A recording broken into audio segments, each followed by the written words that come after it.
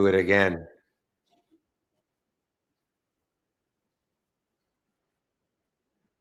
Okay, well, I just clicked on the go live again. And let's see. Thank you, Pepe, though. Should be good now. If it isn't, then I don't know what to do. Okay, FTAL. Getting back to FTAL. FTAL. 137 is the next high. Next high. And it got above that a little bit. Okay, thank you, Pepe.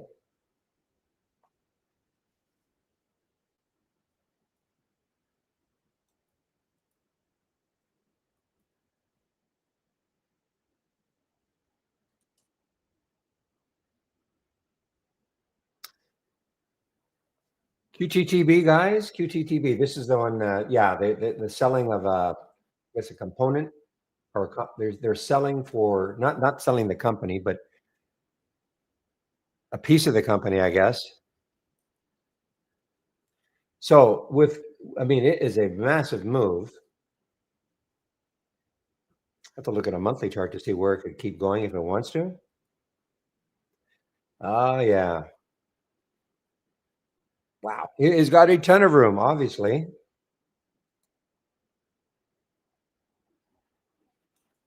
I mean, a ton of room. Look at this monthly chart, guys. So that high right there on the monthly chart, I'm sure it's above that. Yeah, 399. And that is 375. So yeah, on a monthly chart, $29. No, I'm not saying it's getting there, but I mean, boy, you look at a monthly chart, this has still got a lot of room to move if it wants to. Low float, 6.7 million in the float.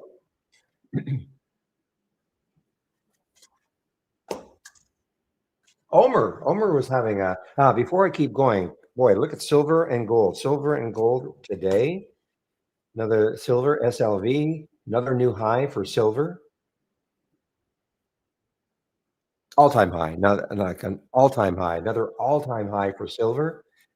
And I noticed this little one popping, but you could probably take any silver play right now and they'll be moving higher. So this is up 4%. What was silver up? SLV. Yeah, 1.35%. And also gold, GLD. So silver and gold stocks definitely in favor today. So far, gold is not an all-time high, but silver is.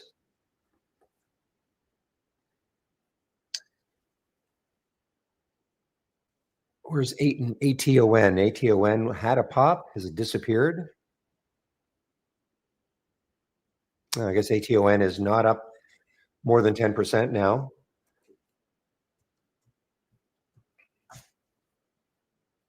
Yeah, wow, look at that pullback. But up to 234 and got all the way back down to 194. This is okay. So this is could be watched because they've got NVIDIA in the press release, okay? They've got NVIDIA in their press release, so that obviously caused the pop.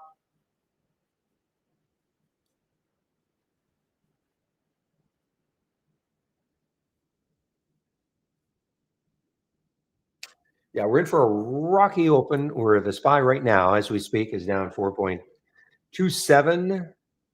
So it got down to 677, a little bit of a rally here, a little bit of a rally taking place. But yeah, the SPY.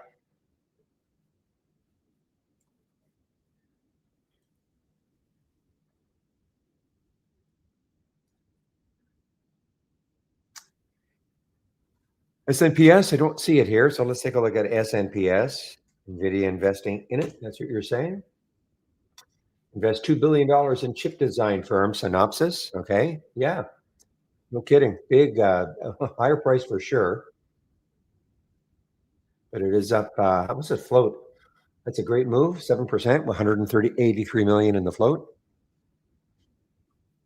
Tech, another, well, metals play.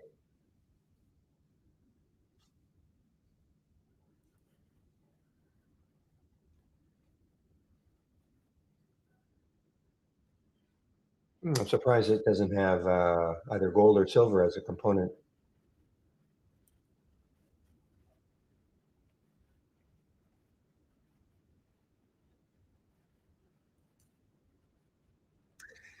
Well, William, and I don't see another bio disaster today. Haven't seen one for a while. This is a SPAC, guys. It's not a bio disaster, but remember the high flying cypherpunk? I mean, right back now, crashing down.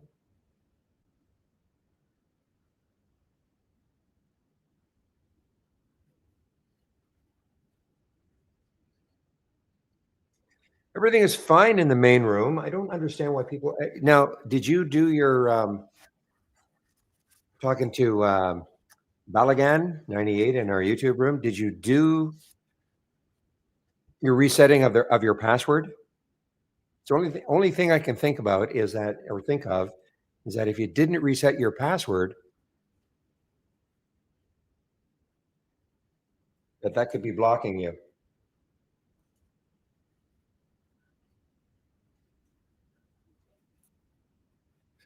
That's probably the reason. If you did not reset your password, you're going to run into some problems.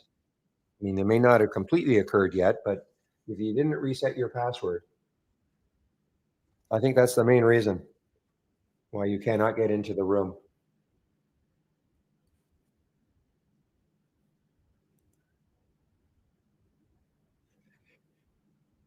Good morning, Larry. NCT, guys, NCT. What's this one doing? 51%.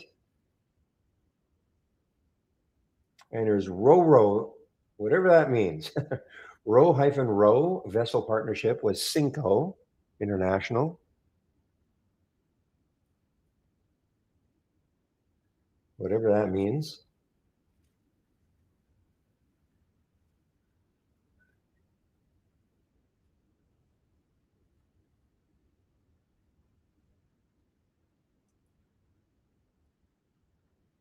The type of vessel. Thank you, William. All right, guys. So QTTB obviously has to be watched. I mean, it's just got a ton of room on the monthly chart. Had some news.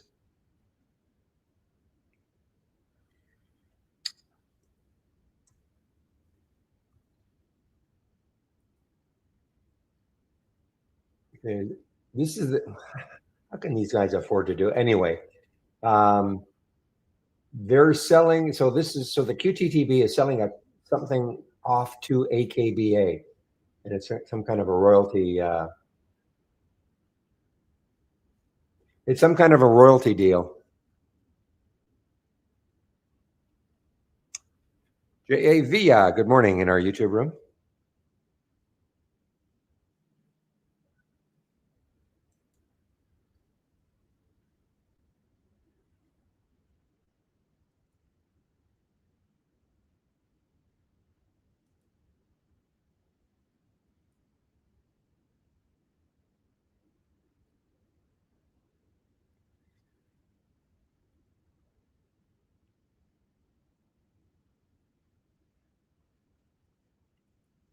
Okay, guys, this we buy. Let's take a look at we buy. Yeah, so you can see what's happened. I mean, it popped up and now it's starting to drift down. The SPY's having a little bit of a resurgence here, making higher lows now.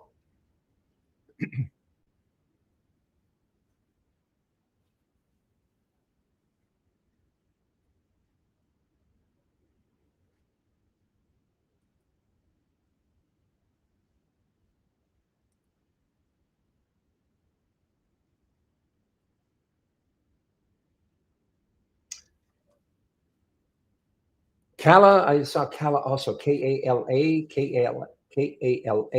obviously a ton of room also. If you look on the left, 170 is the next. So that's the next high in the monthly chart. And it's a little bit like the QTTV with a ton of room in the monthly chart. I think they had some kind of a deal. Company announced it secured a $6 million securities purchase agreement. The company appointed David Lazar as CEO and chairman of the board.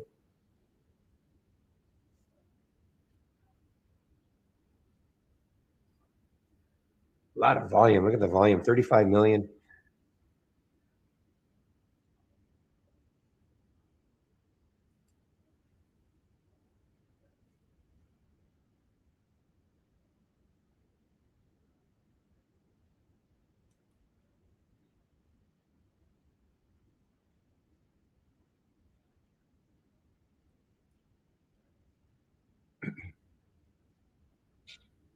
All right, guys. Well, we're going to be a little bit different right now, but take a look at. So the Dow was up, of course. The Qs are up. The SPY was up on Friday, the half day. So let me take a look at some of the sectors. I want to take a look at XLE. The energy sector still moving away from the 200-day moving average after a few days of getting close. XLV probably still the yeah. So still the strongest sector. A little bit of a dip on Friday. On Friday, but still the strongest sector.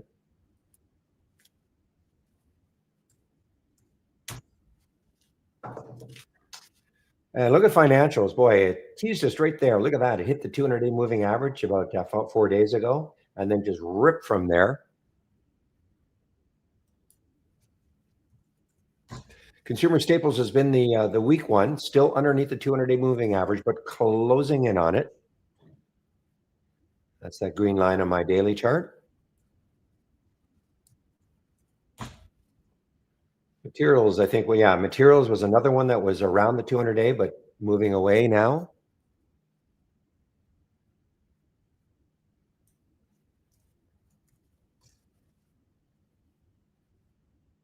Okay, XLI safely above, XLK. They're all going to be above now.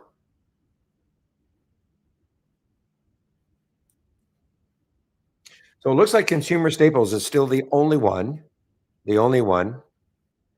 that is below the 200-day moving average.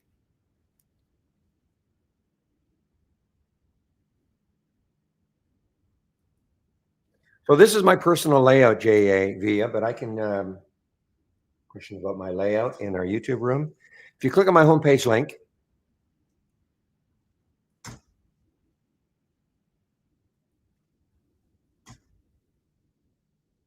click on my homepage link, and if you go down to the scan section, okay, click on my homepage link, just put it in. Click on the scan section, view scans, and these two right here. This is basically what you're looking at. I mean, you can create your own time frames, okay, in your charts, but this is what you're looking at. The pre-market actives up and down. These two. Now it will be in grid format, but here they are. Pre-market actives up and down. And when I say in grid format, it'll look like this. Okay. And the reason, if you want it in this format, which is a sort of the traditional, you can still see the top stocks right at the top. But if you want it to look like this, if you right click and show tree map, and then you'll have this presentation. Okay. And then as far as the charts go, I mean, you should create your own charts. Okay. In terms of your time frames, this is what I want to see. Doesn't have to be what you want to see.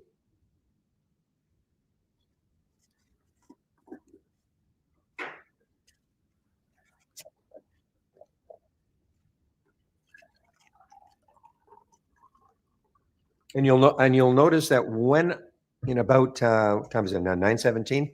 But 5 minutes from now, I am going to have a different layout that I use once the 9:30, my 9:30 layout, and you're going to see other screens, windows, and I'm sharing them all.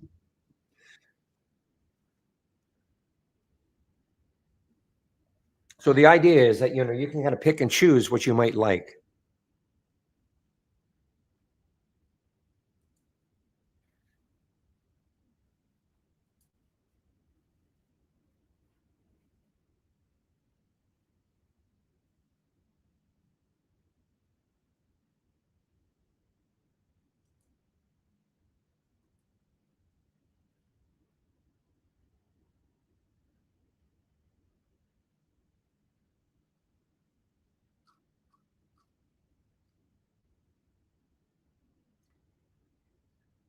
Okay, guys.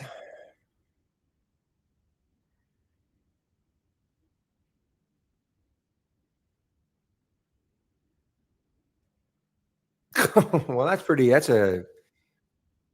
quite the indictment, isn't it, by Peter Schiff about Sailor, MSTR. Wow.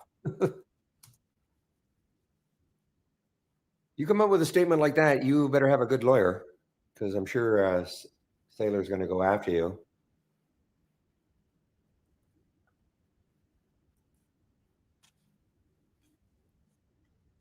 Not that he's not correct. I have no idea. What that's all about, but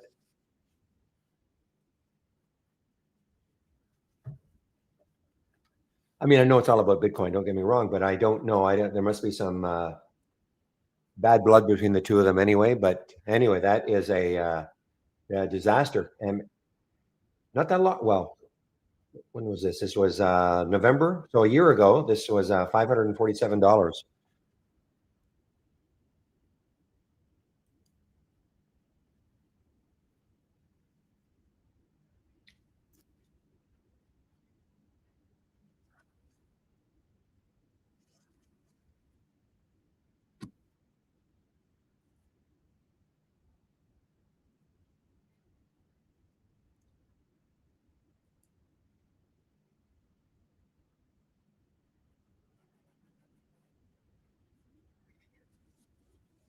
They do. You just have to. So, Nosh, all you have to do is this. Okay, take a look what I'm going to do. If you right click on your chart, okay, and click on properties, go to properties. You have to click show pre-market and show post-market if you want the post-market. Okay, but you haven't. This is obviously not checked. Show pre-market. Okay.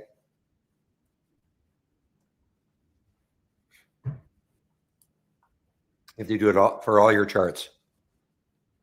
Well, really, it's just the daily, or your intraday chart. Well, no, even the daily chart. You see the little dot up here.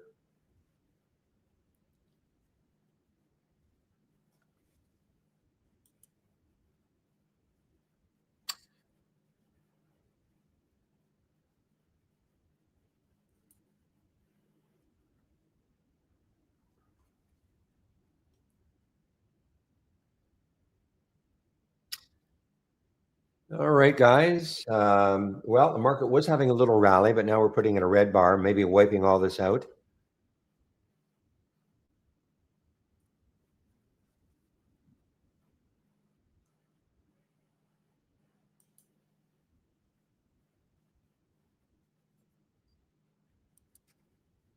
Not available for me, Grumpy, in terms of shorting AHMA. Yeah, not no shorts available. That Interactive Brokers.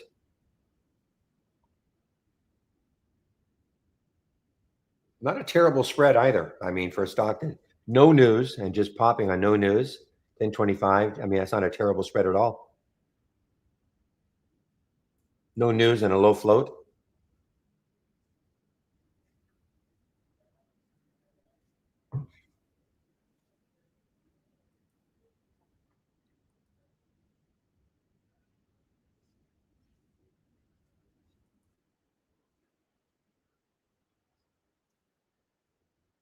All right, I must do this. I must put a price alert in this area. Say the 140 area for FTEL, FTEL.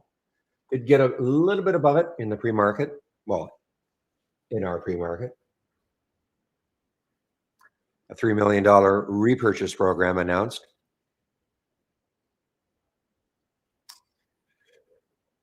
NCT. Let's see. Any news on that one? There was news.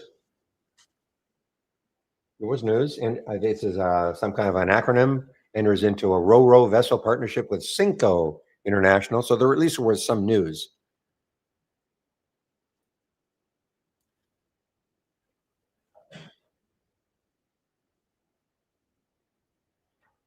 Yeah, so I just went over that. So Shadan in our YouTube room, the same thing. If you right click on your chart, okay, and go to properties, big box is going to pop up. Just check show pre-market, show post-market, check them. And then you'll have pre-market and post-market if you want. Okay, just check them. You have them. They're obviously unchecked. Okay.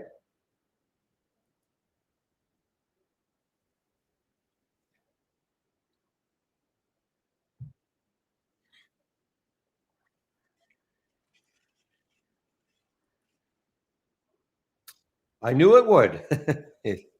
I'm glad it worked though, but I knew it would. That's I don't know why it's not the default.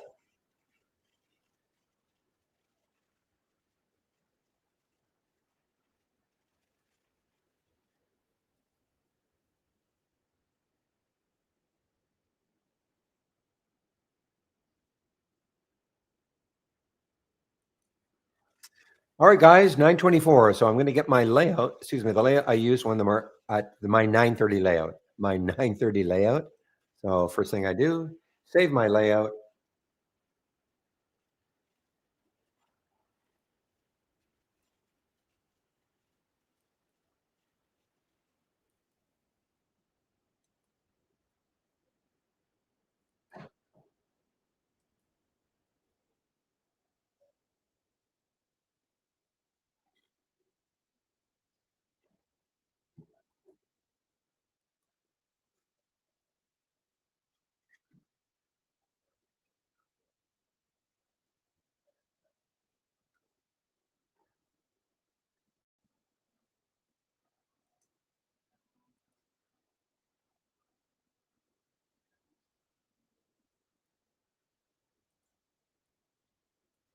The moment as I arrange these windows, move them down a bit.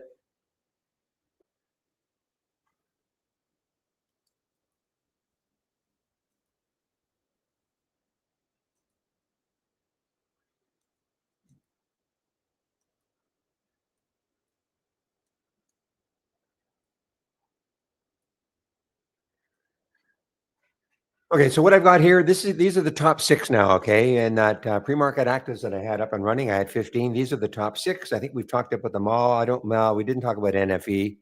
Okay, but these are the top six. NFE is up 22%, but we did mention these ones. Again, mentioning them doesn't mean they're going to rip when the market opens, of course, but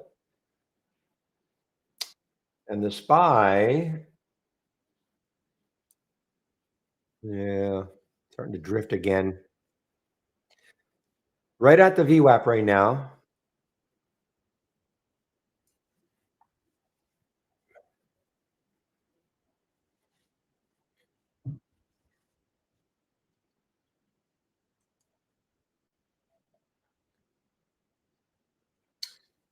Okay, well, AHMA, only positive thing I can say right now about it, well, other than the fact that it's up 124% on no news that we can find, holding the VWAP. Okay, there's the VWAP right there, 1030. So kind of holding the VWAP.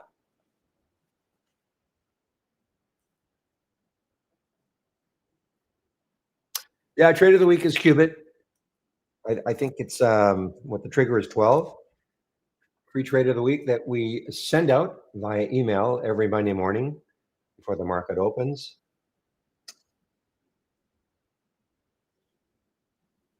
And the trigger is at 12. I can see why. Though I would, yeah, I would personally, I would probably wait for 1218, but that's just me. I'm looking at this daily chart right here because if it takes out 1218, it's got room to 1271.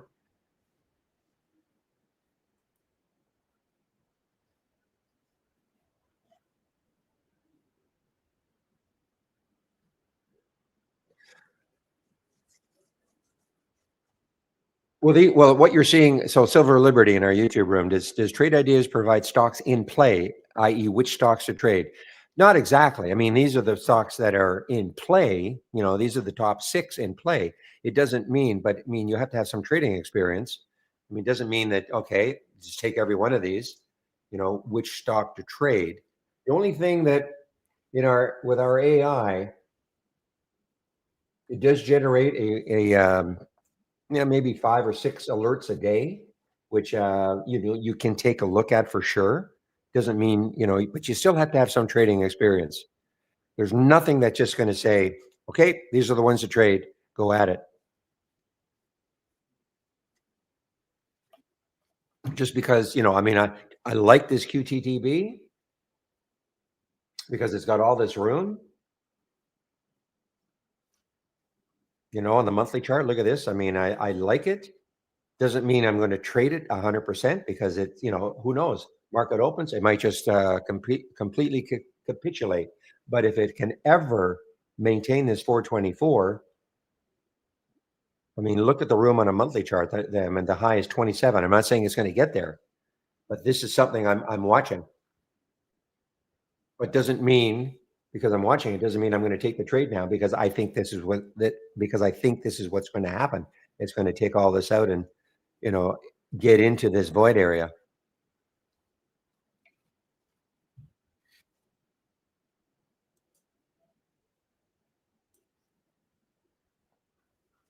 All right, guys, it is now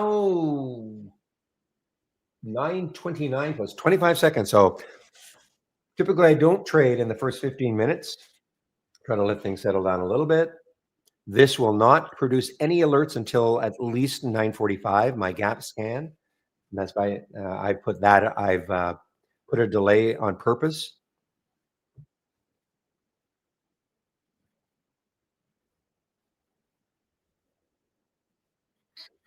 Well, that's true. I mean, some of them have some of them have catalysts. The QTTB has a catalyst because there's a little bit of news on it.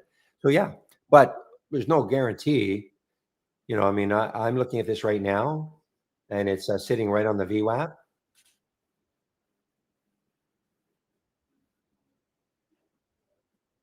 But I personally wait about 15 minutes anyway. Okay, I don't typically take stocks right on the open, and that's just me. I like to see things settle down a little bit. I mean, this now I may make an exception on this one,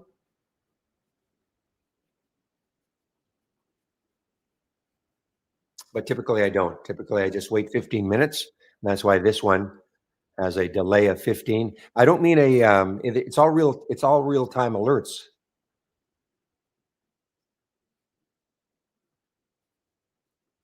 But there's a filter in trade ideas that can say, you know what, don't show me any alerts until whatever time. Now, most of the time, people don't use it, but in this particular case, I'm saying, don't show me an alert until at least 15 minutes after the market opens. Doesn't mean I'm going to get one at 9:45,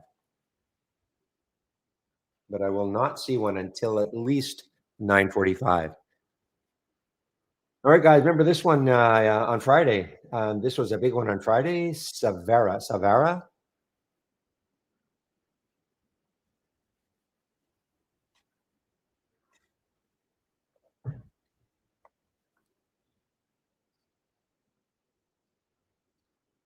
Okay, guys. So QTTB making a little bit. Here it is, right there.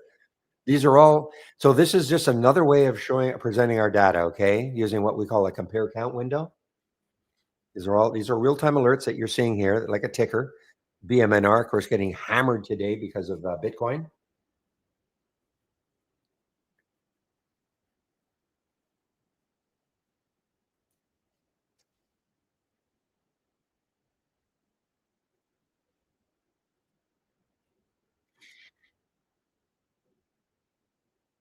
Good spread on QTTB, only a penny. That's an excellent spread, of course.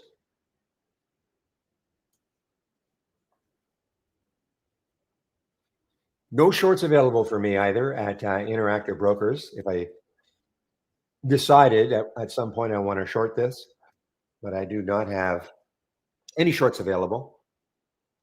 I mean, it's moving, guys. It is moving.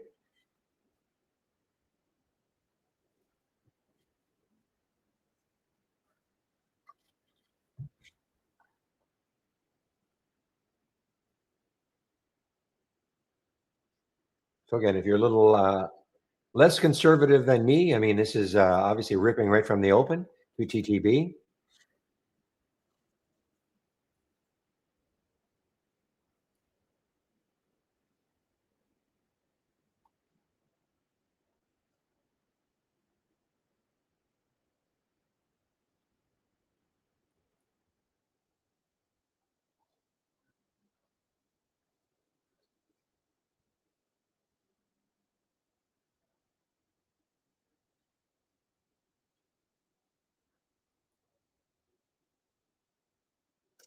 IVDA on the move here, guys. IVDA. Didn't see this in the pre-market at all. IVDA on the move. Looking left last month, the high was 128, so it's almost right there. If it can somehow take that out, 227 is the next high on a monthly chart. So there is some room on a monthly chart. However, on a weekly chart, not as much. So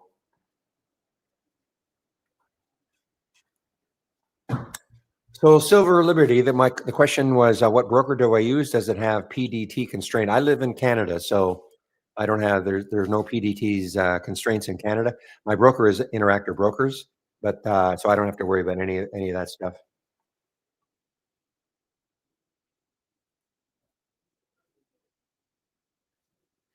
Silver guys, AG First Majestic. This had a big day on Friday and a continuation. Continuation. What a 10 to 15, $16 in a few days.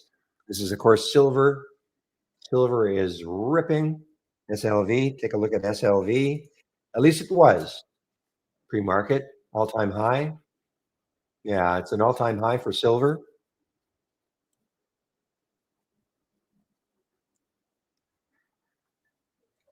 No sound issues on my end, CR. So the only thing well, if you can't hear me, hmm.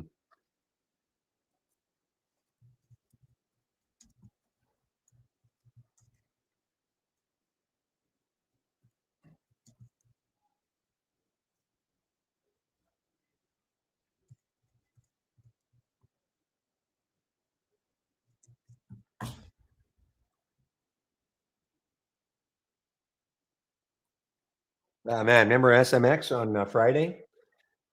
The no newser got up to, what did it get up to? Got up to $65. PAVS halted on the way down. Okay.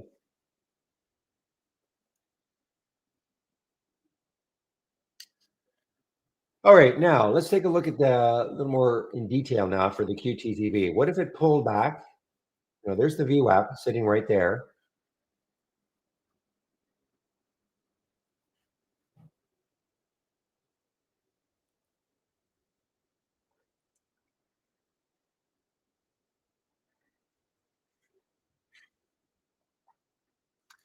CHYM, CHYM, pop here for CHYM.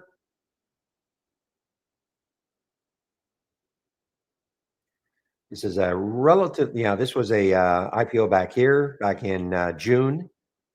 So it's at the high. So it's taken out last month's high, the next high on a monthly chart, 26, weekly chart, about the same. So it has room. Yeah, it has room, guys. CHYM does have some room. Some analyst is raising their price target to, some analysts, Goldman Sachs, are raising their price target to 27 from 26. So Goldman Sachs is getting behind this one today. Yep, QTB, as I say, QTTB. I mean, again, I'm just conservative in not wanting to take trades in the first 15, and I run the risk of missing something like this, but that doesn't really bother me.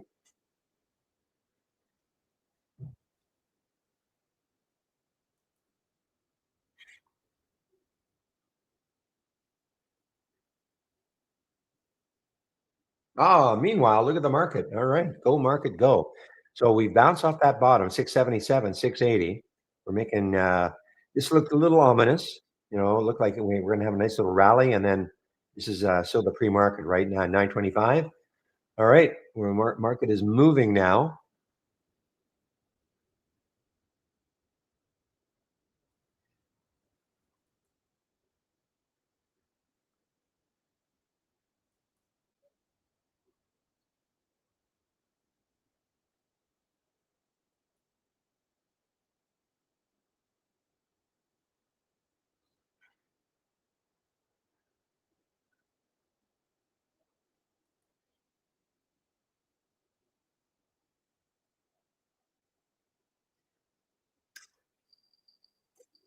All right, guys, I'm looking at some of my thumbnail charts to see if there's anything going on. BHC, this is Bausch.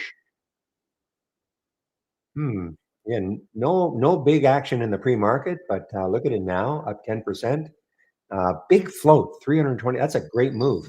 10% with a $327 million float. There was some news on it. Completes the Wuhan Shibo acquisition, and that is BHC.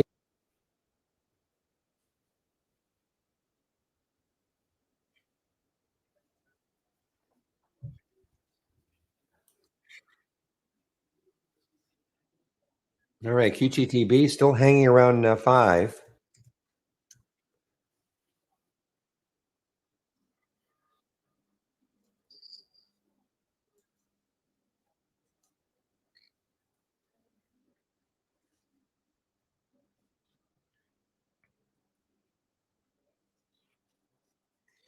So I'll pop through 5 again. That might get me very interested.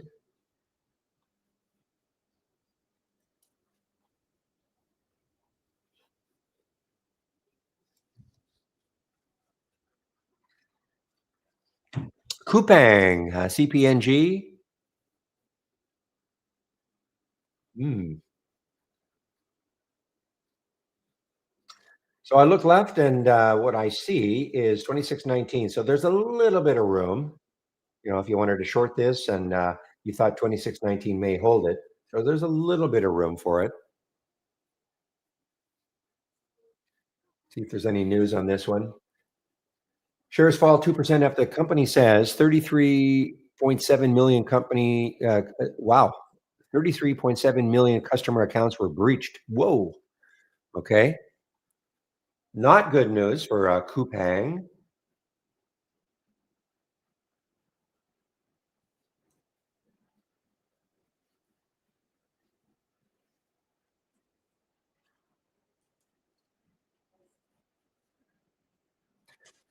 Yeah, that is not good news. Obviously, that monthly low, last month's low, if it takes that out, look out below $23 or so.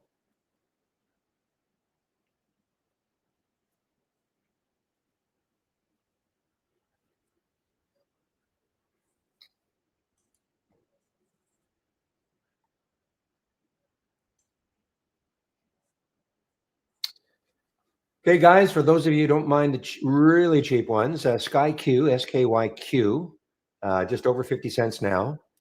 And on a monthly chart, 2 months ago, the high was not that far away, 70 cents or so. So if you don't mind these super cheap ones.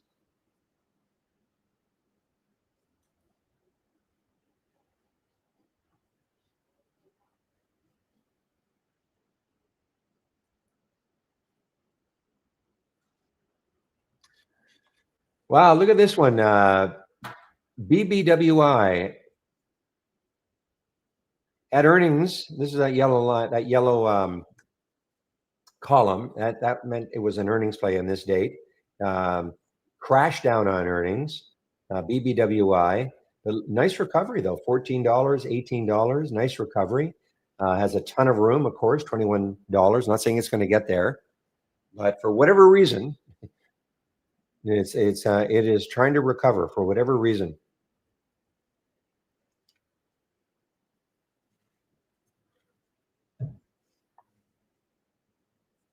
There's no news that I can see.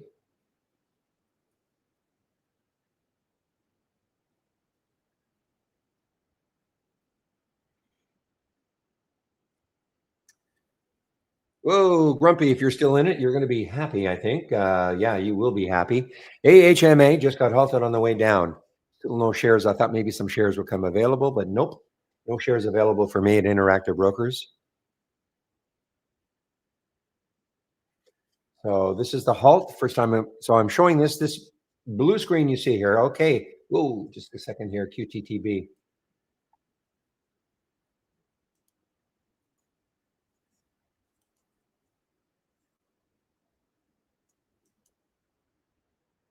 Ah, I missed it. Missed my entry. Missed my entry on the QTTB, guys. I wanted to get it around 520. Wow. Look at this move now.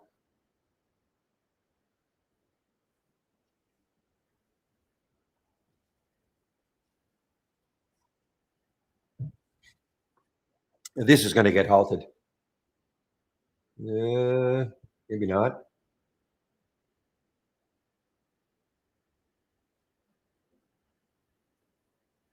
I'm surprised it did not get halted on that move, but the math didn't work out, I guess, to get halted.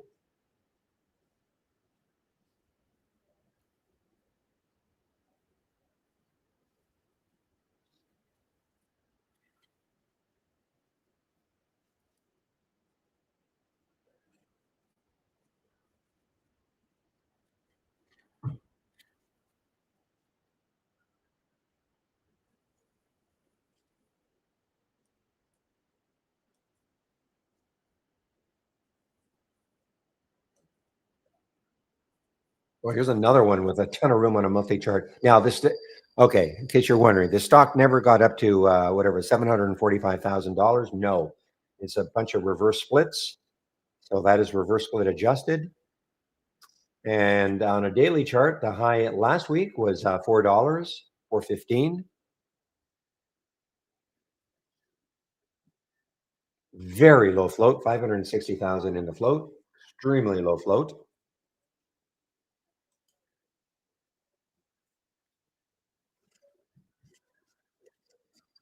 Oh, look at SMX, not for the faint of heart. SMX down to $41, back up to 50. Just give me a moment, guys.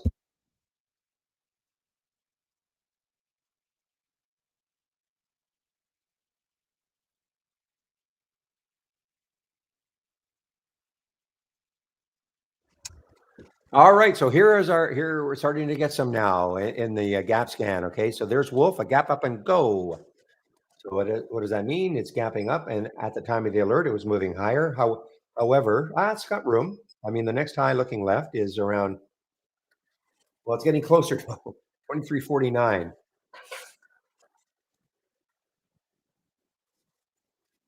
and a gap down and reverse. So this is a reversal play, and for me, you need the market on your side to a certain extent. So you're going to play a reversal. What I don't want to see is the market moving down. It doesn't have to be moving higher necessarily, but you just don't want to be trying to reverse something, especially if it doesn't have any news. But right now, the market's in a excuse me, in reversal mode.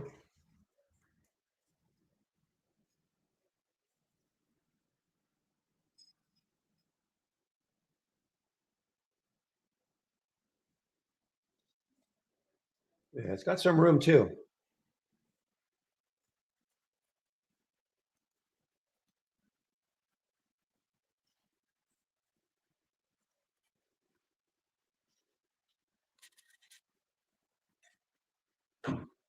PGY, so it has some room.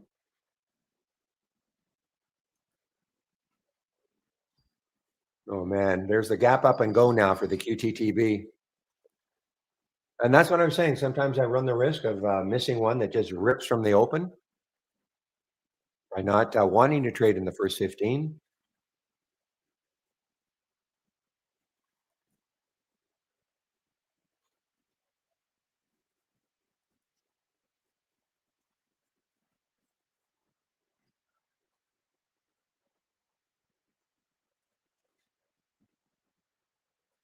Maybe keep an eye on Omer, guys. OMER, OMER.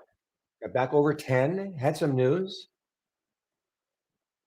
Had some news, guys. Omer, the high and the five. I mean, it got up to what almost $11 in the pre-market. So it does have some news. Omer has some news.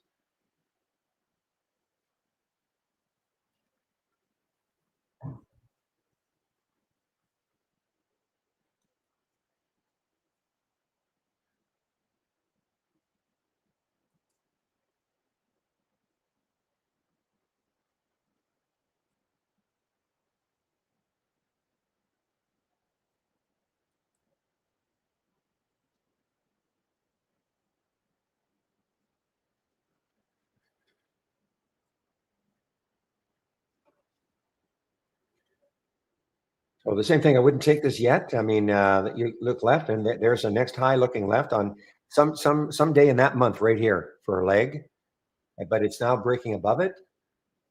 Someday in that month, that's what that red line designates. And this is back in February of this year.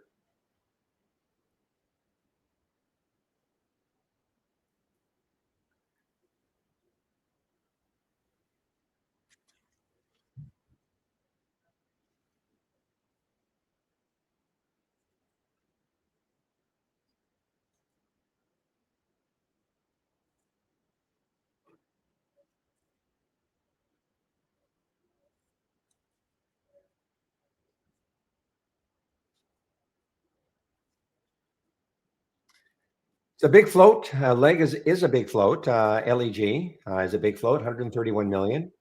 And see if there's any news on this.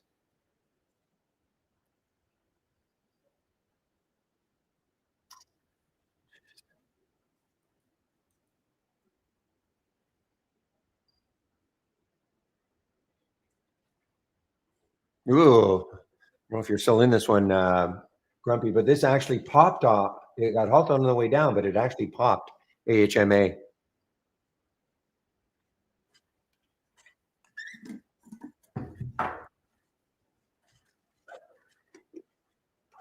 Oops.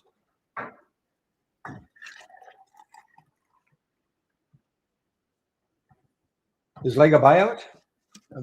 I was looking for some news on it. I didn't see that.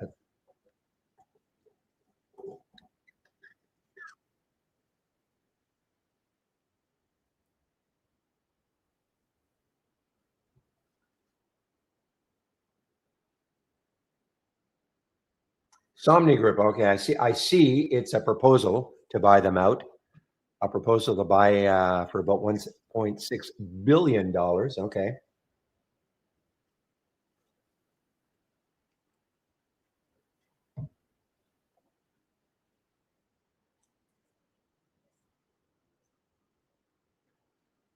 PGY guys on the move. On the move. Has some room.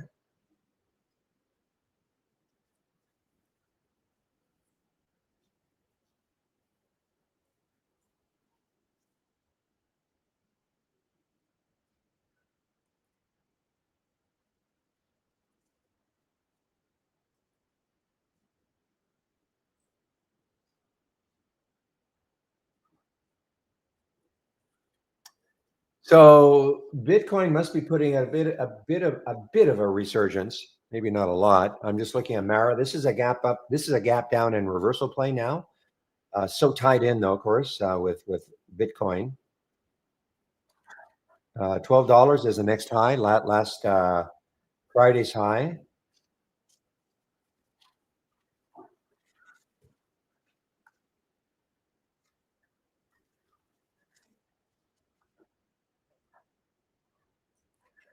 All right, guys, this might be interesting to me. Tandem TNDM. This is a gap down and go. So it's the next low looking left is 1938. Unfortunately for me, there could be too much. Could be little support areas close. Shoot, too bad.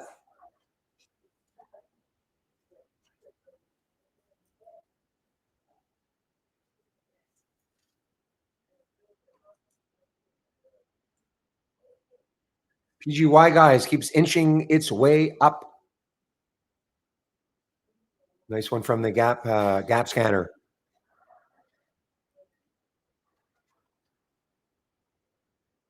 Ooh, cores. So this one is on the gap scanner also, and this is a reversal play, gap down and reverse.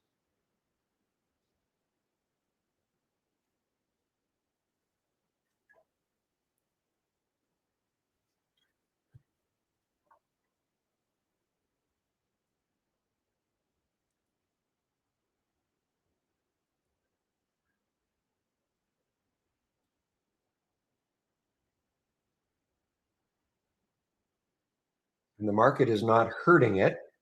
Market is reversing itself.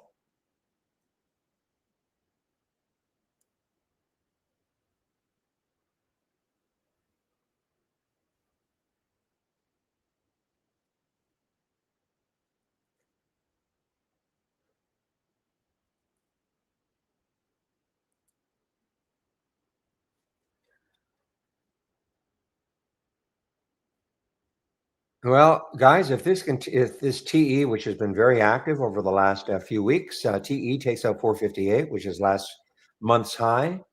It has room, 531.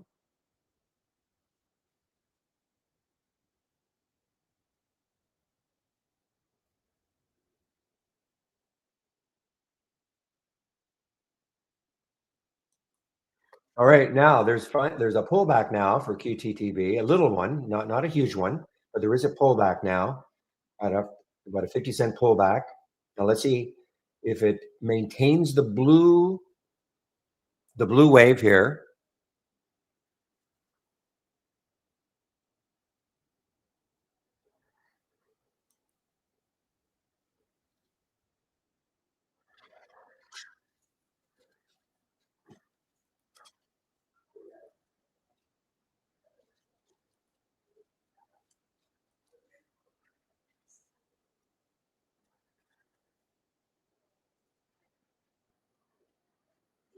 This is halts resumes. Okay, Larry, the lower left window. This is halts resume. These are stocks that have been halted.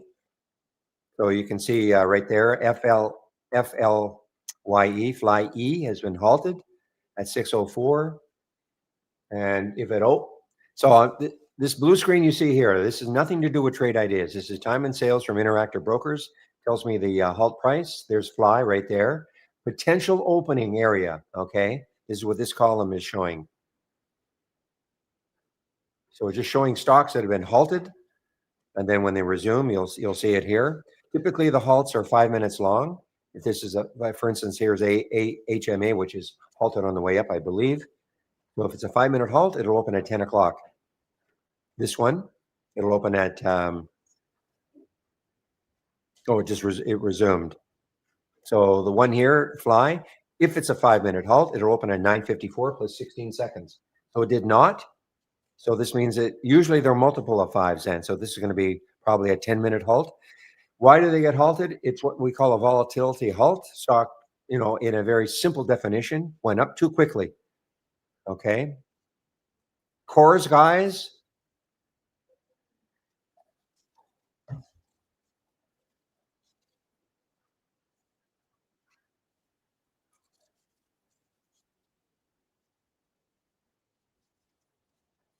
Okay, QTTB.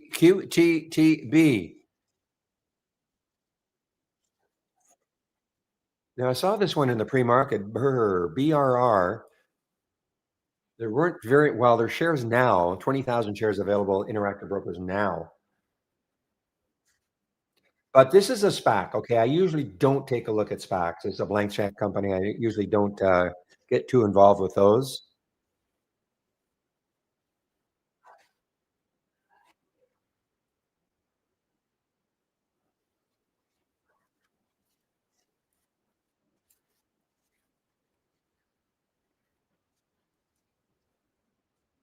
Okay. Oh, QTTB guys just popped over 6 now.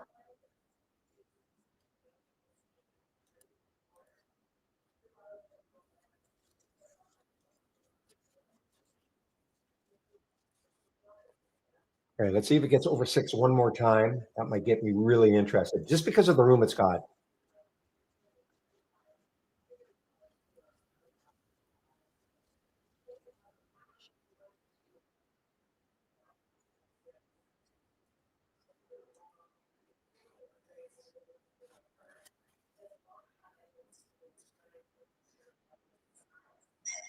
There's actually a high on a monthly chart on that. In that month, there's actually a high right there.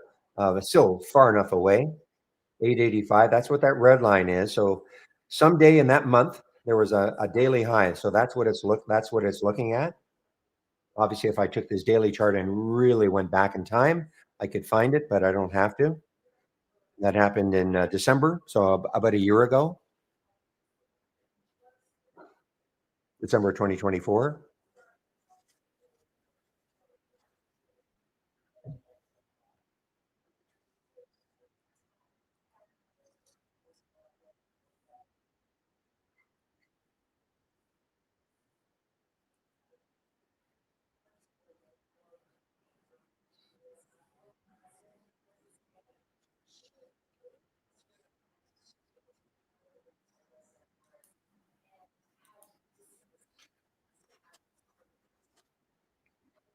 Low float, 6.7 million in the float.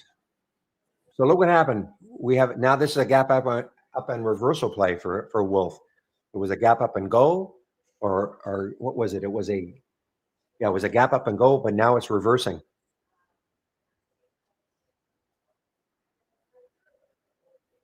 We're going to go over this, guys. This is a pretty active window right now. Just waiting on this QTTB to see if it takes out 6 again.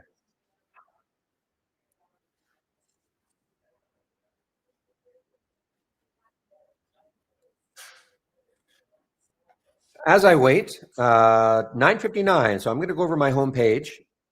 We still have a promo on.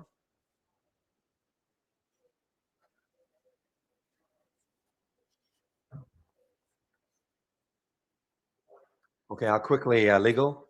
So you want to get the wave active on your charts. You see the blue wave right there. Okay, you want to get the trade wave active on your charts. First thing, I'll put it on the daily. I don't have it on the daily, so I can show you right from scratch. So first of all, you right click on your chart and you have to select use browser interface. Okay, use browser interface. Now, if you've done it before, more than likely on that time frame, it'll show up, could show up. But I guess I haven't done it on this one before. So now the next step is, you see where it says indicators? If you click on indicators, I'm pointing right to the left of the anchor. Click on indicators and then click on trade wave. And then the trade wave, the wave will appear. Okay. Let me know if that worked. Now, if you don't have that, if you don't have indicators, like a little icon that looks like that, you must be on another version of Trade Ideas, and it might say FX. Okay, FX at the top. In which case you click on that, and then Trade Wave would be one of the options. Okay.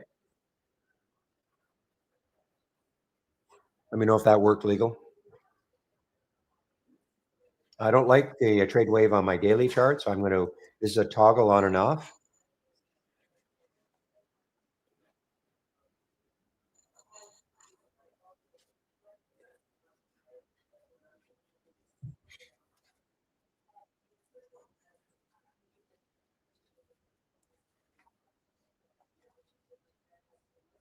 Okay, just let me know if that worked, legal, okay? So I can move on.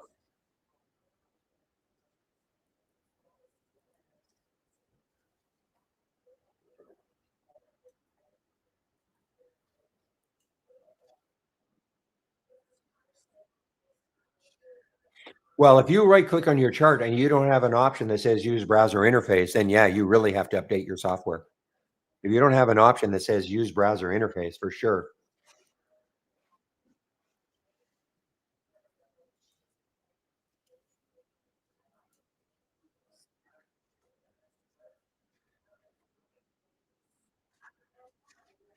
But you're not going here. Okay, please listen carefully. Okay, you're not going to indicators here. You have to have an icon up here.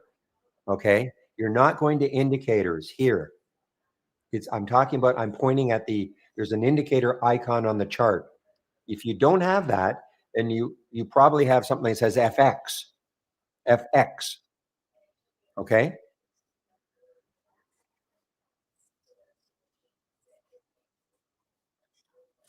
not indicators here. I wish it were here, but it's not.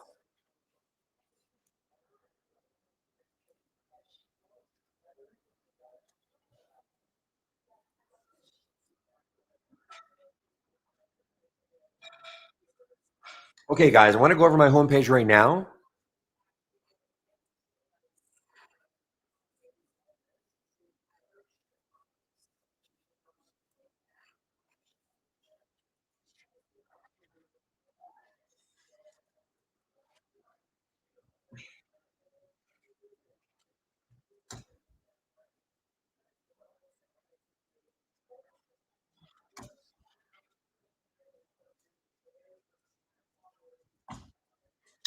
Okay, so clicking on my homepage link, this is what you're going to see, and this promo is still alive. I think it's here we go. Okay, so this promo code is still alive. Okay, so man, sorry.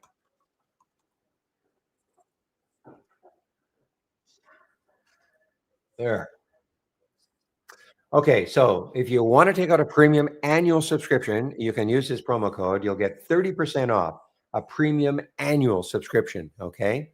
The other subscriptions, the 2 monthlies on standard and premium and the standard annual, you can get 25% off using that code right there. Okay, so Barry 30, that'll get you 30% off the premium annual. And I believe it's still good until tomorrow.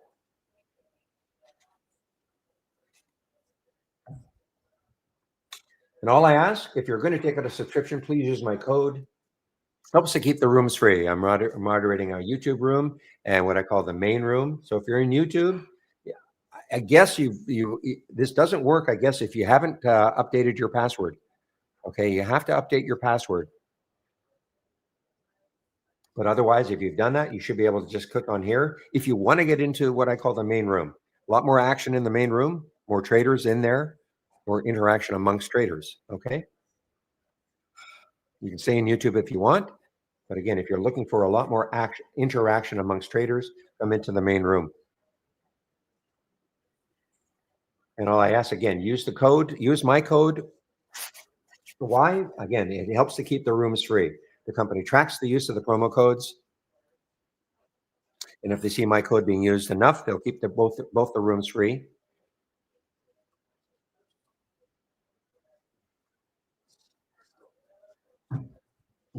William. Now, if you do take out a subscription, the first thing you must do, scroll down. Actually, before I do that, so if you clicked on my homepage link, I've already gone over that. Scroll all the way down. Keep it simple. Get the trade of the week. The trade of the week is free. You'll get it before the market opens every Monday morning.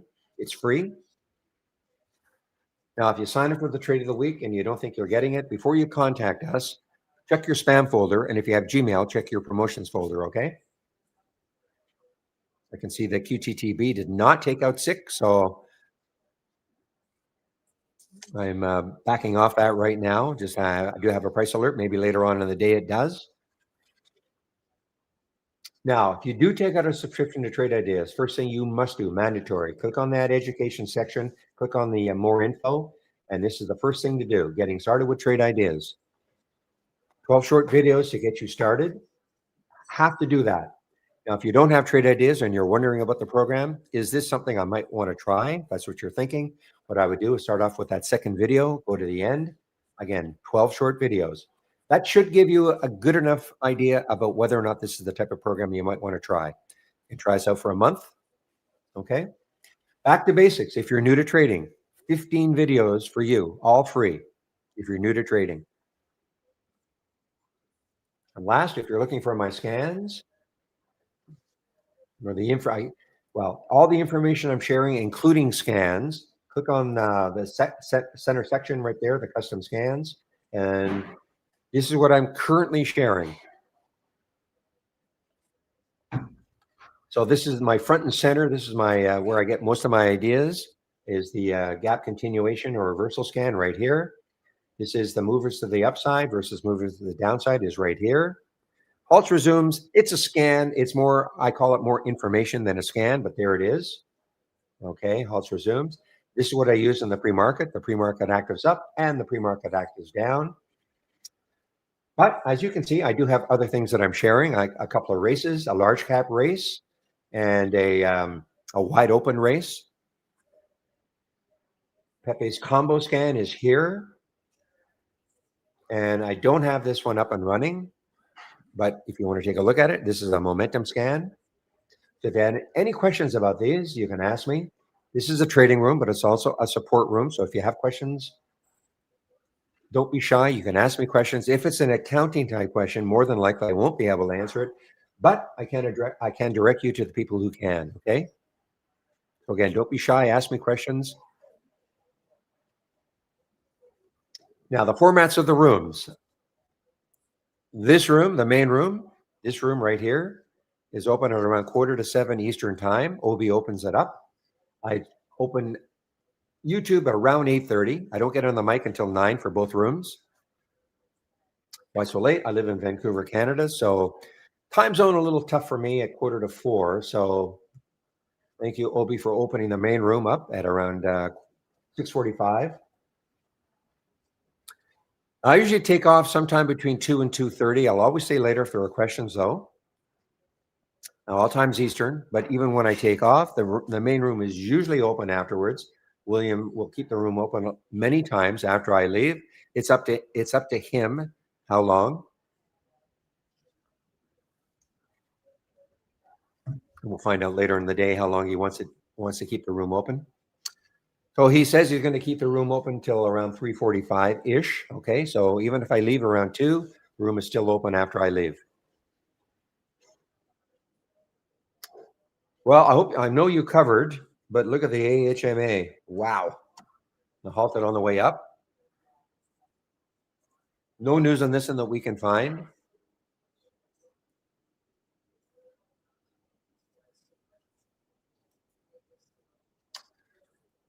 So with the QTTB, yeah, I put a price alert up here at the $6 level. I wanted to see if it could take it out. I did not anticipate that it would, thinking, because we're sitting around the 580 level. I wanted to wait to see if it took it out. It did not do it.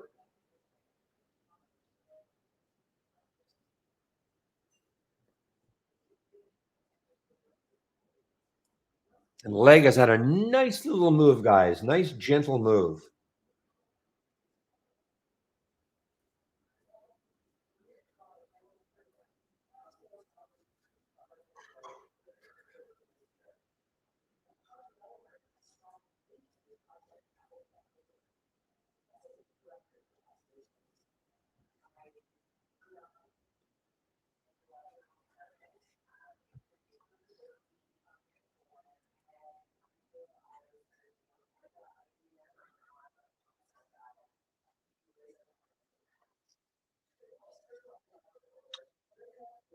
You mean this one here? It's called halts resumes. Just as its name, halts resumes. You're talking about this one right here, halts resumes. That's what it's called from my. Okay, just so view the scans called halts resumes right there. Okay.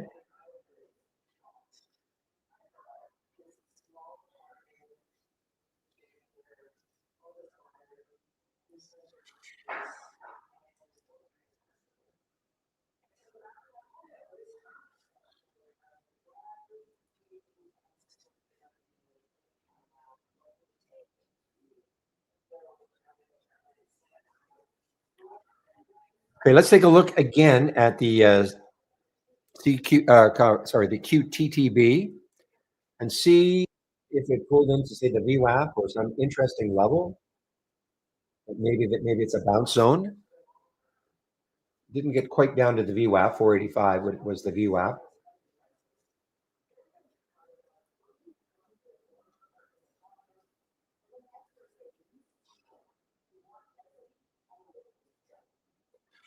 Well, anything could happen with this HAMA. I mean, this could be, no news on it that we could find. Just for whatever reason, some group somewhere decided to get a hold of it. 20 million shares have traded, 1,000 times normal in terms of volume up to this time of day.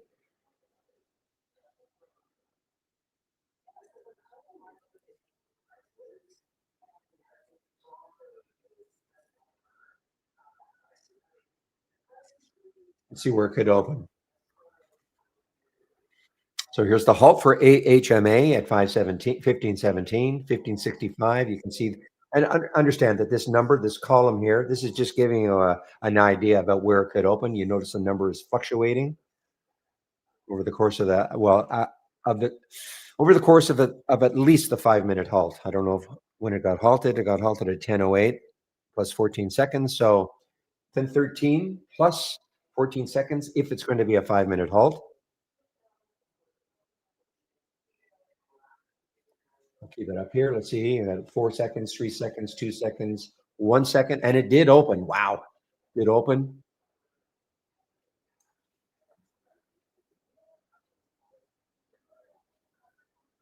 A little scary.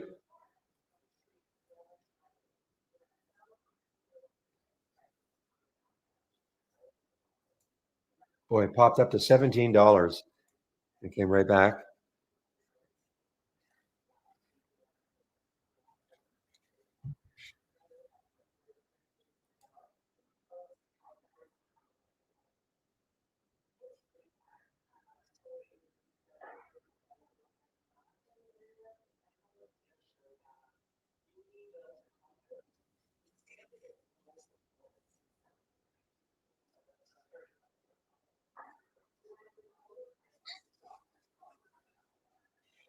Wild action. 21 million shares have traded.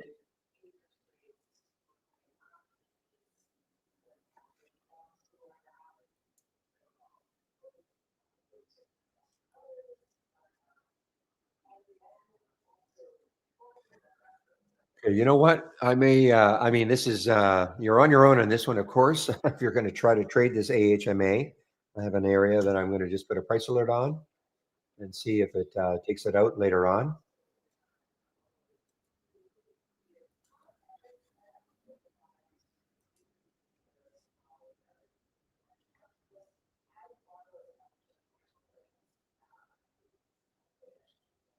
Leg, another little inching its way up, guys.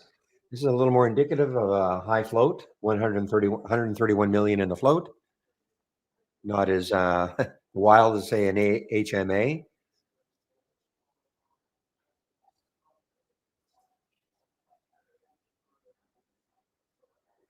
Wow. I mean, this is,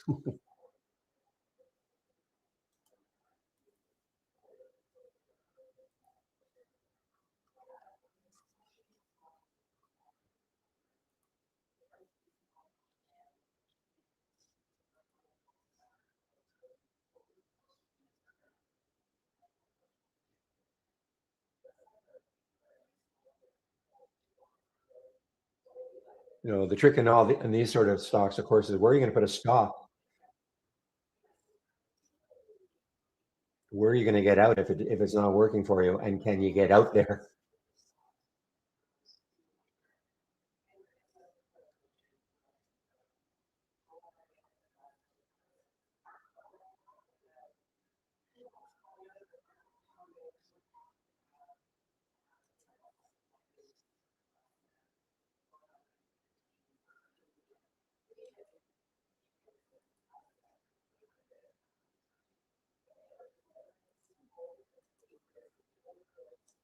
All right, guys. Well, okay. I mean, you're on your. This is it took out 16 briefly. Well, not briefly. It took out 16. I've already traded some out. Okay, because I mean, this is so volatile. I'm talking about the AHMA.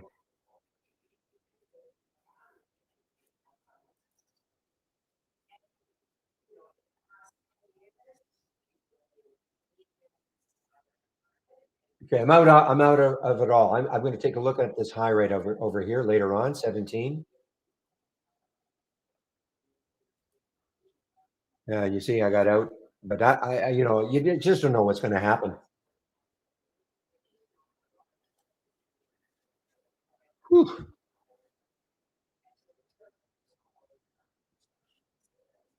Well, I'm looking at a 2 minute chart, so I mean that's as low as I'm going to go. And it wasn't so much. I'm looking at my time and sales from Interactive Brokers. Okay, that's it's not so much the chart that's giving me my guide or not. I'm looking at time and sales, Interactive Brokers. How rapidly is it selling or trading?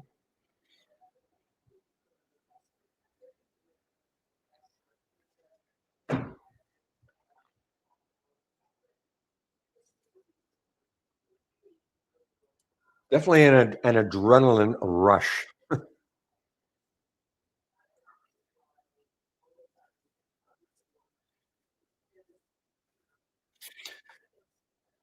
All right, guys, I want to go over this my gap scan and why I also think it's a great idea to have this version of it. Okay, the don't repeat. And if you're interested in how to get the don't repeat version of this, because this will tell you where the first alert was, the time, and so you can kind of go back in time and say, okay, what did it do from there? And maybe it hasn't even moved that much, giving you an opportunity to get in it. But this is my go-to scan right here now. Okay.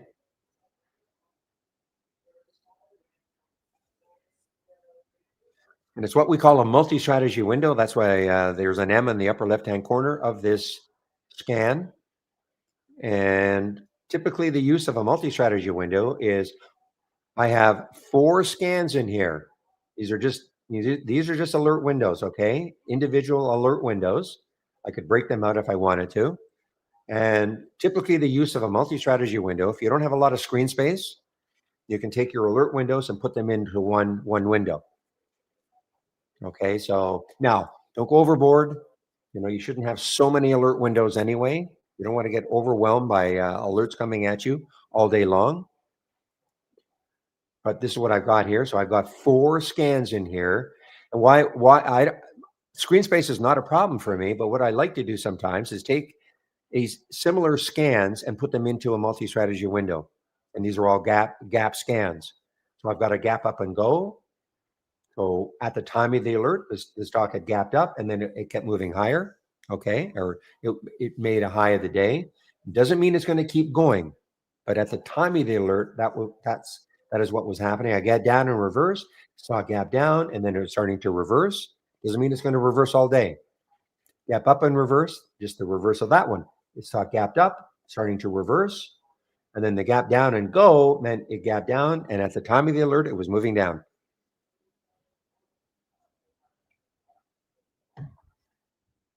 Now, this is the repeating version of all. Now, if you don't want to see them all, for instance, you may only want to see potential long scans. So this is a gap up and go. That is a long idea.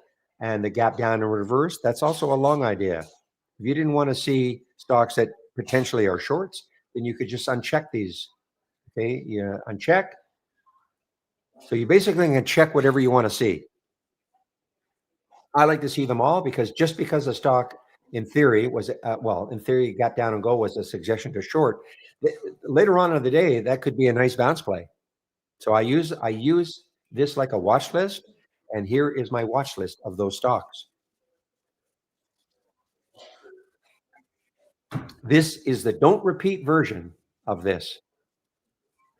So for instance, DFDV, this was a gap down and go. Every time this makes a new low, you're going to see it. Whereas here, you're only going to see it the very first time of the alert. So DFDV, the alert was at 9:59. The price was 677. This was a potential, an idea to go short. So you can say, well, what did it do from there? Well, now it's at 660. Okay.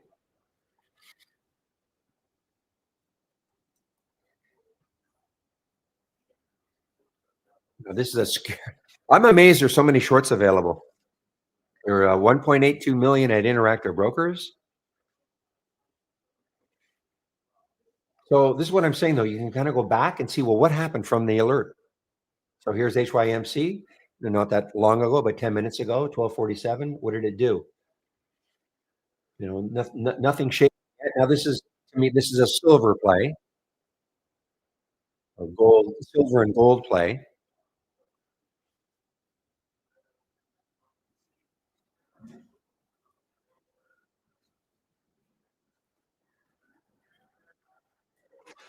So uncheck if you don't a gap down and go and a gap up and reverse the bottom two if you don't want a short stock. But again, I caution you because these could turn into longs using this like a watch list. But obviously the idea right now, I mean, SMR at some point could have a nice bounce. But right now it's a suggestion to short. But it's up to you. Okay, so if you don't want to, if you just want to see the ideas to go long, then uncheck the gap up and reverse and the gap down and go. Uncheck these two. Okay.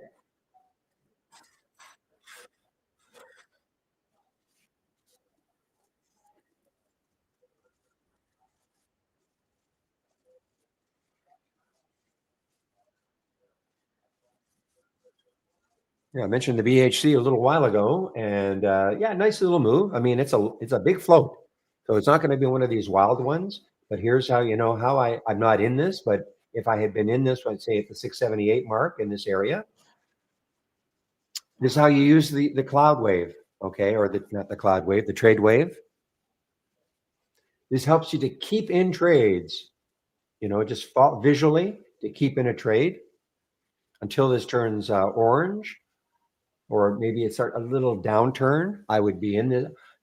At this point, if I'd been in this one, say at 670, there'd be no way I'd be taking anything out because it's still beautifully moving up and up and up.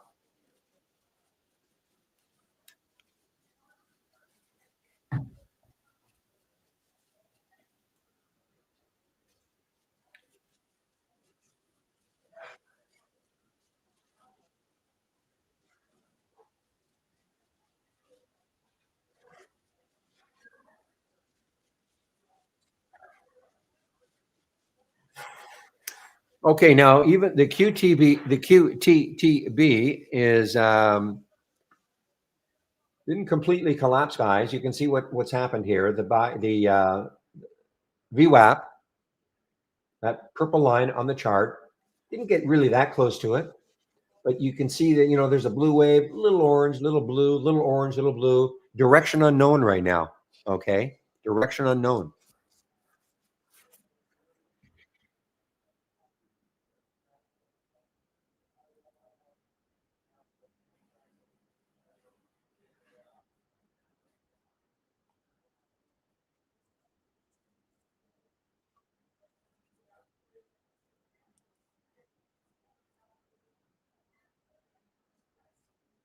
Fly just opened up, and wow, it flew. So you can see it got halted at 7:34. I'm sorry, it got halted. Yeah, it got halted at 7:34.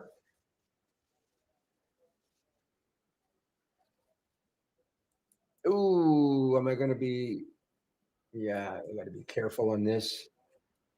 The HMA. I'm not in it. Okay, I'm not in it.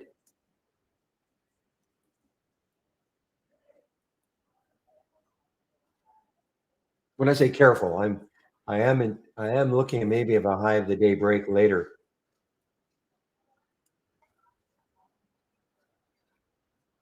Again, one of these crazy ones with absolutely no news.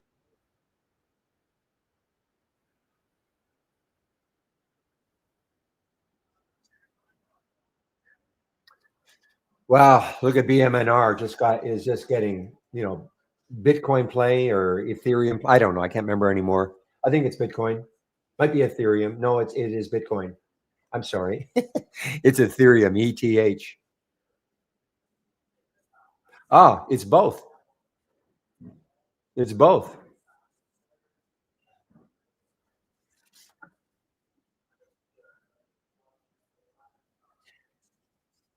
So it's got 192, only 192, but Ethereum has got 3.73 million.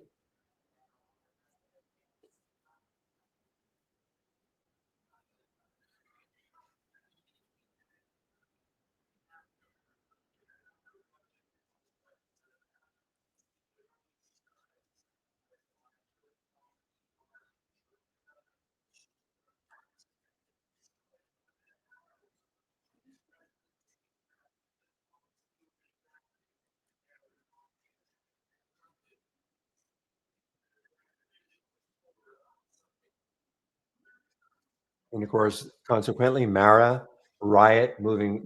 See what happened though? This actually showed up earlier as a gap down and reversal. Now, I don't like to take these sort of trades because it's so tied in with the sector. Speaking of that,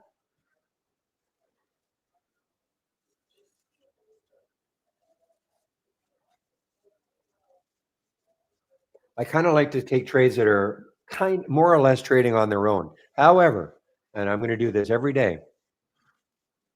If from the toolbar you click on new and then click on docked channel bar, not channel bar, but docked channel bar, and click it down on the show more and scroll down, click on the sector status.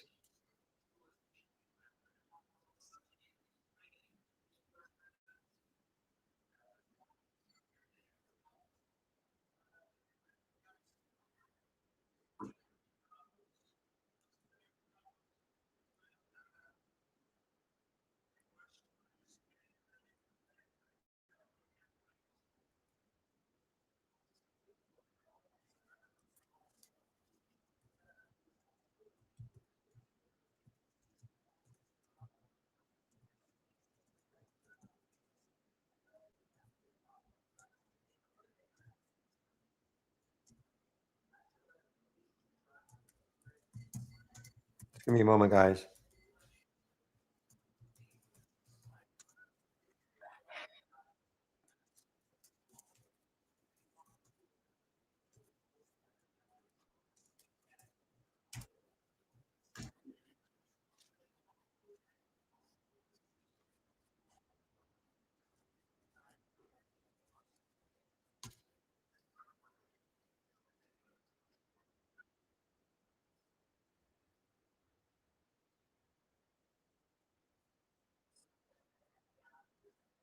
Okay, so these are the sectors, guys. Okay, these are the major sectors. You can see right off the bat that the only sector that is up right now from Friday's close is XLE. Okay, every other sector is down, which makes sense. I mean, the market's down. Okay, does make sense, but this is the strong sector of the day, XLE. Now, it's not well. It is pretty strong. I mean, 1.2% move. That's pretty strong, and you can see XLE right here. So what would that mean? That would mean that if you look at some energy plays, probably right now that is not bad to take an energy play, assuming that energy XLE remains strong. The worst sector today is XLU, which is interesting. That's utilities. A lot of times, you see utility stocks when the market is nervous. People trade a lot or go into utility stocks because they have dividends, etc.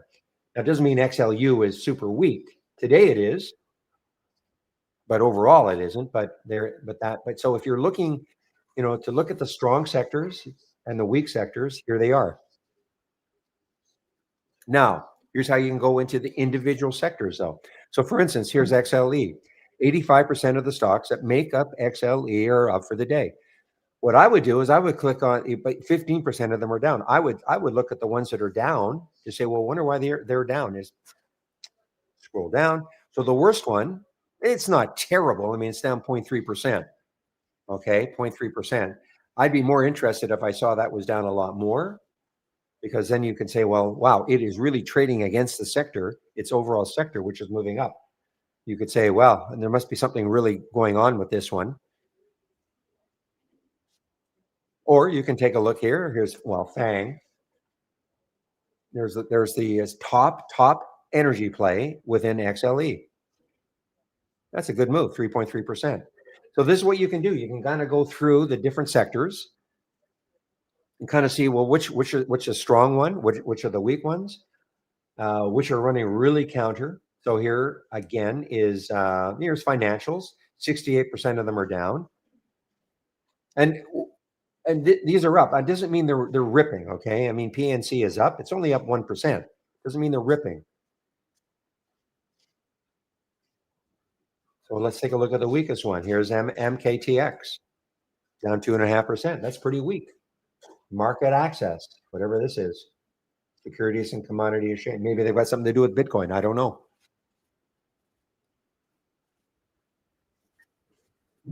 Just give me one moment, please.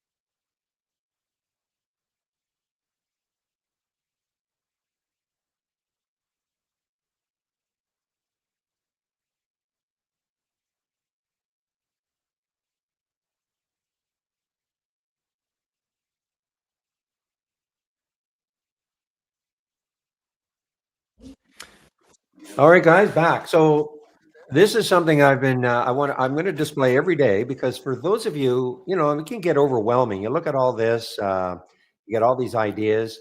You might just want to take a look at this and try to figure out a way to trade some of the, either the strong stock in the sector or the weak stock in the sector. But this gives you at a glance what is happening in the major sectors. I mean, look at energy. I mean, this is the strong sector of the day.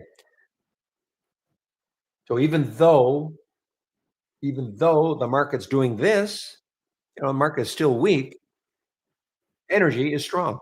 It's the only one that's positive for the day.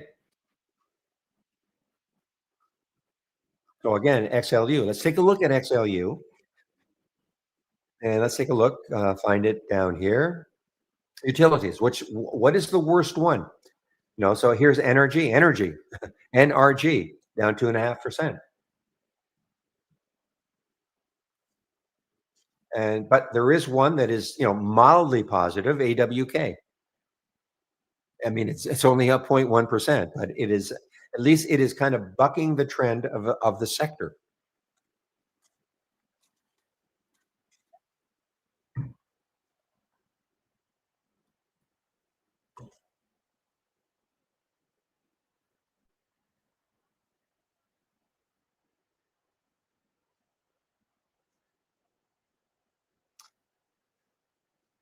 Well, guys, yeah, this is pretty tough to go long anything right now unless it's got some specific news for it and it's not carrying what the overall market's doing or its sector is doing.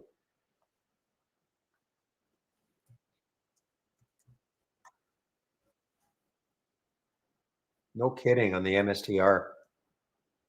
Now, what is the okay? What is this called?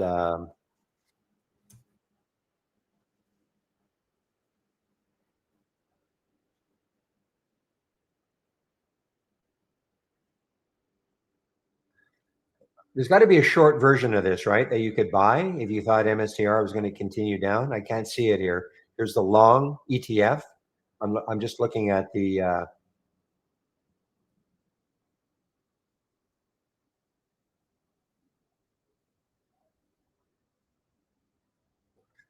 They must have a short version of this.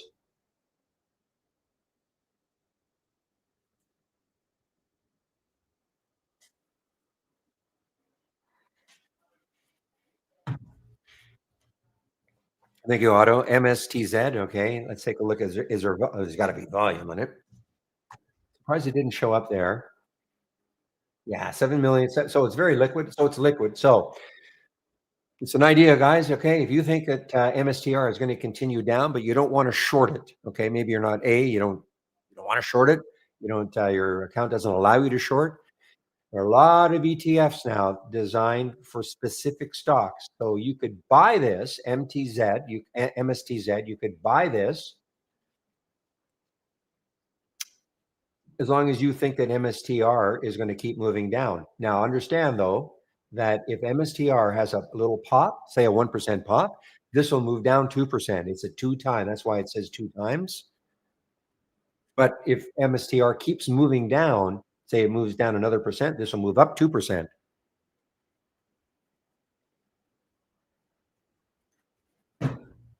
Boy, this was an awesome short that I did not take, BRR.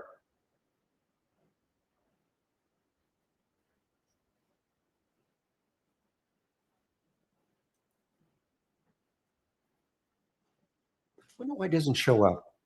MST. I don't know why it doesn't show up here. It should be showing up here, the Z. So you can see how you can short it by buying MSTZ. Here's the long.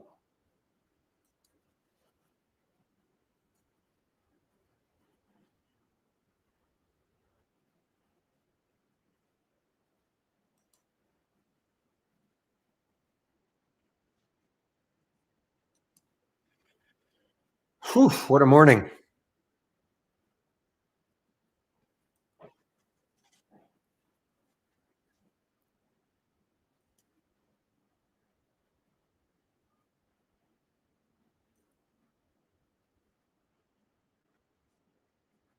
Another short one. Let's see what has more volume. Yeah, so this doesn't have as much volume, and it's more expensive. So, a lot of the ideas of these ETFs, what I would want is a cheaper one, but this does not have as much volume as the other one. But yeah, it is another short.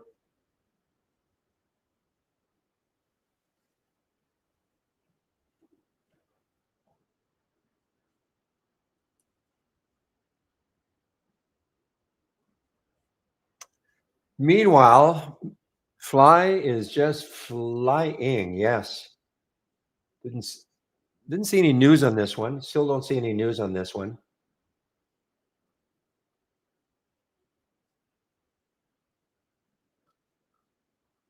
Flye, I should call it, FLYE.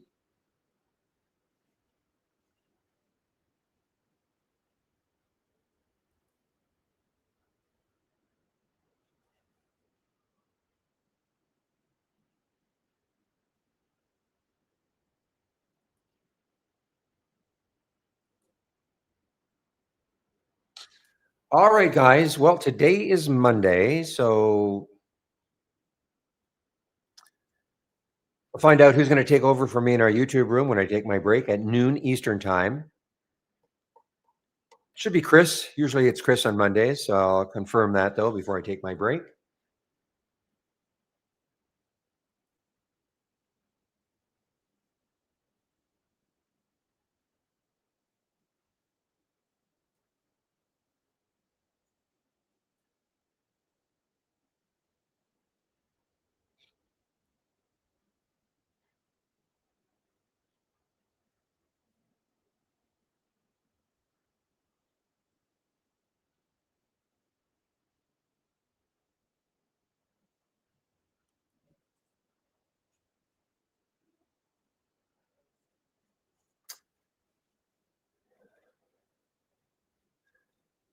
So I have this one thumbnail, the QTTB. I have a thumbnail of my other chart, other monitor. Thumbnail meaning a small version of the chart, so I can always keep keeping an eye on it.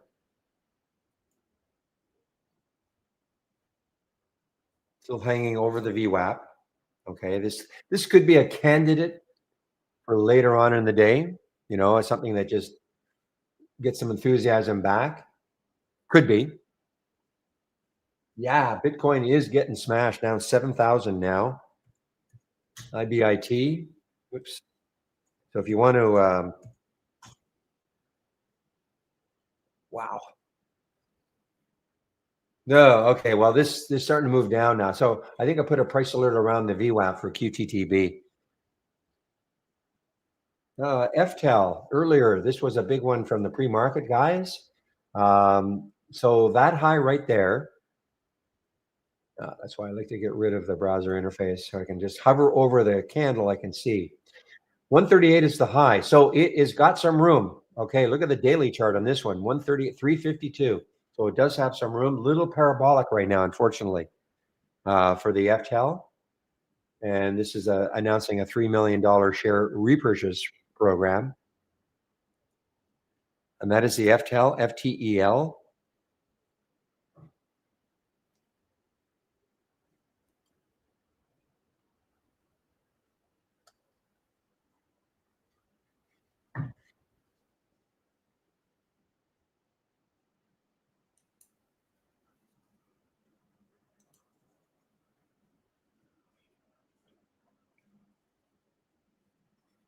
Yeah, it looks pretty bleak now for the QTTB. It looks like it's really testing that VWAP now. You can see right there, that purple line in my chart, that is the VWAP. Will that act as support?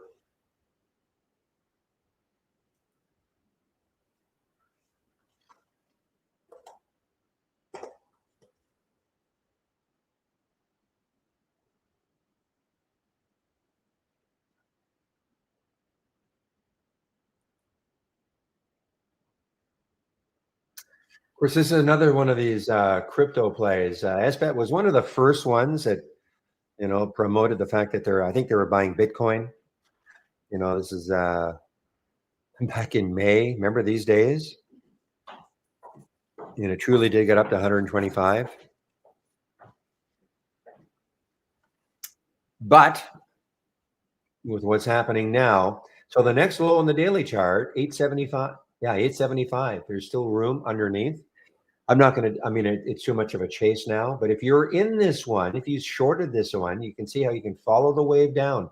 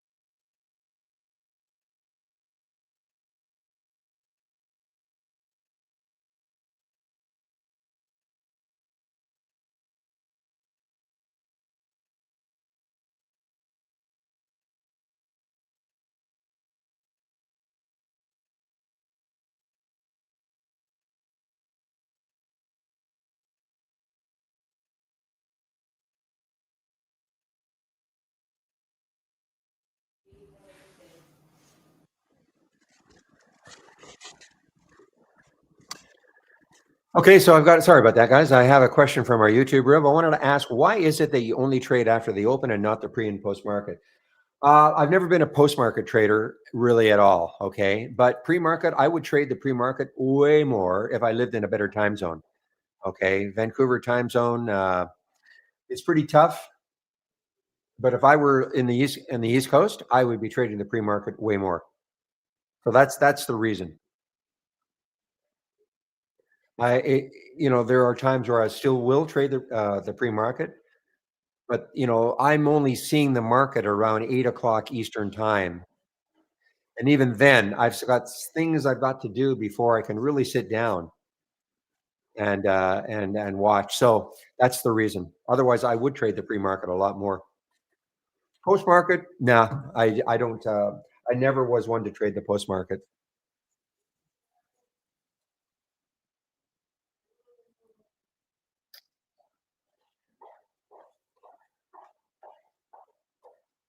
Mhm.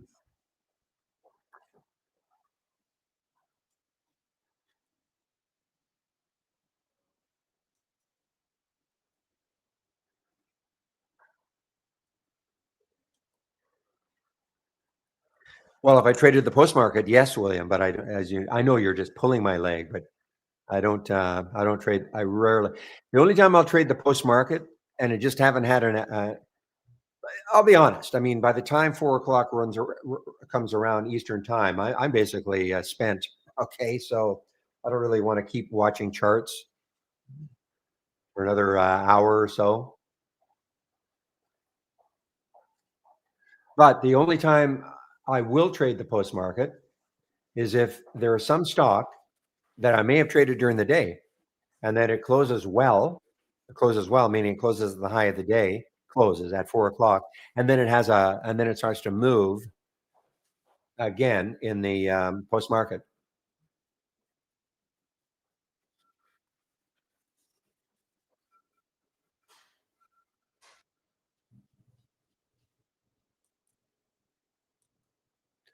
Well, of course, when you get into earning season, I guess, William, we're talking post-market action has been putrid. Well, you get into earning season again. Of course, a lot of companies release earnings after hours, so that would make it. But again, staring at my screens for charts for 6 hours, and then have to add another hour or two. No, I don't want to do that.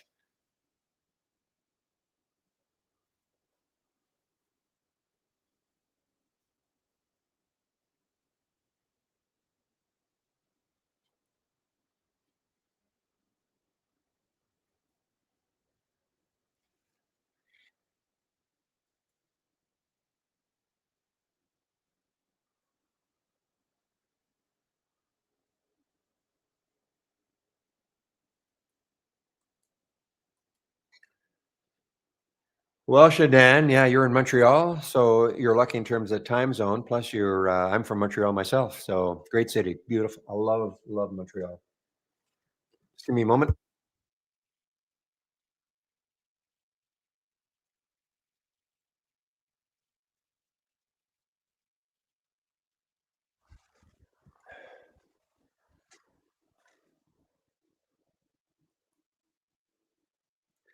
Well, you talk about something that is just bucking the trend here, and this is the BBWI.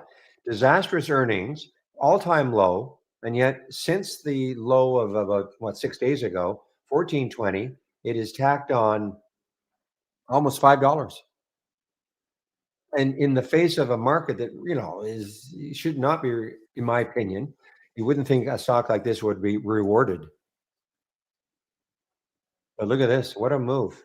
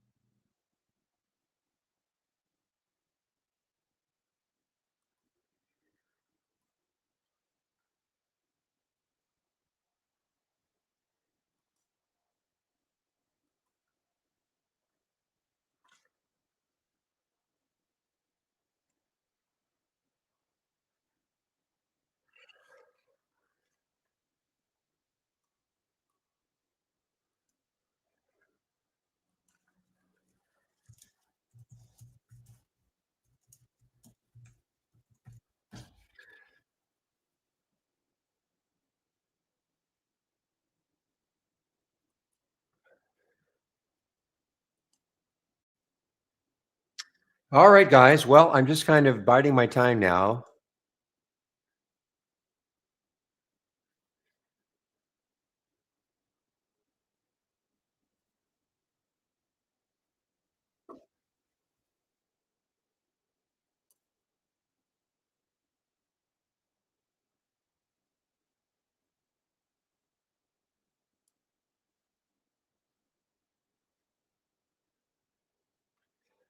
This AHMA, I'm still wondering if it's going to take out that high of the day later on in the day.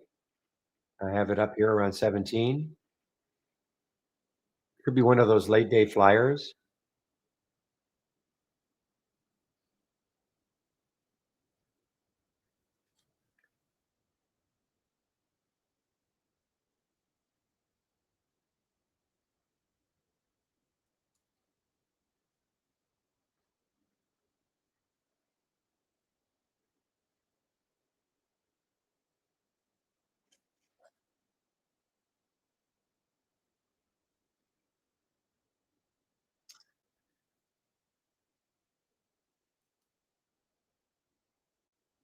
Interesting. It's almost 50-50 with, I'm going to clear this. I'm going to start fresh. Oh, market. Look at the market taking a nice little jump here, guys. Nice jump. Look at this. I mean, it was really selling off, all the way down here.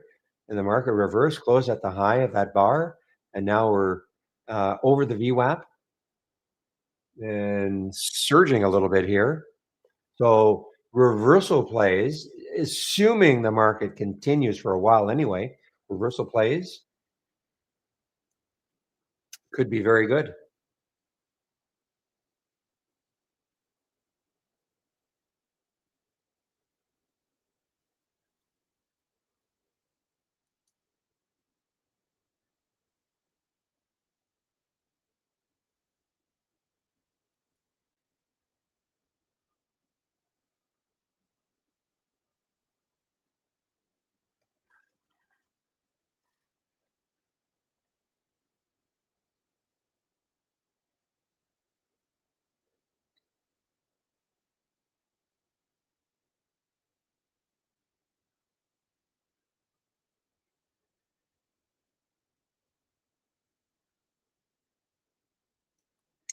Is this Nerd Wallet? Yeah, Nerd Wallet, NRDS, guys. So NRDS.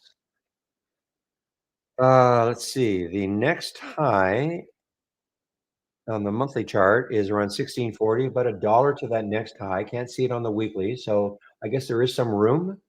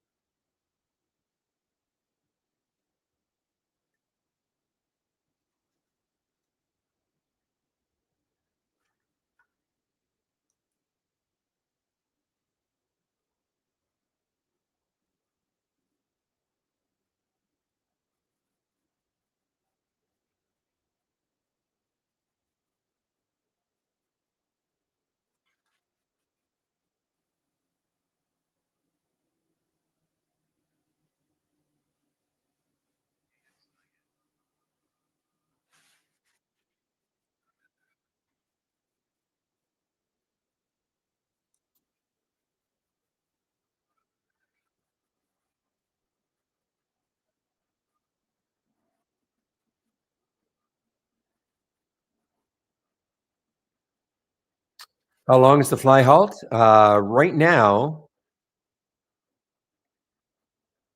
well, it got halted at 10:52. That's 51 seconds. So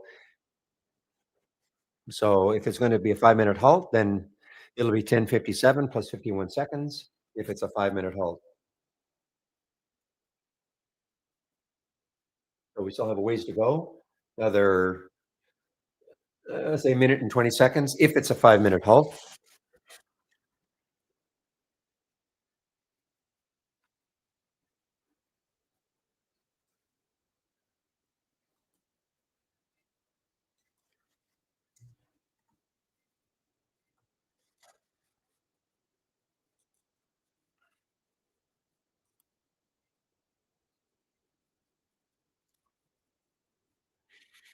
And the potential open is right here around 13. So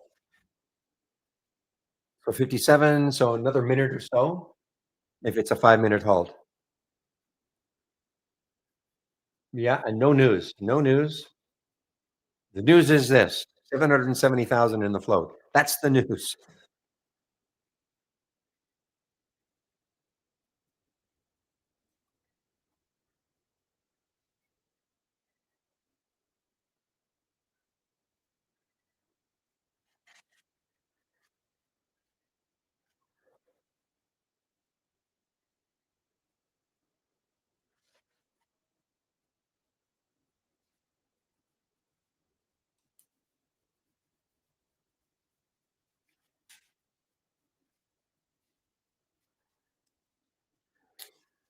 Okay, guys, if it's a 5-minute halt, it's going to open. Well, didn't open. Okay, so now it's going to be probably a 10-minute halt. Okay, you can see it's already gone by that 10:52, 10:57 plus 51 seconds. We're now at 10:58. So if it's not a 5-minute halt, they're typically multiples of five. So in this case, it's going to be a 10-minute halt at least. So if you're in this one already, well, what you want to see, of course, is a number above the 1265. So far, so good. Still.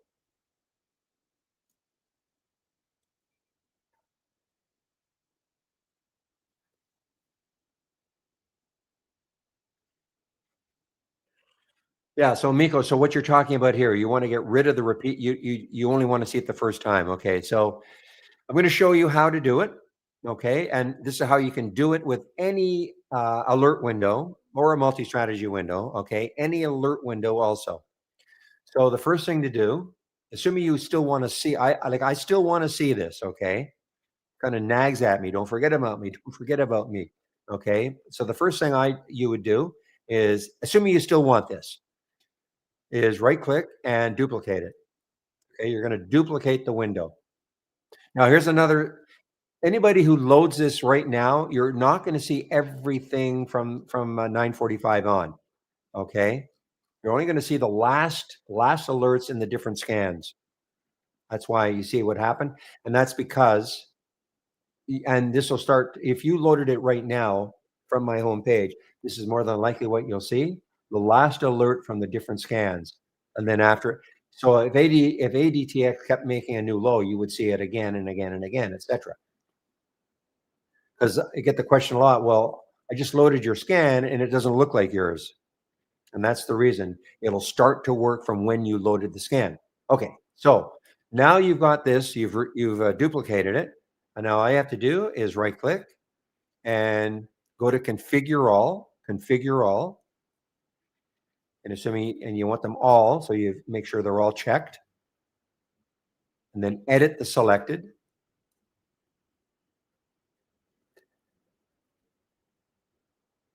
Nope. Sorry, I was thinking of the time of day. So right click and go to properties, okay, and go to don't repeat. So right click, once you've duplicated it, right click and go to properties and then don't repeat. And here's where you check on don't repeat. You have different time frames. You don't have to do it for the day, but you can say don't repeat for a minute or 5 or 15 or 30 or an hour or for the day. So that's what I've done here. So what that is telling me, this is the first time you'll see the alert, the price, and the time. And then you can kind of go back and say, well, what happened from there? And that's why I like to use this like a watch list. A lot of stocks today. It's a, on Friday we only had, of course, Friday was half a day. We only had about 8 stocks in this, in 8 different stocks. Now understand, when if you use 5 minutes or a minute or what, it's not a delay in terms of a real-time alert. It just means that unless if you pick 15 minutes, for example, unless it made a, it would it wouldn't keep showing you, for instance, here's the time. So if ETH made another new low at 11:01, you wouldn't see it until if it made another new low at around 11:15, you would see it. It's all real time, if that makes sense. So you have your choice of the options in terms of how long you want to delay it, not seeing it over and over again. The other thing to do probably is to give it a new name, okay, so you don't confuse it, unless this is the only one you want to use. So right click, properties, and window name. And so I just added the DR. For me, that just means it's don't repeat.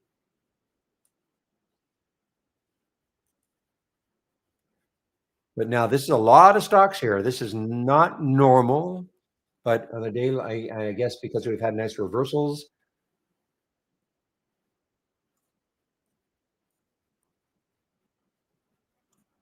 But then that just creates a watch list for me that I can watch these stocks all day long.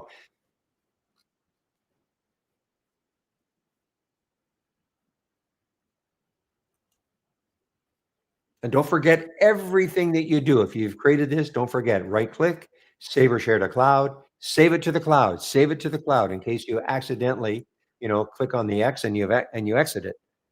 Okay, make sure you save everything you've done to the cloud, individual scans you created, save your layout to the cloud, because if you want to incorporate that as part of your layout, file, save or share to cloud, click on entire layout, give it a name, whatever name you want to give it, and then save it. So now it's in your cloud. So if you accidentally, shut down your layout, you say, "Oh no, don't tell me I got to recreate it from." I know there's sort of a way you can, get it back, but obviously the easiest way is just making sure you save everything to the cloud. Then you can load from the cloud. The other reason for saving everything to the cloud, layouts and scans, etc., that you can have trade ideas on as many different devices as you want.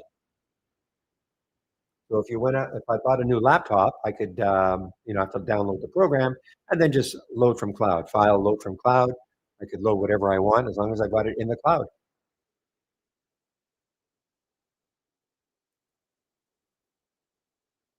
Now, the other thing, you can have trade ideas on as many devices as you want.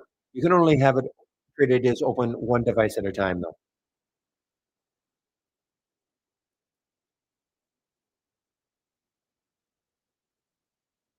Yeah, so you can see what happened. It popped a little bit, but then it came down off the halt.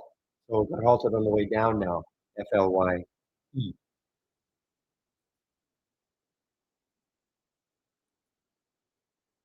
All right, so it is Chris. So Chris will take over for me in about an hour from now, 11:04 Eastern time right now. Chris Varley will take over for me in our YouTube room at around 12 p.m. 12 o'clock, and he'll go to 1 o'clock as I take my break.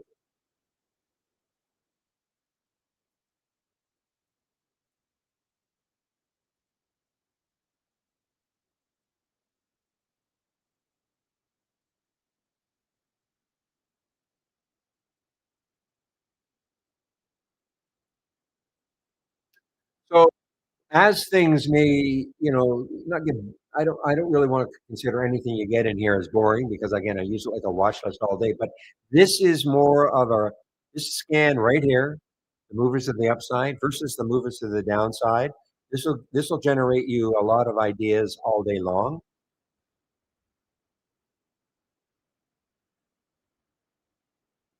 And what it does is taking two competing scans with very similar filters. So in other words, if I said, okay, here's my price range. They make up numbers 1 and 50, $1 to $50.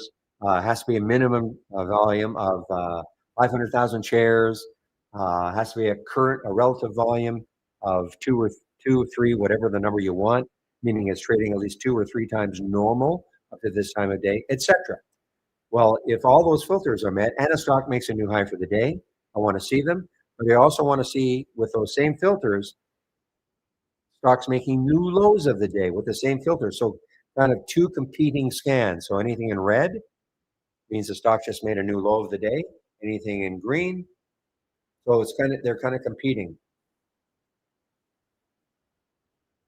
And why there's hardly any red here is because I did a clear, I right clicked and cleared. And when you do that, it'll start to generate symbols from that time going forward. Right now it's 11:06 Eastern time. Just a different way of presenting our data.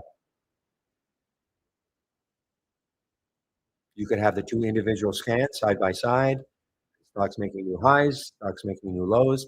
It's just a different way of presenting the data.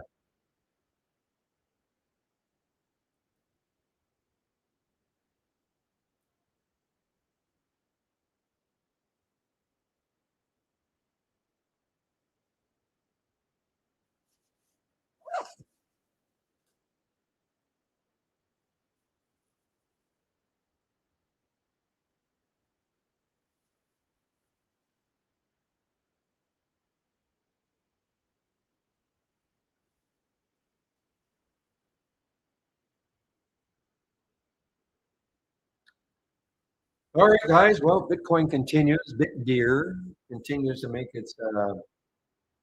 Actually, it's had a little wee pop in the last little while. I'm just looking at IBIT here, but very, very small.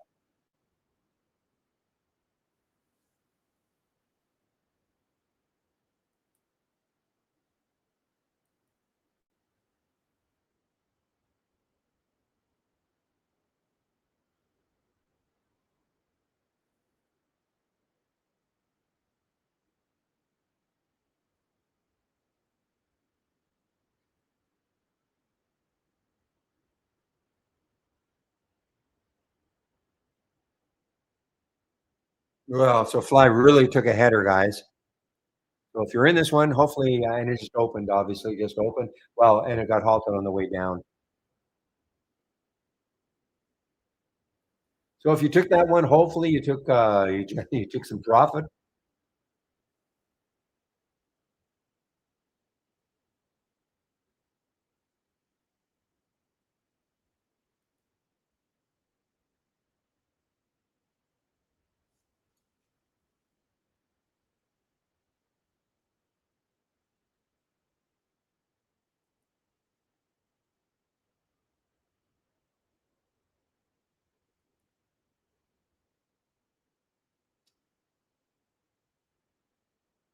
INV's got a ton of room on the downside. INV on the monthly chart anyway. The weekly chart, same sort of thing. Yeah, it's got some room. We'll wait and see if it takes out 5. There are a lot of shares available for me at Interactive Brokers to short. So just put a price alert under 5 and see if that holds, or if it holds 5, number one.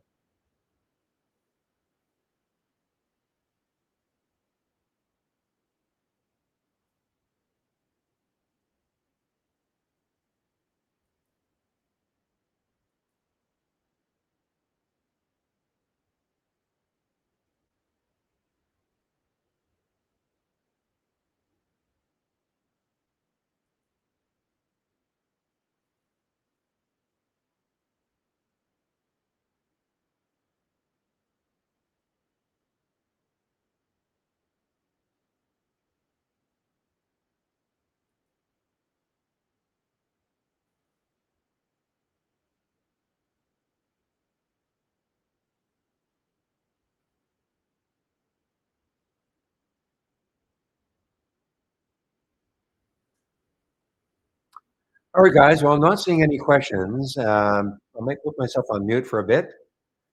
I don't see any questions. I'll get back on the mic if there are some questions.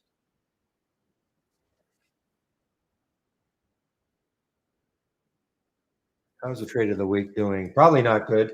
Well, I shouldn't say it. I don't think it triggered. It's not a matter of not doing well. Yeah, I did not trigger. So the trigger was 12, never got there. remember when you get the trade of the week, there's a trigger price. If it doesn't hit it at any time, then it's not that it's a bad trade of the week, it just didn't trigger.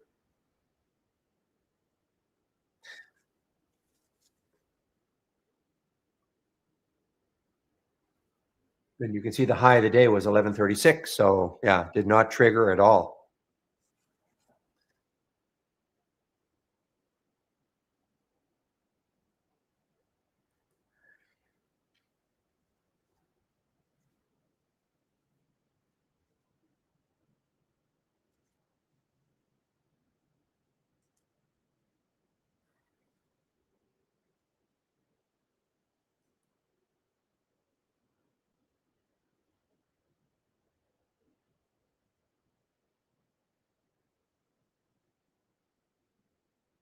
I think so. I think that's what Steve says. If it, because the stop was $11, doesn't mean I. Yes, yes, no. Um, I think if it hits the stop, even if it hasn't triggered, let me ask Steve. I'll just ask him.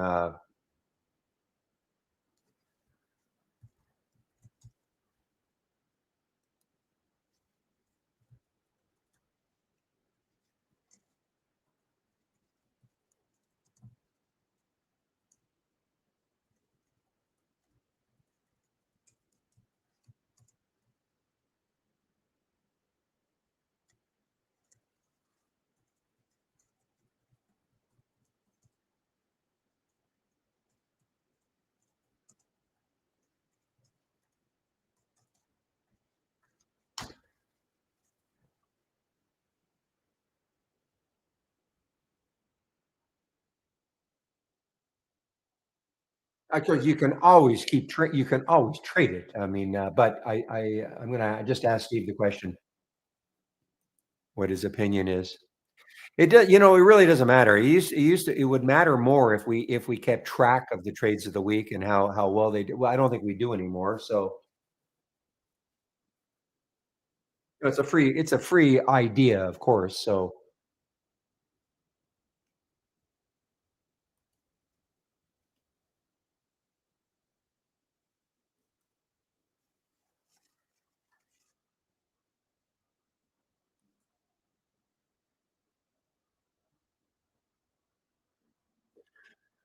boy, this silver play, Pan American Silver, I mean, all-time high again.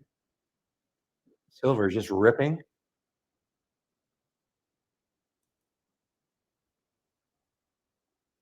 Okay, I thought because you do track them, William, I know. Good morning, Rom in our YouTube room. Is it possible to add any alerts to the multi-strategy scanners?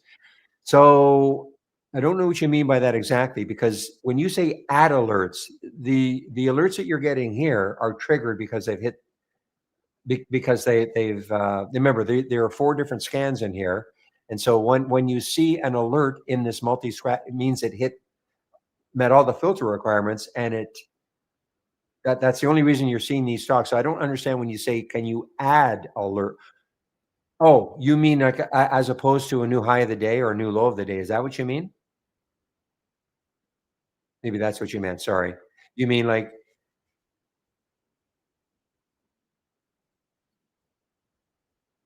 oh, audio. Oh, yeah. Well, I have audio on here. Yes. You can just go strategies, or sorry, go down to properties, actions, and play and click on the play set, just like an alert window. Okay. And then set up the sound. And so it's the same idea. If you're used to setting up an audio alert on the an alert window, you just follow this. I've got a beep, which is working, a little computer beep. The reason I do that is because I mean this triggers a lot, so I find it easier on the ears just to have a gentle little beep. But of course, you can also go text to speech if you want it, or you click on Use Custom Sound, select the sound, and here are the three folders that we've got, different sound alerts in each one of these folders. So it's a good segue, guys. You know, it's a nice feature we've got in Trade Ideas. So you can put a sound alert on your different windows. Okay, a sound alert, and that's the idea. If you have, let's say you had 3 or 4 alert windows up, and you wanted to know, well, was there a new alert coming into that window? Well, you can put a sound alert, a different sound alert on the different windows, so that when you hear a sound, you know which window to look at.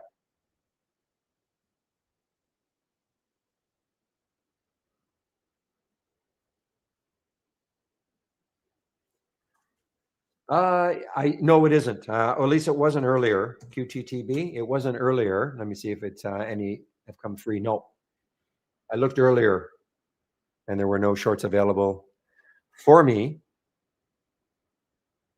Yeah, same thing. Same thing with not that. Well, this was not bad, I suppose, the CSTE, but yeah, the same idea. Now, depends how you're looking at the trade window. Okay, this is what I would do, JAV, yeah, is to if you click on new from the toolbar and then click on the middle one that says Premium AI Strategy Trades window. This is the window that you will see. This is how to uncomplicate things. This is how I would monitor the AI all day long to uncomplicate it. I know we have a channel, but it's too busy, my opinion.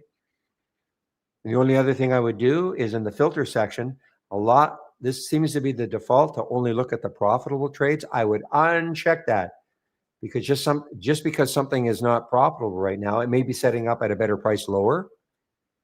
Okay, so I would use like a watch list. So uncheck it. And then in order to put an audio alert on this, same idea, right click, actions this time. There's no property, but actions, and then you follow this again. So yes, the idea is yes, you can put a sound alert every time there's an alert that comes in here. And again, put a unique sound, okay, so that when you hear that sound, you know which window to look at. Again, right click, actions, click on the play sound, set up the sound. If you want to have text to speech, you've got 2 options. One's a female, one's a male. You can do text to speech if you want. Otherwise, you click on that use custom sound and then click on select sound. And we have the 3 folders here. Each one of them has a bunch of different sound alerts. So you could always, you could say you left click on breakout. So you highlight it, you can open it, and then you play out. And if that's what you want to hear, because it's going to say breakout, then you say okay a couple of times, and then that gets attached. I don't want to do that. That gets attached to the window. That sound alert will get attached to the window. If I went too fast, just tell me. I can do it again, okay? And don't forget to save your work. Everything that you do, you must save your work. And saving your work, at the very, very least, if you have a layout and that's a layout you want to use all the time, file, click on exit, and it's going to ask you, do you want to load this layout the next time you load trade ideas? If you say yes on the exit, it's going to say yes, and you answer yes or no. If you answer yes, then everything you've done will be saved. But I also think it's great practice to save individual scans, either from me, and that's another good segue. You don't have to go into my homepage every single day and load the scan you want. Once it's on your screen, you can save it as part of your layout if that's what you want to do. And I also make sure you save individual scans to the layout. Right click, save or share to cloud, save it. Why? Because you may get tired of this. Maybe you don't want to use it anymore, and so you exit it out. And that's what I do. I hadn't used this one for quite a while. I mean, it could have been a couple of years. And then I brought it back, I don't know, 3 weeks ago, a month ago, and I said, "You know what? I'm gonna start using it again." Well, I didn't have to recreate it. All I had to do was load it from the cloud.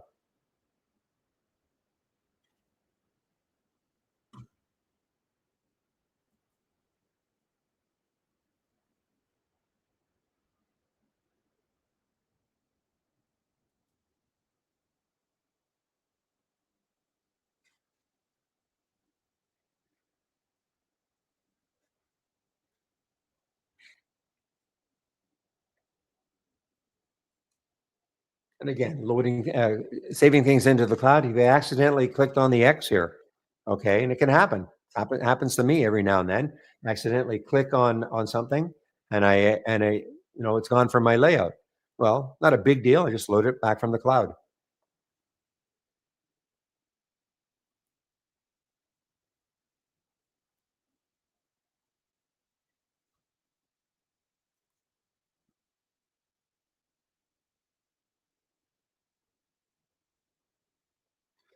What Steve says, yes, I would say this is the answer to your question there, William. I would say yes, it is voided now, and it fell apart.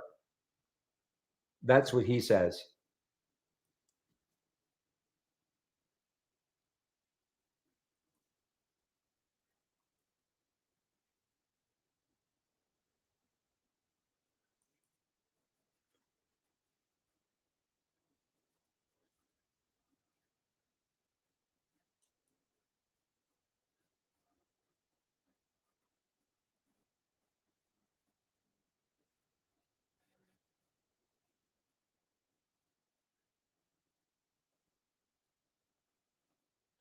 Okay, guys, it's 11:22. I have a couple things I have to do, so I'm going to put myself on mute until 11:30.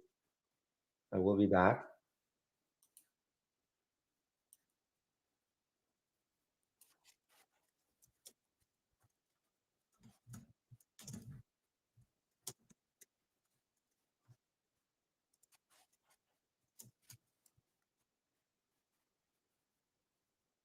And just a general comment again, every time I talk about a time, when something triggered or what I'm doing right there, I'm always referring to Eastern time zone. Even though I'm in the West Coast, I always refer to the Eastern time zone. That is the default. Okay.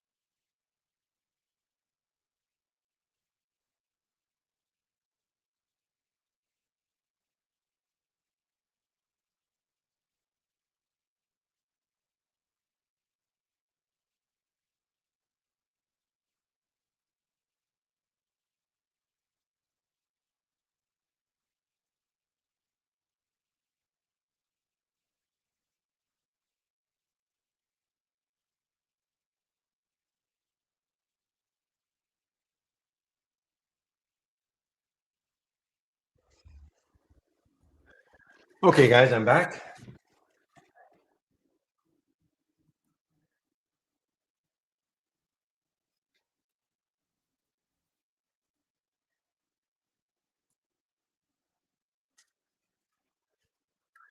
So yeah, so I want to bring. I was going to actually talk about Kala. Thank you, Obi. For those of you with the AI, our AI, okay, please make sure that you've got the reentry price and time column. If you don't have that, I'm hoping it's a default now when you load it. But if you don't, make sure you add those two columns. Okay. So if you right click on the body and go down to columns, it's all alphabetical order, and you can add the reentry price and the time you want to add the stop. That's fine also. Why? Because look what happened with Kala. Okay, the alert was at 1:43 earlier. Got stopped out. Very tight stop. Got stopped out. But look what happened. Got stopped out, and it came back. Reentry time was at 1:41. And how is that generated? And you can get an audible alert on this also. Basically, you take the entry price and the stop, and if a stock hits the stop price at any point during the day, and that comes halfway between the entry price and that stop, in this case it was 141, you'll get a re-entry price. And so if you had missed it the first time, or you took it the first time and you got stopped out, you had an opportunity to get back into it. And what a nice move now. 25% move. In fact, even more, little bit more from that re-entry price. And a lot of times people just wait for a re-entry. They don't take any stock unless it hits that, unless it's a re-entry. Now, some days you're not going to get any.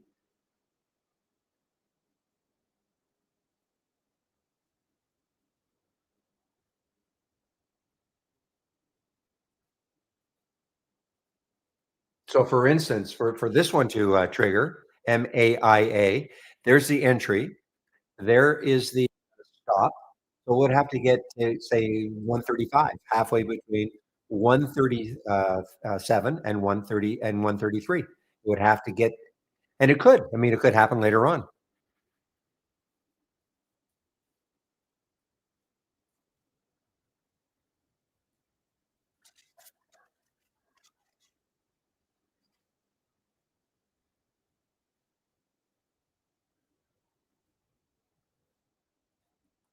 So, so for those of you with our AI, if you didn't understand that, just let me know and I'll go over it again. Because if you have our AI, you may as well maximize the use of it.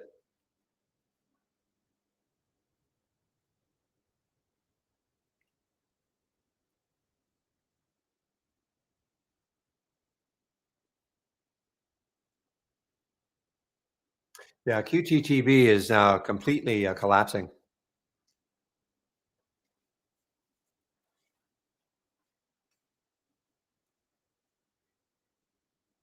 And AHMA, I don't want to say it's completely collapsing, but it's doesn't look as good. I was hoping it would kind of hang around the $15 mark, and then in the afternoon maybe go on that late day run, but doesn't look like it.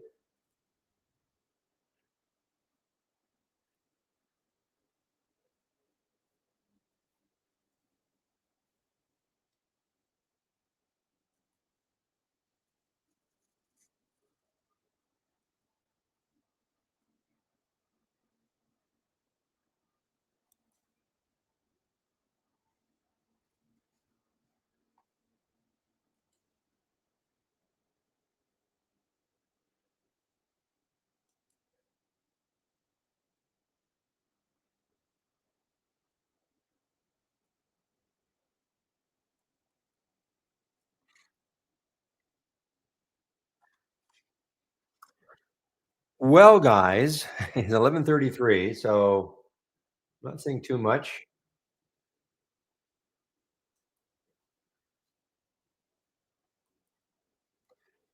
Not too many earnings plays. This is a little earnings play. Hafnia, HAFN.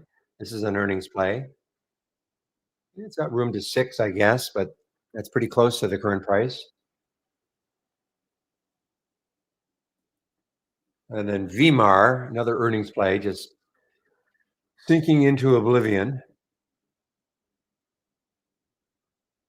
EHAB, okay, I don't think I've seen EHAB today. EHAB, ooh, got a lot of has a room on the monthly chart, 1093 anyway. So a little over a dollar, say a dollar 40, dollar 30 or so to the next high looking left on the monthly.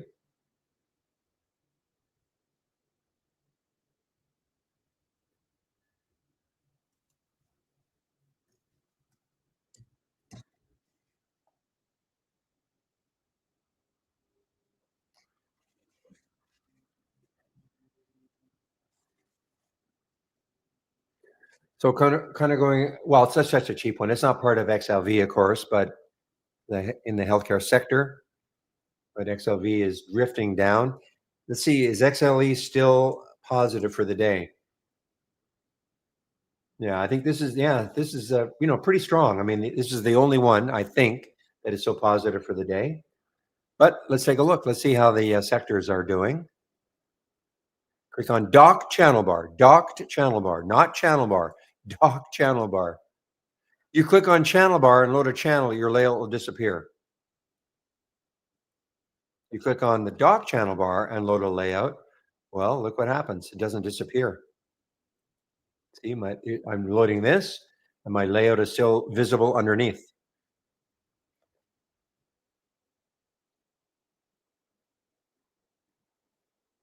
Okay, so we've had a bit of a change. You know, the last time we looked, the only positive sector was XLE. But now that the market has done, this, market's only down SPY's only down 2 points. I think at one point it was down about 6. So, obviously, ah,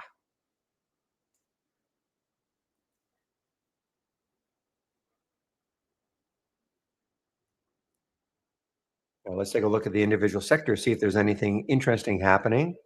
Urban, look at Urban. And somebody mentioned ANF earlier. Urban had, ANF had earnings last week, and so did Urban. So the retail sector, these two have been the stars. And there's DoorDash, I guess. DKS, another, didn't have earnings last week, but boy, the retail sector is.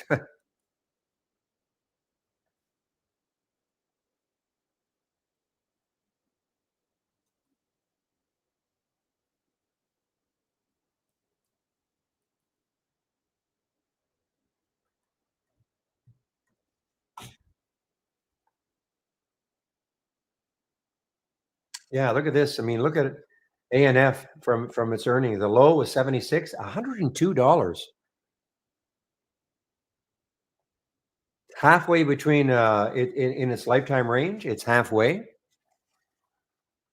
So what that means is if I had a lifetime candle for ANF, it'd be right in the middle.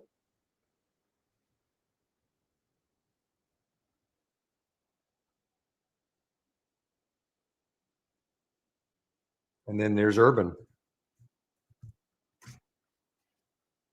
Urban was a day later on earnings. So not quite the same, not quite as dramatic as ANF, but not bad. I mean, it's holding its gains. And XRT just in general, the retail sector. Yeah, I mean, it's actually gone a little positive now.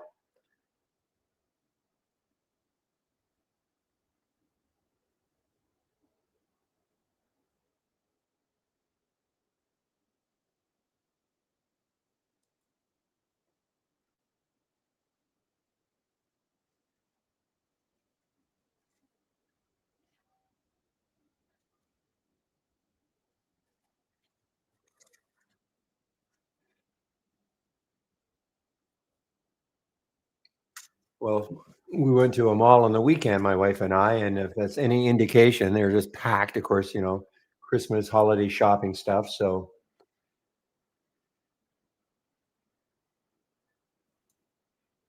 now whether they're buying is another thing, but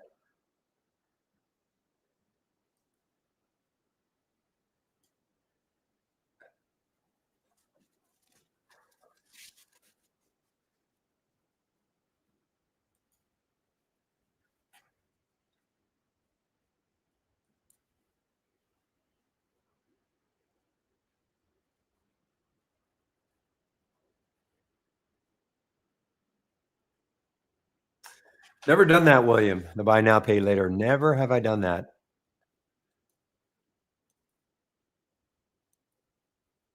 How does that work exactly? I mean, do the retailers at checkout or whatever, do they? No, I'm sure they wouldn't want to volunteer that. So how do you know if you can do that? How does that work exactly? So say I go into well, in the state Macy's or something, okay? How does that work?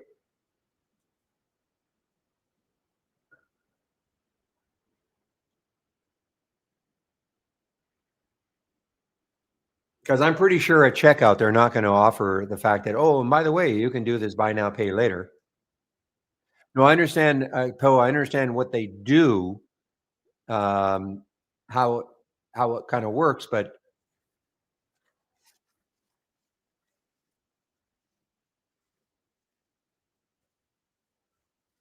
do they volunteer it? Maybe it's not in Canada. I don't know. Maybe we don't have it set up in Canada. I really don't know. Never have I bought anything where the merchant at the when I, at the checkout says, "Oh, by the way, you can do a buy now." But you're talking about then you're buying online then, right? SK. I mean, so I'm talking about literally going to the store and buying something. I don't think at the checkout that they ask if you want to do that.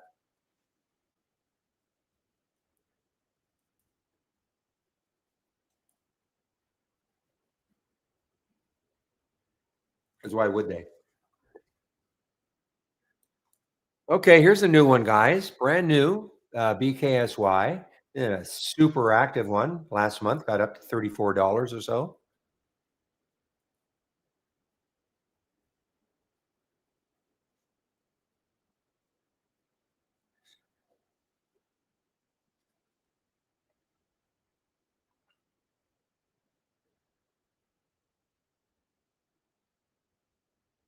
But would you volunteer the information, Boris, or would you just wait for somebody to say, "Oh, do you have buy now, pay later," or would you actually volunteer it?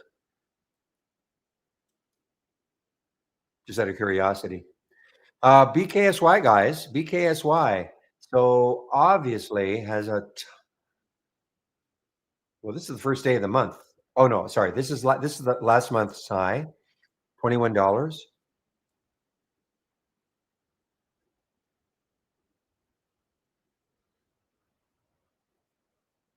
That's about a dollar to that next high. I see. So when they're cashing, when they're paying, it asks. Yeah, I've never seen that in Canada. Never.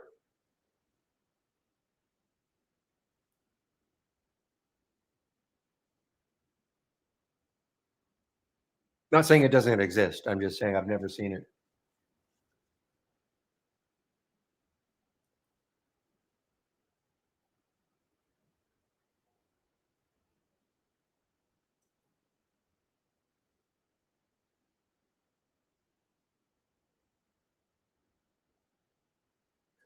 Well, fly, man, oh man, what a how choppy was that? Look at that. I mean, it got down to 830.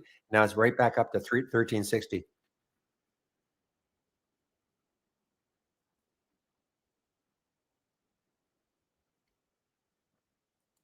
or 14 or 15. Jeez. And no news, guys. So this is not unlike the AHMA. No news, but it's overtaken the AHMA as maybe the one that's going to have that late time. What is the price up here? Wow, it's still got room. On the monthly chart, 1411. That was last month's high. The previous month, the high was 22.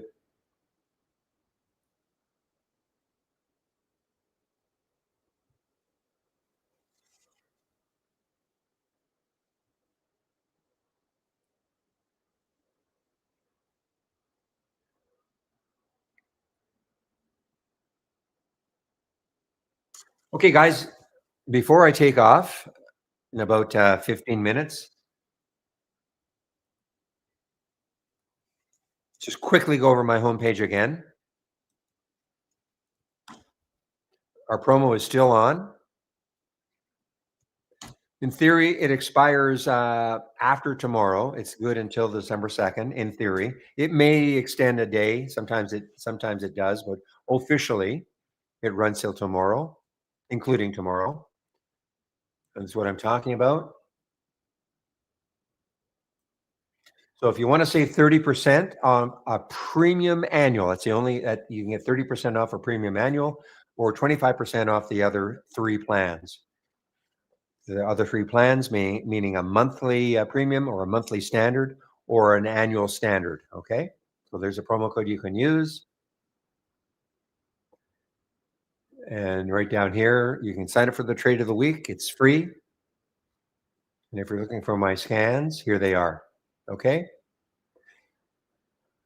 They're not all scans. Okay. But, the information, things that I've created that you can take a look at. Some are races, some are scans, some are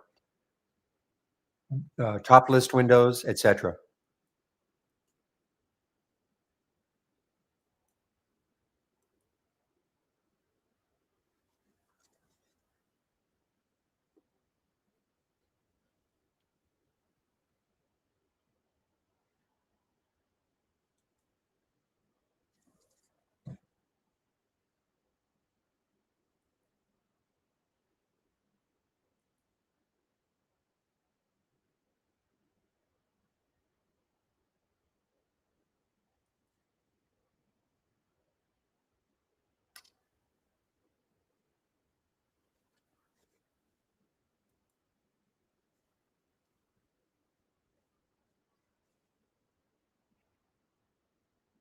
Well, this has got it's just taking out 17 now, guys. BKSY. It'd be great if we'd seen it down here.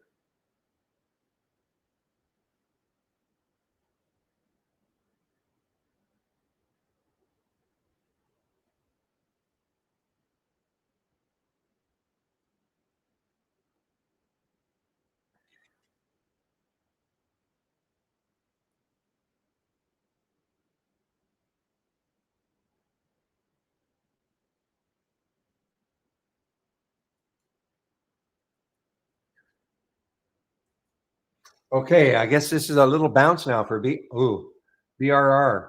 A little bounce now. Now look what it did. It got from $6 up to 650 or so into the VWAP. Okay, into the VWAP. And is the VWAP going to stop it? Is it going to act as resistance on the way up? That is the BRR. This is a SPAC, though, a blank check company. Well, the market is strong. I mean, it's still negative. Well, the SPY is still negative, but it has really come back from 678 up to 682. So it wouldn't surprise me if we went positive. There's the Dow's still down, the SPY is still down a little, and the Qs are down a little, but not as much.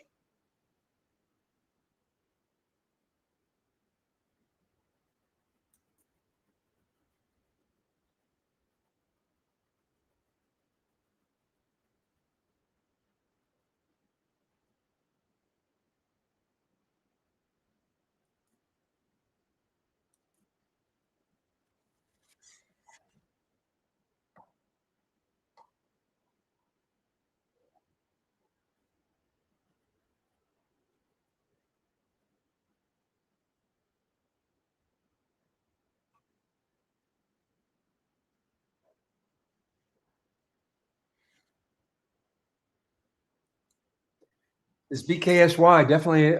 I wish it would. If it could settle down, even pull back a little, and then just kind of base. But it may not. It may just keep going. In the next high. The next high is up here, almost 18. So there is certainly room.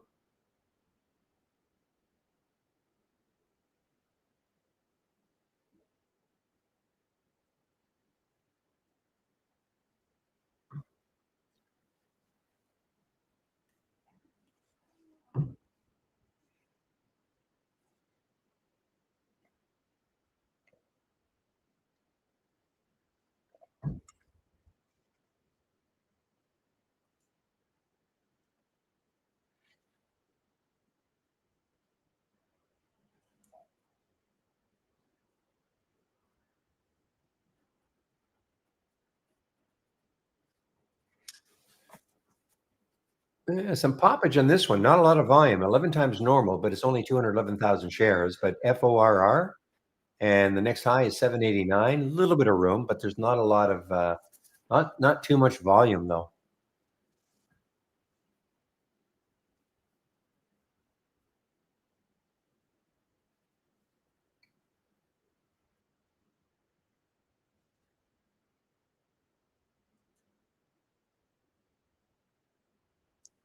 Okay, guys, BRR still hanging around the VWAP. Will it take it out? Will it actually take it out and keep, or is this going to act as resistance? You know, there's shares available for me to short 500,000 at Interactive Brokers. I would have room down to 6. There's looks like 6 would be a good support area.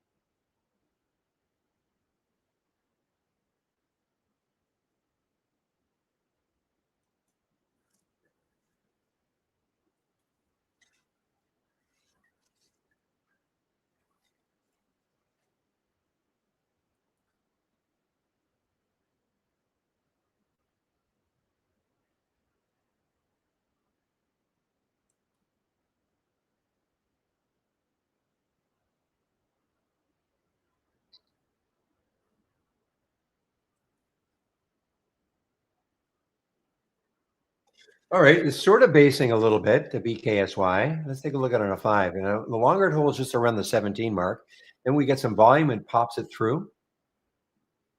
Problem is, I'm going to be taking a break in about 10 minutes, so I'm not going to enter anything new, but this is what I'd be watching to see, you know, a little bit of a base around 17, maybe another 5 minutes or so, and then we get some you get some volume in and it pops it.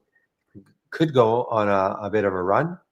$18 is the next high on the daily, so it has room on the daily. Spread isn't terrible, 4 cents right now.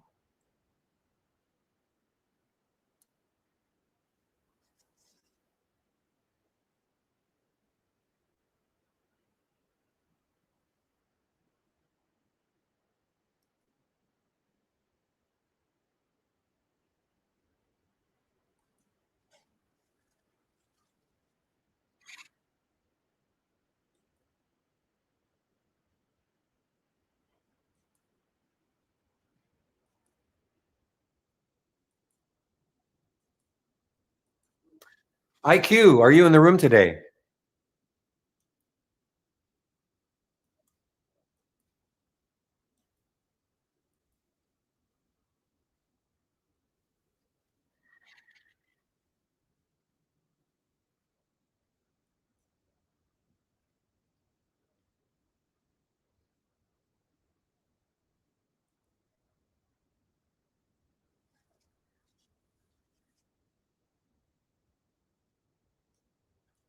I guess not.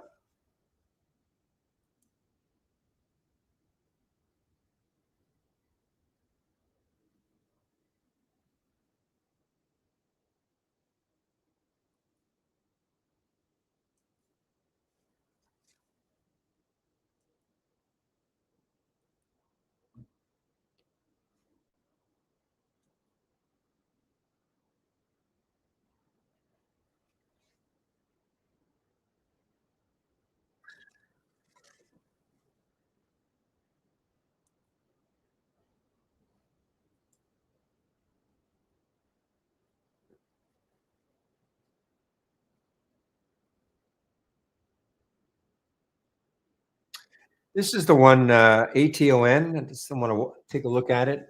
This had some news. They put NVDA in their press release and didn't help. Well, it helped for a while. Had a nice prop in the pre-market, but that was it. Now it's actually gone negative. ATON.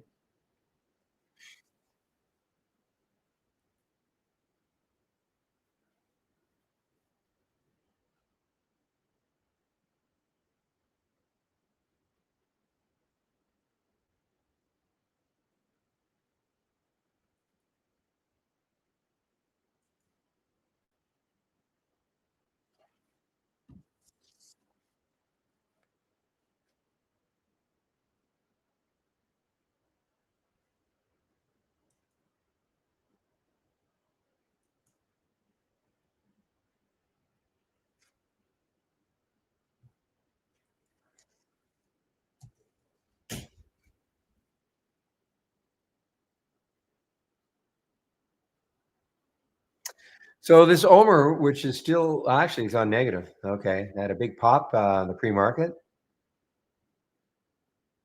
They had a deal with Novo, close up to a $2.1 billion deal for $2.1 billion deal for its phase 2 asset, Zaltenibart.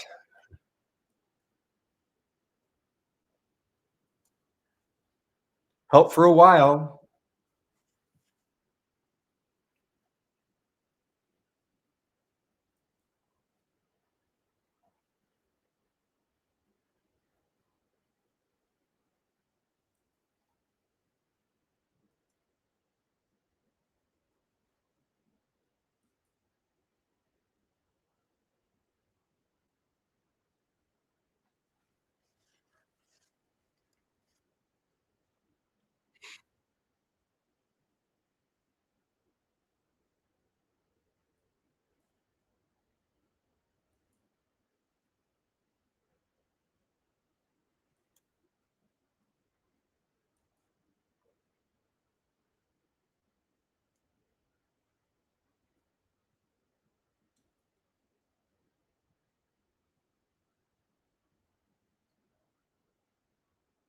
Yeah, I mean, you're right. It's pulling back. Aussie BKSY pulling back. It's still holding in the 5 minute. It still hasn't pierced. But look at that. This could turn orange now in the 2 minute.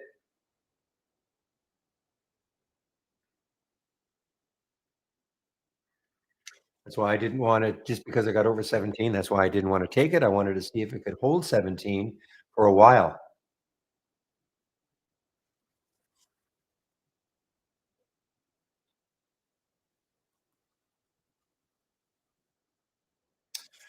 All right, guys, 11:56. So what I'm going to do now is I'm going to put my announcement up here. I'll stick around, of course, until Chris takes over for me in our YouTube room.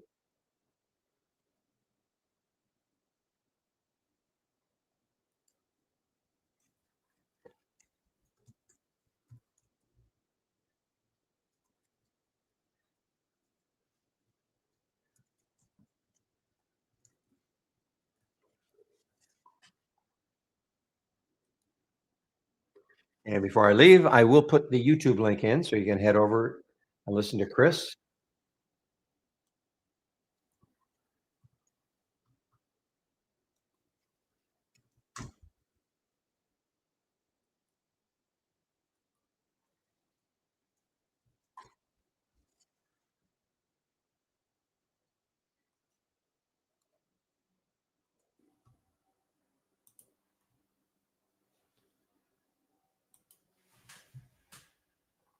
All right, guys. Now, you know what? AHMA is actually having a little bit of a surge again. AHMA having a bit of a surge.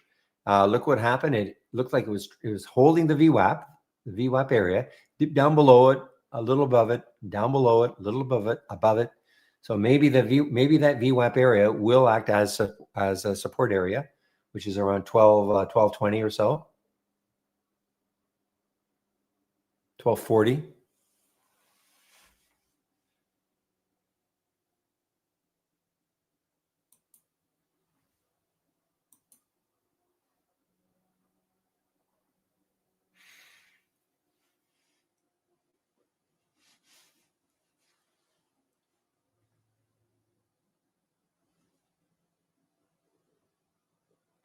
Okay, guys, I'm just waiting for Chris to show up.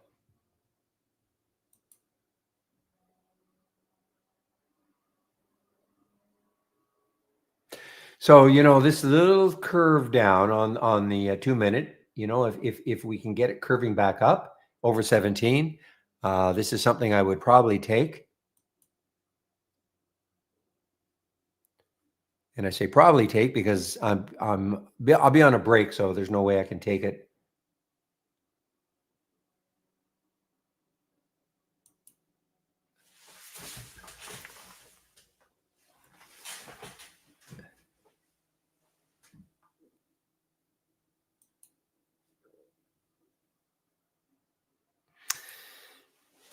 You guys have been talking about the VEEE. Yeah, no kidding. I hear a little papa. So I think Chris is in our YouTube room now. So just a minute, Chris. Okay, guys. So I'll be putting myself on mute now in the main room until about 1 o'clock. Okay. So I'm muting myself now. And now I'm hoping that little pop meant that Mr. Christopher Varley is accounted for in our YouTube room. He is indeed. He is indeed. Full of vim and vigor on a Monday morning. But of course, and always. And always. So, how was your Thanksgiving festivities with the crowd? It was nice. It was, just a few of us. The only downside is I got a speeding ticket on my way back home from my mom's. Oh no! Oh, you So, couldn't wait to get back home? yeah, I mean, I may have a heavy foot. Oh, okay. So it was justified. Oh, without a question. Okay. Well, how was your policeman or your whatever your state trooper, Yeah. whatever you call those guys? He was very Was nice he? about it. He was Oh, very. okay. Do you know why I pulled you over? I'm not quite sure. You were speeding. Oh, I was. Yep. Just one moment. License and registration, and then here's your Okay. ticket. Here's your court date. Have a nice day. You too. Bye bye. Happy Thanksgiving. Yep. Great. Other than that, All I can right, make no Chris. complaints. Food was delicious Yeah. and it was nice and relaxing. So, thank you for asking. You're very welcome. I was gearing up for that question all day, all morning. How was Chris's Thanksgiving? All right, Chris, I'll take off now for my hour, and we'll see you in about an hour. Sounds good. Enjoy the break, Barry. Okay, thanks. Bye-bye. All right, everybody. So Barry making his way to a break. And I think I've got eyes on my screen now. Yeah, that should be good on the transition. Perfect. So a happy Monday to you all. For those that were celebrating the Thanksgiving day through the weekend, hopefully you all had a nice time, relaxed a little bit, recharged, and back at it today for the, as I like to call it, an end of the year sprint here. As per usual on these live Q&As, I don't have any pre-done content live. You folks drive the content with your questions, and I always think that is best. Oftentimes, you folks will have questions that are similar or possibly even exactly the same as other folks that are here, and it kind of helps with that community vibe of us with a little rapport back and forth, asking those questions and getting those answers, and really pointing in the direction that we want to be going with the software. However, as per usual, if nobody's asking questions and you're all giving me the silent treatment, I'll do my best to keep this informative and engaging as possible. Of course, related to the software and the market. Us, how are you? Good to see you, my friend.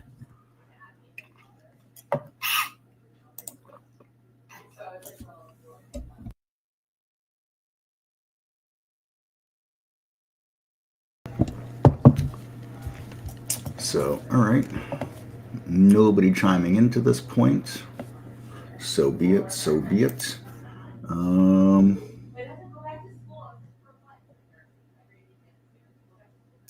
Yeah.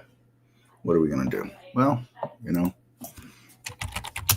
I guess we'll just start with the good old market recap and run around what's going on here. SPY chart out.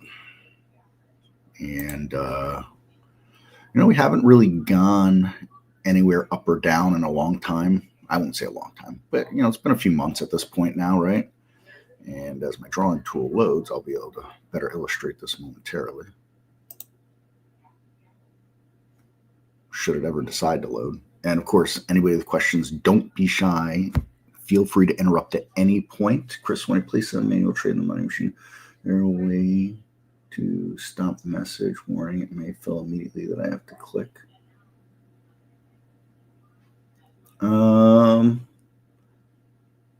There should be a box maybe. Usually when you're going to place a trade and it's going to fill immediately, let me connect to the simulator here. So let's we'll just use the SPY, I guess, for an example here. And let's go with the limit order, 100 shares. And let's go down a few ticks to make sure I get a fill here. And if I press send, oh wait, no, sorry, I did that wrong. Pardon me.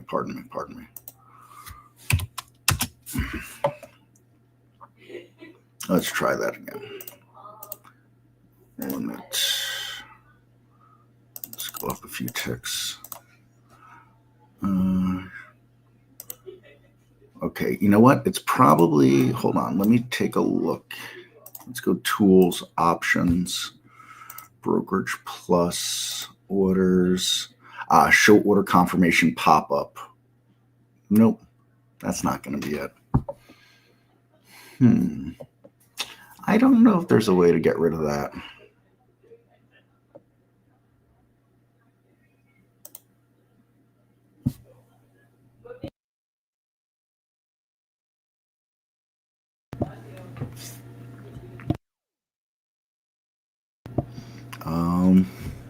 Gee, I'm not seeing, I thought there was something for this, but I guess I'm wrong. Could have sworn. That's the only place I think it would be. Sorry, I'm thinking out loud right now.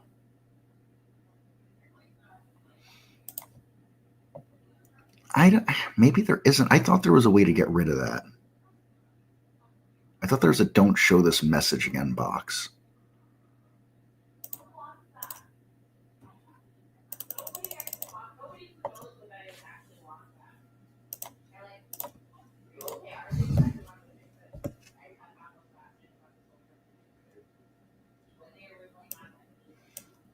I mean, the idea behind it is most of the time when people are putting in limit orders to buy, they're putting them in at a lower price to get a better fill. So that's why this warning is here. I don't think there's a way. I guess there's not a way to get rid of it. I'm sorry. I thought there was.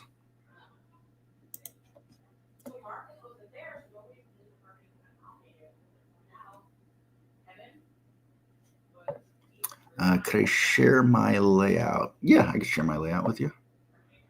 There are going to be a few things when I share this layout with you that won't transfer over to you. So like, for example, my liked list here, that's not going to show any stocks because it's my liked list. But don't feel like you're missing anything out. There's a few stocks that I own for dividend purposes in here, and that's really it. Then a couple other things I just haven't removed. So they're long-term positions that I've had for a very, very, very, very long time in my my retirement. Let me find a link for you on that. Sorry. Layout. Shared layout. There we go. The rest should load fine for you, I think, at this point. Kind of set it up that way. You're going to see some, I'm only sharing one screen. I have two screens, so there's going to be a few charts and other items that are from the other screen that will load for you as well.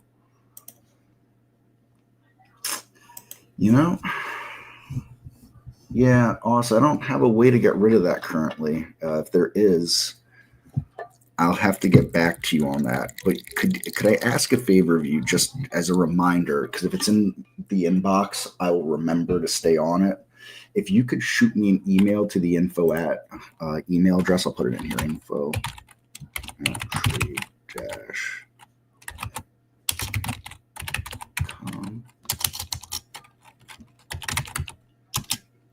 If you shoot me an email there, I will remember to see if I'm missing something with the dev team, or if it was removed, or if there's a way to get something in there in one of our, next time we make another build, because it would require a new build on the software. But, we put a new build out every month or so, give or take. So I could see if that's something we could get in there for you. Make no promises, but if you shoot that email into me, maybe not a huge deal, but still, brokers usually give you the option to get rid of that. So, it would be nice if we could do the same. So we'll see what I can come up with for you on that.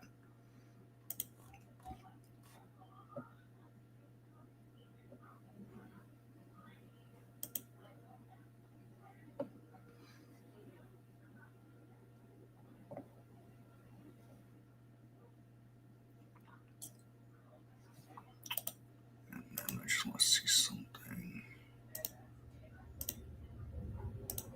Okay.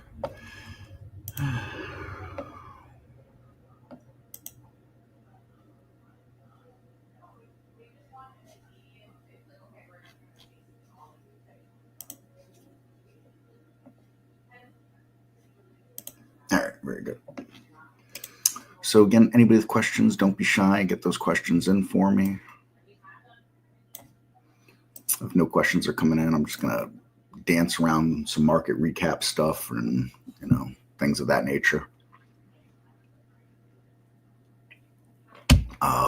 So yeah, we were talking about the SPY, and I was saying it hasn't gone anywhere in a while. And what do I mean by that? Well, here's a low that we put in. It was a decent sell-off day for one day. That's not bad, And we slightly took out that low, recently, and we're kind of living in this box for the most part. We shot up over it, came in it, shot up over it, came back in it. We shot back over it. We'll see if we can stay over or not. Things that I would like to note that I think are important right now as far as the market goes. Before we had that sell-off March into April this year and hit that bear market for 35 seconds, notice that we didn't go anywhere for a while, right? It's a while. We didn't go anywhere, a little bit out, a little bit over, a little bit over again. But watch what happens with the volume through all this. It starts declining, right? We start losing volume, right? And then the sell-off comes with the volume. So I would keep that in mind as we go into the end of the year here. We're going to see volume take a nosedive outside of some big events happening, whatever, use your imagination for major world/economic events that could rattle markets around the world, specifically ours. So, outside of that, if we were just, quote, business as normal, regular earnings reports and things of that nature, and, no surprise rate cuts or surprise rate hikes, or, there's no surprise on like some crazy unemployment numbers or crazy inflation numbers. I'm not saying numbers that aren't liked or aren't necessarily expected, but I'm talking about, a miss by several percent or something like that. That's the kind of thing I'm, talking about. We're going to take a nosedive in volume anyways, because that's the way the end of the year works for the most part. So I just keep that in mind while we're sitting up here, near all-time highs, as far as the market goes. And it's, it's going to be the same dance across on all these. And again, anybody with questions, do not hesitate to interrupt. I'm just doing what I'm doing right now to fill the airtime and keep it, informative and engaging best that I can while nobody's asking questions. So, more or less the same we're going to see around the different indices. I think the SPY looks a little nicer than the Qs do. Take that for what it's worth. To me, it's not worth anything, but others may find some value in that comment. Diamonds representing Dow Jones 30, more than less the same. One thing I would notice, though, is the volume on the Dow, or diamonds anyways. Look at the volume here overall compared, if we go back to the SPY.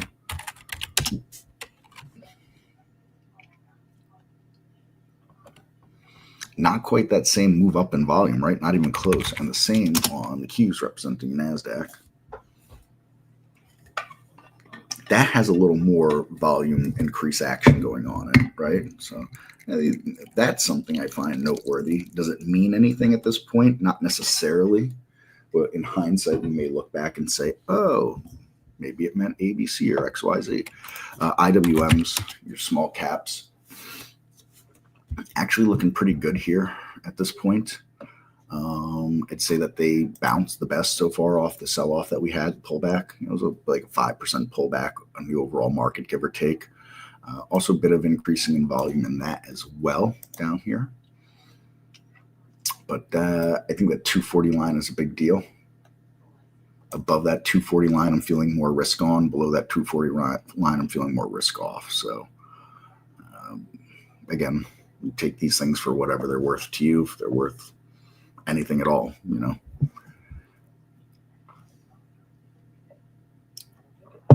So that's where we be living in terms of the market. And, change the last 5 days on sectors here. Silver, high-ho silver, really taken off recently, pulling out some all-time highs. So this is the junior miners for silver. And there's a miners for silver. And then, this is silver itself, SLV, Silver Trust. So gone pretty batty. GDX is your gold miners. So, they're sitting up here looking real solid as well. And where is GLD living right now?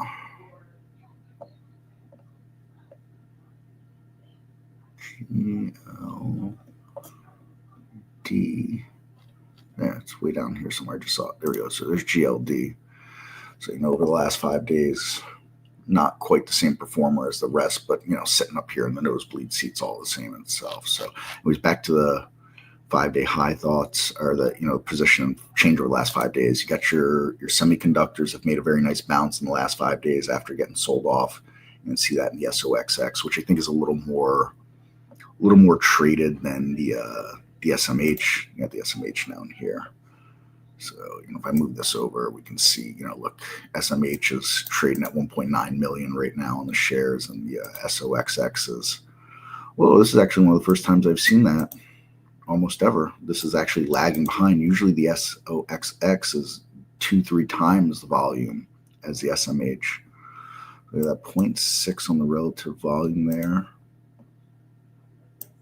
Interesting. All right. Well, that's what I get for assuming it was just doing what we'd normally be looking at with that.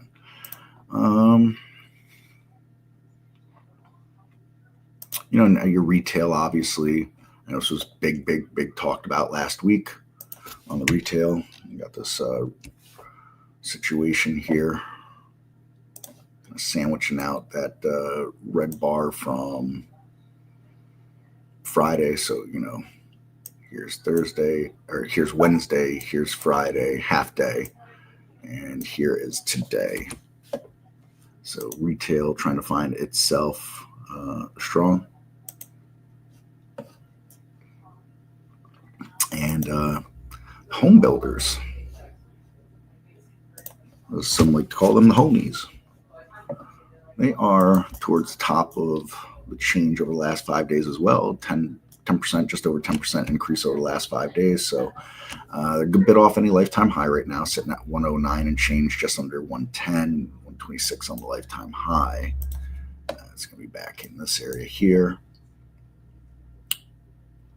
And while the rest of the market made new all-time highs repeatedly over the last half year, home builders, they lagged. They have lagged.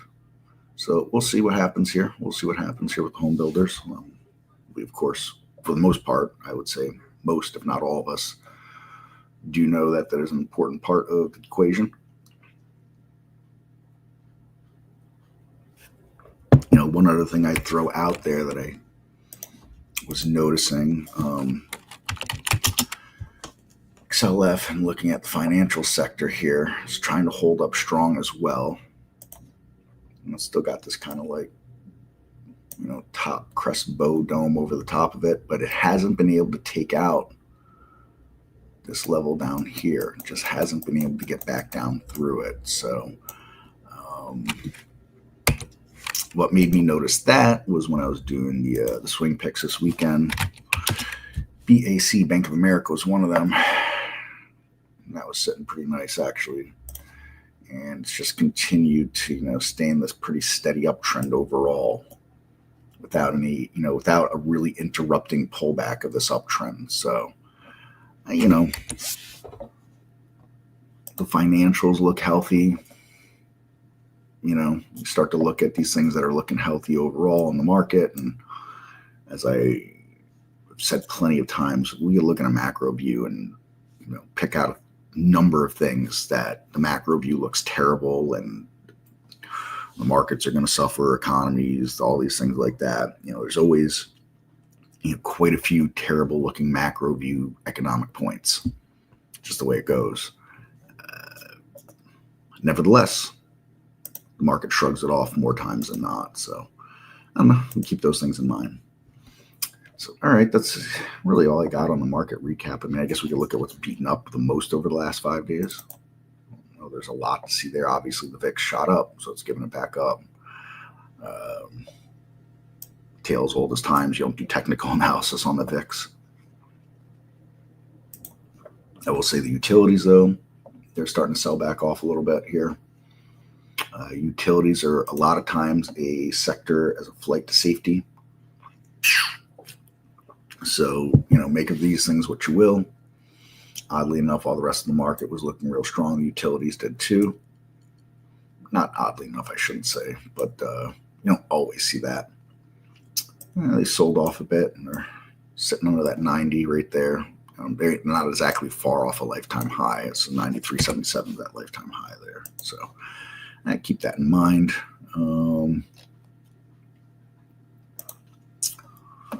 Oil fund continues to stay in a downtrend. Consumer staples continue to stay in a downtrend. Real estate continues to stay in a downtrend. Not a huge downtrend, but look, real estate hasn't gone anywhere for a long time. It's taken a shot back down, created a lower range than what it had been in previously. So a little tick down, trending down itself. Hasn't taken out those lows though, so we can see these lows matching up with these lows, but it hasn't for a couple of months been able to get back into these recent high area either. Hasn't been able to get back into this area either. So, will real estate follow the home builders that have been able to show some strength? Maybe. We'll see. I don't know. Is there anything else really worth noting here? FXI. We haven't talked about China in a long time. And China's sitting overall looking not so bad right now, right? I mean, look, this crazy move, right, last year in China. We got to, pull back and really march right back up on that and pulled back, but we couldn't take out those lows, right? Couldn't take out those lows. And that's a major sell back off, right? And it's steady grinding. We've created like a new area where it can't get below. In fact, I'd be remiss if I didn't do this. Draw this line right there. Kind of look at how nicely this lines up. Runs up into it, resistance. Runs up into it, resistance. Runs up into it and dancing on that line for a couple months there, right? And now it's up over it, tested it, bounced off. Tested it, bounced off. So, it's living itself in a new higher range here. That's, your Chinese large cap stocks. Anyways, worth noting.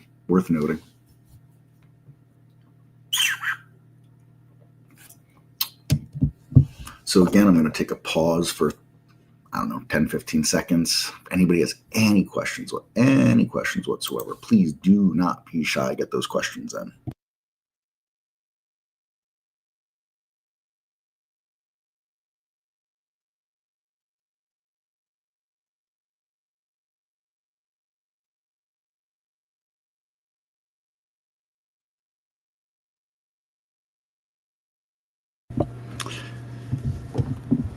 So on the FXI, yes, fire away with that.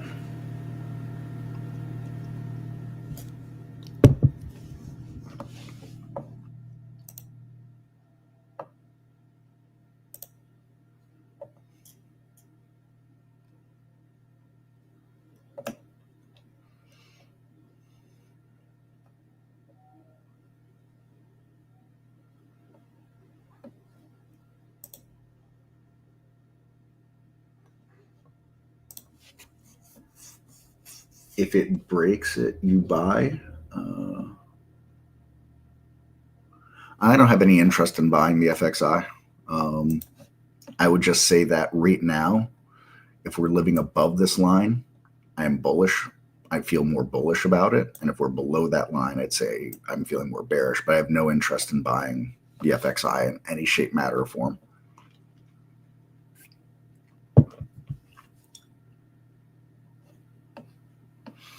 I have a line on the lower side to indicate support and resistance. So look, this is resistance. It was resisting getting up above this level, right? It was resisting it. And it couldn't, even here, it wasn't getting up above it and staying above it, right? It wasn't until we got past here did it stay above it.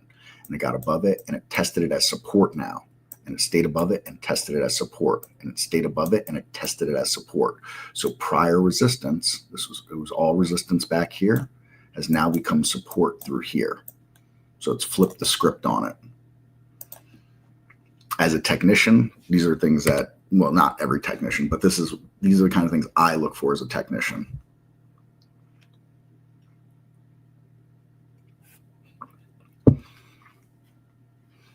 Things you want to see. I'm a swing trader. I like to hold positions longer term, several days to weeks, even months. I'm holding positions sometimes now. And, if, regardless of personal feelings about anything, I'm just here to make money. If China's economy is looking good, the second largest economy in the world, that generally bodes well for what I'm trying to do. Clearly I want the U.S. economy because I'm trading primarily U.S. stocks, or I'm whatever, working in U.S. stocks primarily. I need that to look healthy and bullish, but it doesn't hurt when you have the second largest economy in the world looking more and more healthy.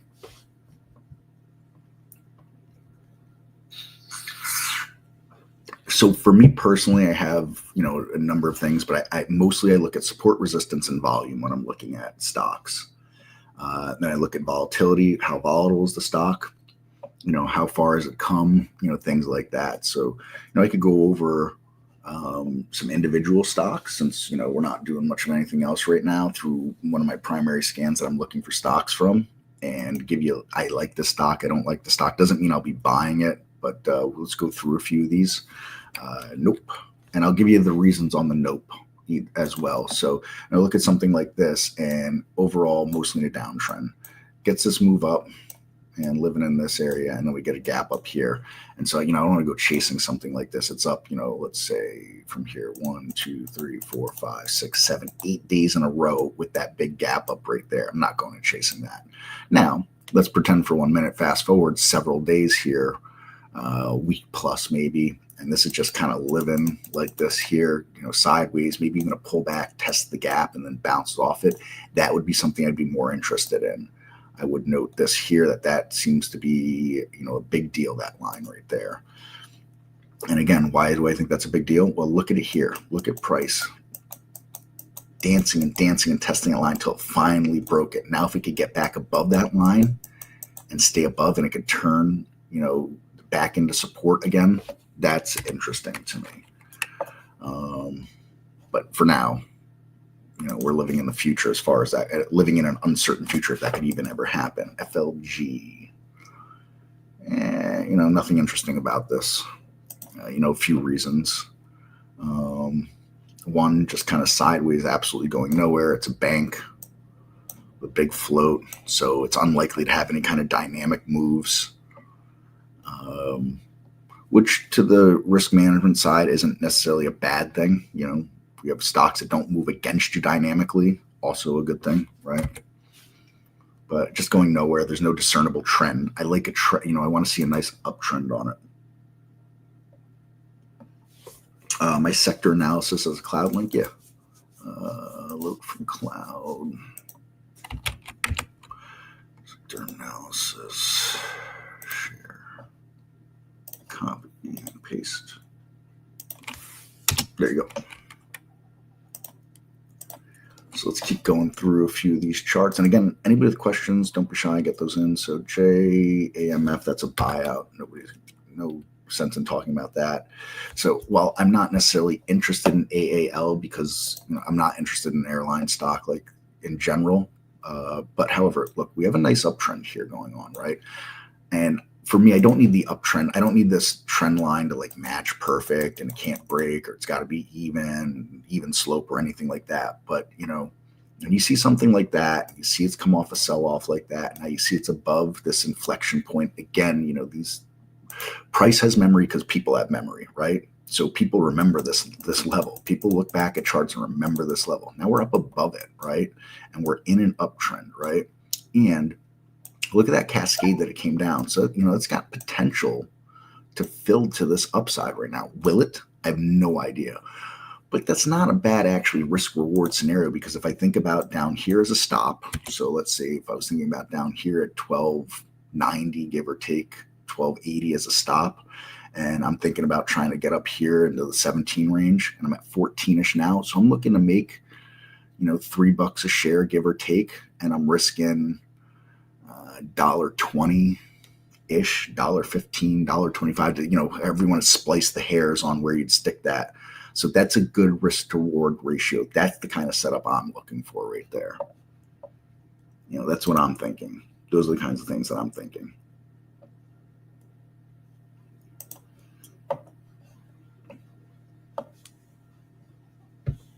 Let me know if that helps a little bit there, Mohammed. We'll go through a few more charts as well. CC. Nothing I'm interested in. Again, downtrend.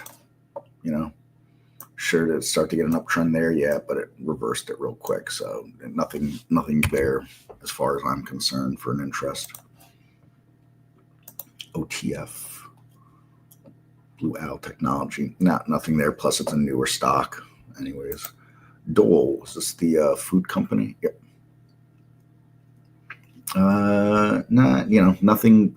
Just because I don't find something interesting, or I'm not liking something, that doesn't mean there isn't a tradable idea there, whether long or short. It's just not in my personal wheelhouse. That's all. And that's what makes a market. You've got millions and millions and millions and millions of traders all looking at things, differently. Are there going to be people who absolutely intersect? Of course, without a question, there will be, right? There's no doubt about that.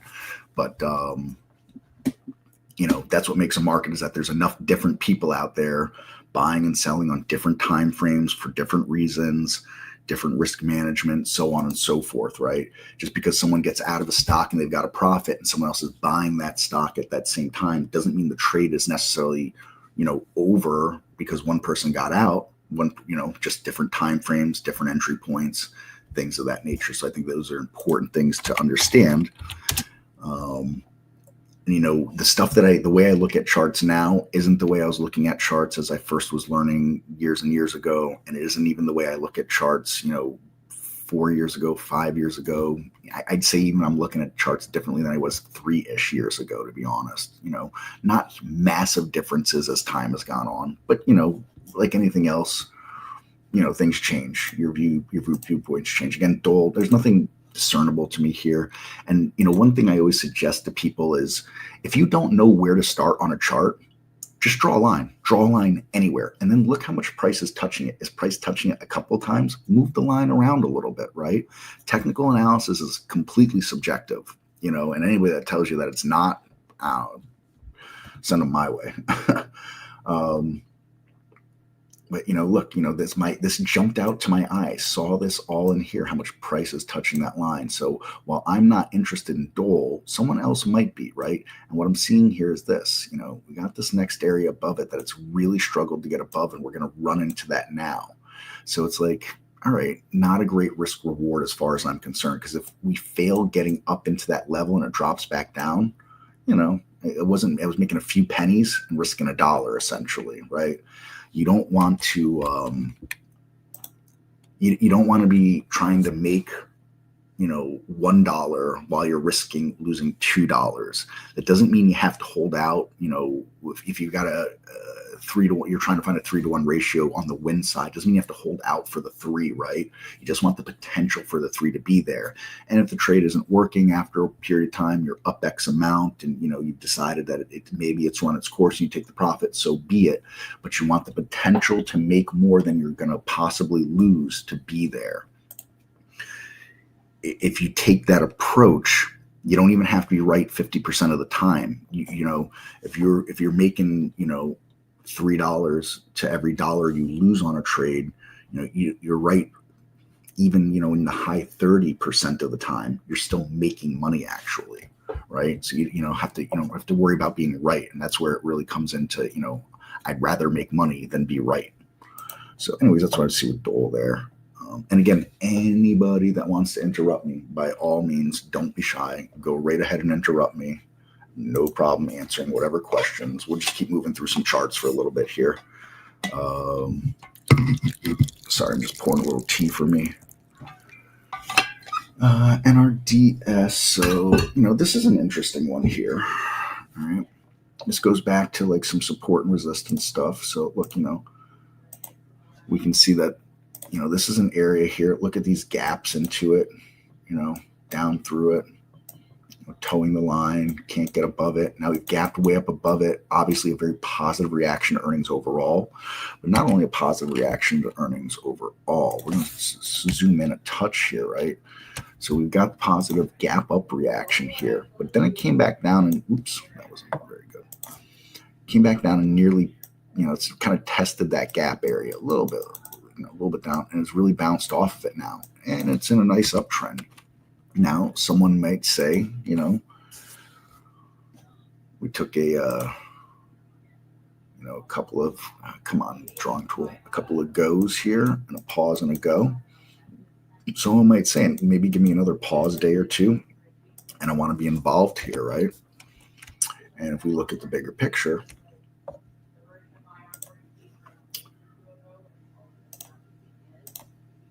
we got this area up above it here, right? And we could, a couple of ways we could slice this, because there's no right or wrong answer on placing a stop or we're deciding. But we could say, well, this pause area here may be a good spot to take a pause. So we're risking 66 cents. And while we might run into a little resistance up here, just under $1 away, there's a huge potential if we can get through this area here up towards that 20 plus range, right? So this could set up a nice risk reward area.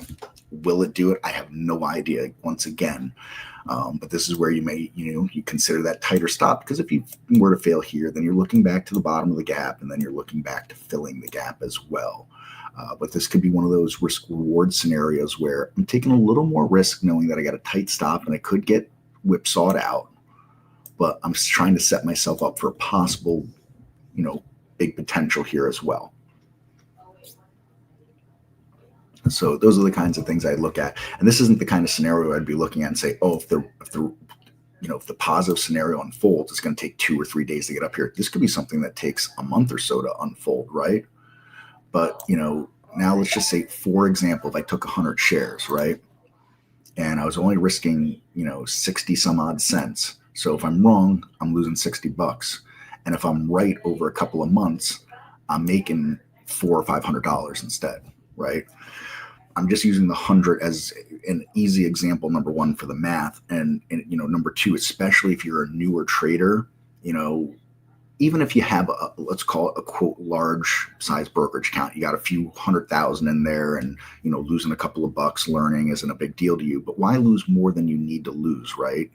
Start small. If you can't win small, you're not going to be able to win big either, right? So these are the kind of things I'm thinking of. Sorry, Michelle, I just saw your question there. Quick question: is there a reason why EMA isn't available as a window-specific filter?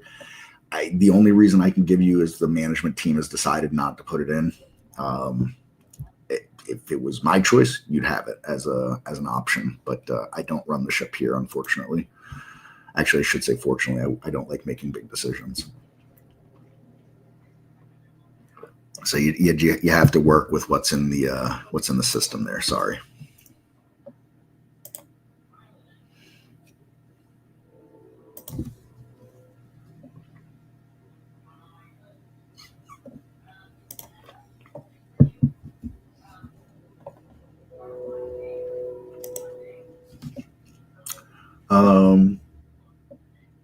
Yeah, Mohammed, I can just walk you through it right now. Walk you through my layout setup right now. So there's things here I don't use anymore that I used to use. I no lack of effort. I wanted to be a day trader.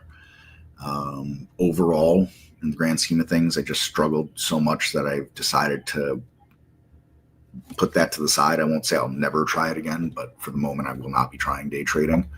So there's some day trading stuff that's here. But let me go through. I'll start with this, and then I'll get it off the screen. This is just a sector analysis list. I like to, look what are sectors doing recently, and kind of give, a top-down analysis of the market itself. Where are we, as far as, position in the range of the year goes, what's moving over the last 5 days in what direction. And then, this is just a look at today, what's happening here today. And these are just a set of sectors that I actually got most of this list from, I want to say, Steve and Andy many years ago. I've added a few here myself, and then I created as a global list on the back end so I could share it with people. So it's just ETFs representing sectors and a top-down way to look at the overall market. And then, you should only be seeing, as far as like stock charts go, only 4 charts, I believe. Oh, you know what? You may have. I updated things. I had some charts that were behind here, go, no go, and stuff like that. For troubleshooting purposes, I've gotten rid of those. So now I'm living with just these 3 charts here, and this here, the SPY chart that's on another page there. I don't really use a 5-minute chart anymore. I just have it up there just to fill some space. I'm living on 60-minute and daily charts at this point. This is my evening scan. This is where I get a lot of my swing ideas from. My like list, I use it for different troubleshooting things, and I have a few dividend stocks, like I said before, that I just put there so I can watch them for whatever reason. I don't have a real reason to watch them. It's not that I don't want to see price appreciation, but it's not the ultimate goal of those stocks. I've owned them for a long time. I reinvest the dividends, I add to the positions, and then one day I won't, as time goes on.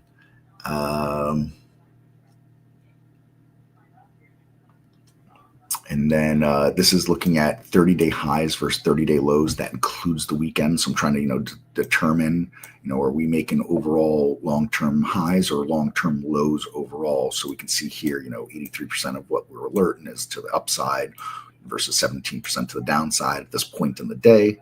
Green line represents alerts per minute. Alerts per second to the upside, and the red is the alerts per second to the downside there. Just a way to, look at another way to look at market direction. And one thing that I think is always important to understand is first stocks move in a direction and the market follows afterwards. It's not the other way around. Stocks lead the market, and some stocks lead the market more than others, like your NVDAs and Apples and Metas and Facebook, or not Facebook. Facebook has Meta, Google's and Microsoft's and all those things like that. They obviously carry more weight leading the overall market. And then Michelle, just want to circle on that. Difference between SMAs and EMAs is this. SMAs, you just take the period, you take your closing price on each candle, whether it's a 5-minute chart or a daily chart or a 15-minute chart. So let's say, you're doing a 10 period on 5 minutes. You take your last 10 closing 5-minute candles and add those prices all together. And then you divide them by that 10, and that gives you your SMA. The EMA is much more complicated because it gives more weight to the more recent data. So, if you have a 10 EMA, the way it first works is you take what the EMA was coming into the 10 EMA. Then you give weighting through a mathematical equation, days 1 through 10, with day 10 getting the most weight on that, and then it gets divided accordingly. So EMAs react a little faster than SMAs. It doesn't make them better or worse. It just makes them different, essentially. So a 10 SMA will react a little slower to price changes than a 10 EMA will react slower to price changes. And so that's that's how that works.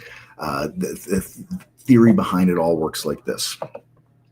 A faster SMA may get you in and out of a position quicker, but you could get whipsawed, so meaning, I'm using this SMA, and if, or this EMA, I'm using this EMA, and if it, price breaks the EMA through it, then I'm getting out. And so it breaks the 10 EMA only to reverse a few seconds later, where if I was using the SMA, it didn't break it and it would have kept me in the trade. Vice versa, you got the EMA and we break it and we get out and the stock continues to fall, where if we were waiting for the SMA, we would have waited longer and got out later after, it started to continue to fall. So, you're giving up one for the other, and you're never going to know until hindsight kicks in what was the better option there. For whatever it's worth, a lot of the veteran traders that I've met over the years, They prefer SMAs for the most part, not all of them, because SMA is simple math they can do in their head, no problem. EMAs, you're not doing that EMA calculation in your head. And maybe if you're like a math savant, you probably get it done in your head, but you'd have to be like that very, very, very, very high percentile people that can really do a lot of equations in their head all at once. So, yeah, so that's where that would be living.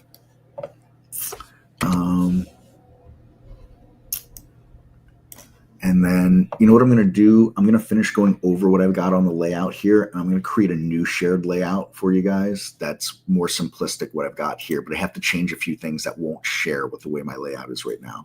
So let me whip through a couple of more things here, and then I'll get you another shared link. That'll be better for you. And now when I'm back testing the strategy, I keep tweaking it and rerunning it. Should all those changes automatically go on the configure the strategy I'm working on? Yeah, just make sure you save. Also, make sure you save the changes after you're done. So, for example, sorry, let me get an alert window out here. Load from cloud.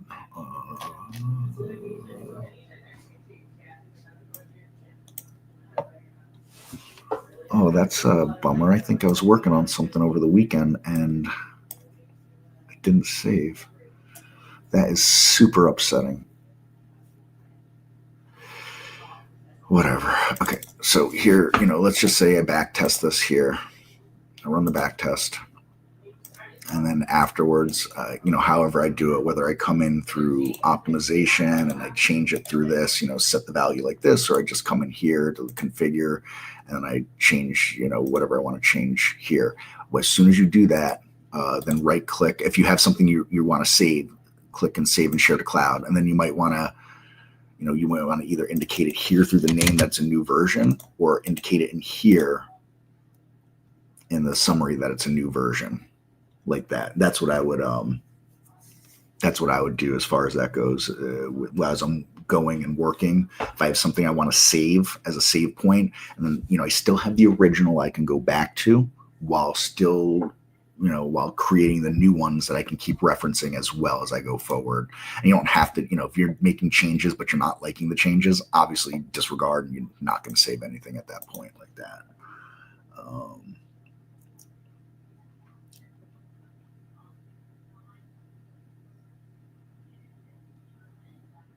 You're welcome, Michonne. Any other questions, don't be shy. Get those in for me, please.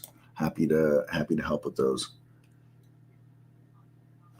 I would only save it after a change that you really want to save it from. If you make a change and you don't feel it's anything significant or a big deal, I wouldn't bother saving it at that point.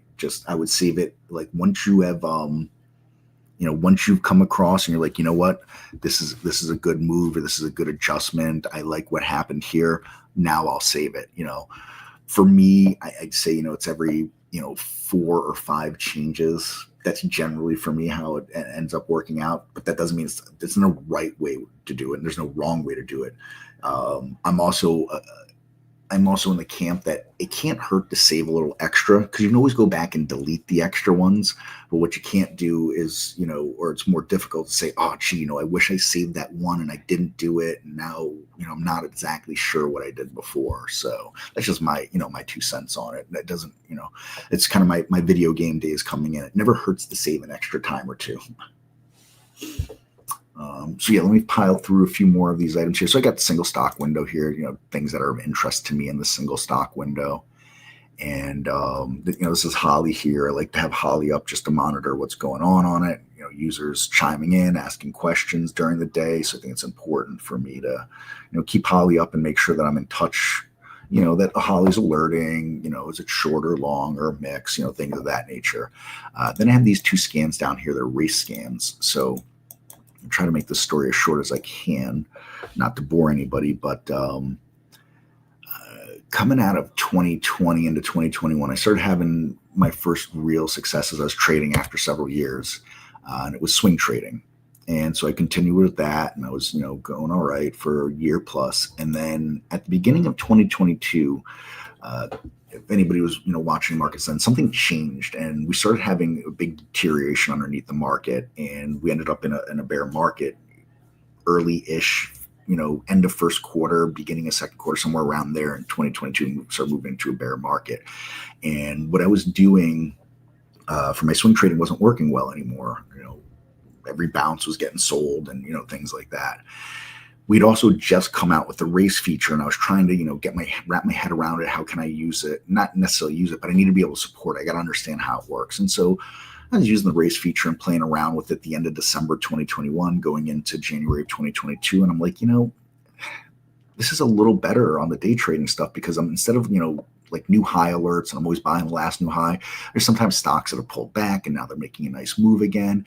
And for like 7 months in 2022, while my swing trading really wasn't working out well, I was actually doing really well day trading. For me, really well day trading. Let me just, make sure I'm clear about that. It wasn't like I was setting records and I was going to be, buying a new car or something like that for my trading. But I was doing, considerably well, considering I was always losing money day trading.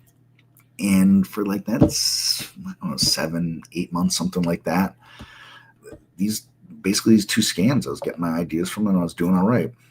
Sometime in 2023, it stopped working. I don't know why. I could say, looking back, I definitely had a little less discipline, played a role, but also I wasn't having the same success anymore. And so I just moved away from day trading. But I left these scans here. I want to showcase them. People ask about them. I want to talk about them. So that's what these two scans were doing here. One, if I show the configure, go into the advanced configure here. We're looking at stocks that are between $8 and $30, trade at least 550,000 shares on the day. And I've got a intraday volume metric in there just to make sure the stocks are trading throughout the day. I don't want to see stocks that trade 40,000 shares, don't trade for 20 minutes, trade another 30,000 shares, don't trade for an hour, trade another 10,000 shares, don't trade for 10 minutes. I want to see some consistent movement in the stocks. And then after those stocks are found, I want the stocks that are up the most from the open to be on the race. And then once the stocks are racing, in the race setup here, I said, that's great. Let's base the race now on a total descending order of up from the open the most. So essentially it's taking stocks that are up from the open the most and racing them against each other, whatever's moving the fastest from the open at this point. And so like AHMA, we're going to see this is, still up from the open the most right now, regardless that it's pulled back. And this is where, you may come in and you say, oh, you know what? All right, it's pulled back, but, got some serious volume and liquidity in it. And if it gets back above the VWAP, maybe I'll be interested. And again, I can set a price alert here. There we go. We set the price alert on the chart. And I can say to myself, if it gets back above the VWAP, I'm interested, not necessarily getting in the trade, but I'm interested to maybe play across and back above the VWAP to play, across this area where it had some trouble for, $1 or $2 or something like that. And that's what I was doing with that scan. This scan is very similar. If we come into the configure here, let's go to advanced.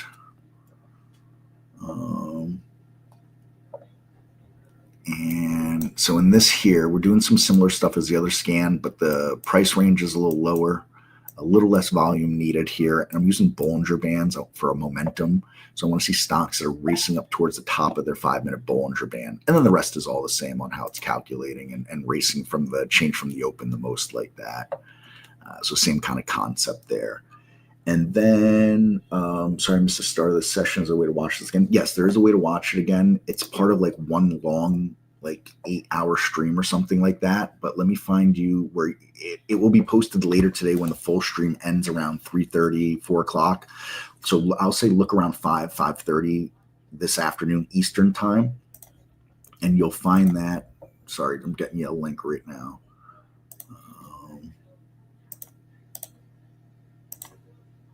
You'll find that here on our YouTube channel for the live streams area.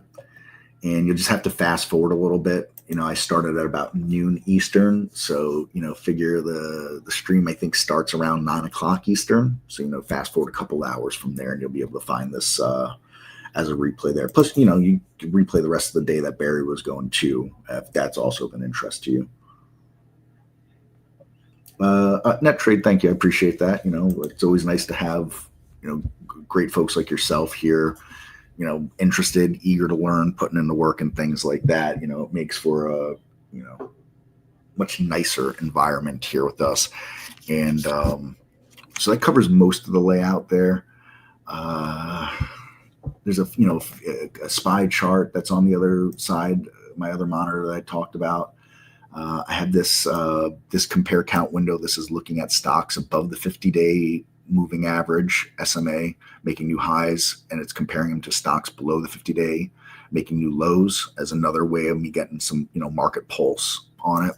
I have a few other ones that are just intraday new highs versus new lows. And they're cordoned off by market caps. We're trying to compare some small caps versus new highs versus new lows, some mid caps, and some large caps as well. So there's 4 of these windows as well that's shared in that. And I'm going to rework this really fast. Give me a second. I'm going to resave and give you guys the layout again. And it won't have a lot of the docked windows and whatever else that I had when I was doing a lot of other stuff.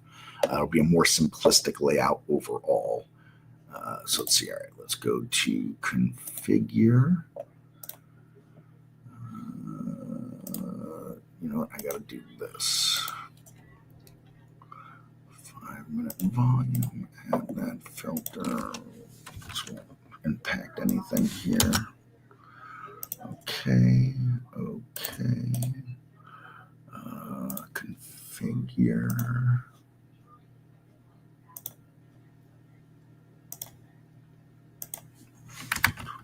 5, that looks good. Okay. And configure. So I just changing one more thing for you folks so that this can work as a shared sector analysis. Where is it? Analysis user guide. Okay. All right, now I'm going to file, save or share to cloud, entire layout, shared layout from 12/1/2025, save and share, copy, and there we go. So that's a new link, and that's going to be more of what you see now. I was sorry about that because when I had done that link, I think back in September, I had a docked window here, and there was charts behind each chart and some things like that. So you got both versions. You play around with them, see what you think, and all that kind of stuff like that. If you're not a go no go person, you don't want to go with this anyways. It's not a big deal. And I'd also say that, for those that maybe are looking at go, no go or anything like that, there's a trade wave, and they're like the closest to first cousins essentially. So instead of paying extra for the go, no go at this point, rock the trade wave for a little while. And then if you decide that you want to experiment with the go, no go, then you can head into that, but I think it's, best, especially whether you're at the beginning of your journey for trading, the beginning of your journey of the software, or a little bit of both. Less is more in the sense of don't overwhelm yourself. If you're trying to, look at 15 charts at once with 20 scans beeping and flashing all over the place, it's hard to process all that information. That's, one of the reasons why I did like the races so much when I was making my attempt at day trading still. It's just the stocks that are relevant to what I'm looking for here. It's not just flashing alerts nonstop that I'm trying to keep up with. It's, it's one group of stocks in each window. It's much more manageable for my brain essentially to look at.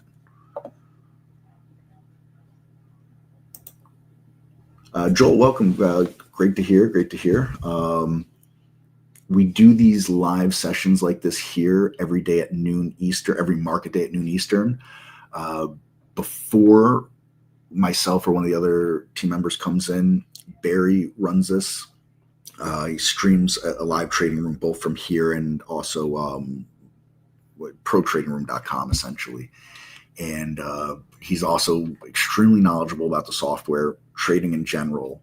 And, feel free to, hit him for questions as well. And he does a pretty good job of answering just about everything.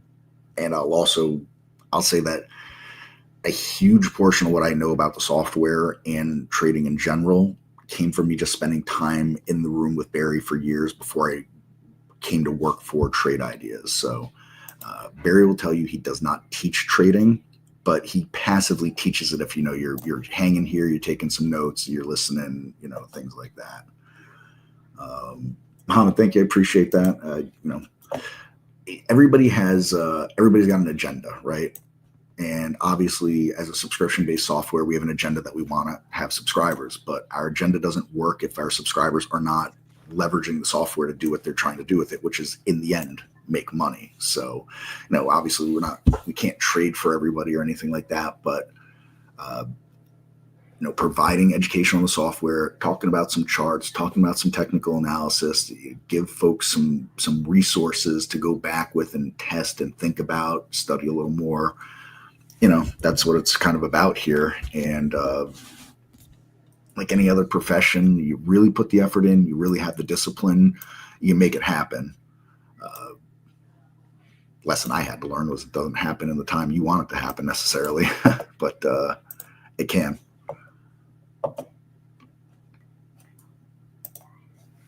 Did I miss anything as far as my layout goes? No, I think I covered all those windows. I covered the compare counts a little fast. But if you guys have more questions on any of these things, like I said, Barry can also help with compare count questions for sure. And you could always email us info. I can. Yes, I can. Hey, I didn't even hear you come in. You got me this time. I was waiting for hello, Barry, but to no avail. No, usually I hear like a little movement, the keyboard, something like that. So you were on a roll, Chris. I did not want to interrupt you. Fair enough. Well, I love the sound of my own voice. So. Oh yeah, as we all do. I mean, listen, I wouldn't do. Well, I don't love the sound of my own voice, but it's a rush to do this. I mean, to talk in front of people every day, it's a bit of a rush. If you're on the radio, and every day is different. Every single day is different. I mean, because we don't know what stocks. At least I don't know what stocks I'm going to be talking about. That's when I say every day is different. I don't know. Who knows tomorrow? I have no idea what is going to be the crazy stock. Look at FlyE today. No reason, FLYE, no reason why that is up. No reason whatsoever in terms of a press release or and we're almost at 20 right now. But there's no reason. No reason. Yeah. Crazy. I know, it's amazing. The other part for me of doing this too is, look, between what you've done in the room for God knows how many years at this point. 10 years. And then that's so crazy. 10 years. And then, I know we don't do the webinars like we used to do the afternoon ones, but we do these now at Eastern every day and all these different things like that. As well as anybody, I have no background in any of the stuff. I have no background in finance, trading, technical analysis, software, anything like that. I hung out here. I put the effort in. It was a lot of hours. But here I am today, and I like to pay that forward any way that I can. And this is one of those ways that I can do that. Well, Chris, I always like to state it like this: I still get a rush when I get into a good trade. And I've been trading for a long time. I've had some pretty decent trades over my my trading career, but I still get a rush out of it. And the other thing is that we all start out from scratch. Yep. And there are no dumb questions. I mean, if you ask the same thing over 100 times, and maybe, but seriously, there are no dumb questions, because if you don't know anything about trading, I mean, I did not have a trading room like this. And again, I'm not trying to blow my own horn here, but it's just a matter of, I didn't have anybody suggesting do this or that, or a group of traders interacting, kind of helping each other. I had none of that. I mean, I'm talking about, early 2000s. So I was just flying completely by my own. And so, I still, in the back of my mind, I'm still a new trader. I know it sounds crazy. In the back of my mind, I'm still a new trader, and I can empathize with anybody who is just starting out. And that's how I truly feel that way. That's why you got to have a lot of patience, doing what we do, because you're going to get the same question over and over again. And you can't be, oh, come on, you should know how to do that. You can't be like that. So 100%. 100%. Okay. On that note, Chris, I'll take over. I got to get back into the other room too. Yes. So, now, what's your agenda this week? Are you just today, or do you know? I think I'm just today. I think it'll be Andy tomorrow, but Oh, if Andy. it's Okay. not, yeah, if it's not, it'll be me. Okay. Cool. So yeah, so there's that. And then, you know, there's one Muhammad asked about, he said, you know, he's seeing the alerts on the charts. I don't know if you want to go over that with him real quick. I didn't want that to get lost in the shuffle there. Alerts on the charts. You mean like a flag, a buy or sell flag on the charts? You mean No, something you know, like like at that? the bottom, we have those alerts now. So, like right now, Oh, now that. he's Okay. in a new 60-minute low, for example. So Yeah. I think he was referencing the block trade, but if you wanted to maybe hit that up and Sure. let you All right. out, give up the If he's screen. still around, I can do that. Sure. Yeah, he's still around. So screen is all yours, my friend. All right. I'll take over right now. Thank you, Chris. Thank you, everyone. Take care. We'll see you on the next one. So just give me a minute, guys. I got to back into the other room. Okay, back in the other room. Just get rid of my message and now start my music. All right. We are now back. Yeah, we were just sort of joking. Well, I mean, the fly is unbelievable. Fly E is unbelievable. And that's kind of what I thought maybe the AHMA might do later on. I don't think it's going to, but this one absolutely took over. Looks like the next high on a weekly chart is 2080, and it's right above that. Now, I mean, there's nothing. I'm not saying it's getting here, of course, but there is nothing stopping this until 159 on the weekly chart. I'm not saying it's getting there, of course, but when you look at a weekly chart like this, and you go, oh my goodness. So, what do I think of EXPI from our YouTube room? What do I think about it? Okay, let's take a look at it.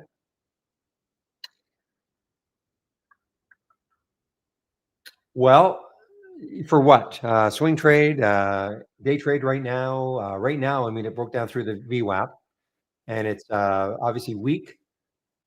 If you're looking at a day trade, swing trade, I mean, it's been the trend is down, so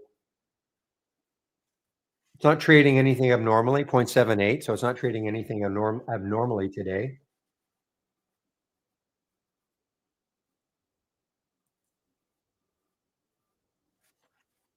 Nosh, are you still around? The dark blue arrow, I mean, on a chart, like on leg, are you still around? I see you asked that question. Okay. More than likely, you're talking about on a daily chart, maybe, but I'll take a look at leg just to see if that makes sense. Maybe you weren't talking about it. So where is the dark blue arrow? So if you click on an alert, okay, if you click on like watch, I'll click on Mara down here. I'll click on Mara, okay, and so when you see an arrow, hopefully I'm going to see one right there. You see that dark blue arrow? All that is saying is that on this 2-minute time frame, here's on a 5-minute time frame. When I click on it, it's going to show me where the alert happened. Okay, that's what that dark blue arrow means. And if I clicked earlier in the day, say on I don't know, Joby or QTTB, or I'll click on Joby, 12:38. So that's about half an hour ago. That's just telling me that is that's the on the 2-minute time frame. That's the candle in which there was an alert. Okay. Here's on the 5-minute. If I had a 30-minute, of course, on a daily, it's going to show me on the daily, but that's what that means. So anytime you click on a real-time alert, high of the day, I think it has to be a high of the day or low of the day. Maybe not. Could be a 5-minute, I suppose. But now the direction of the arrow.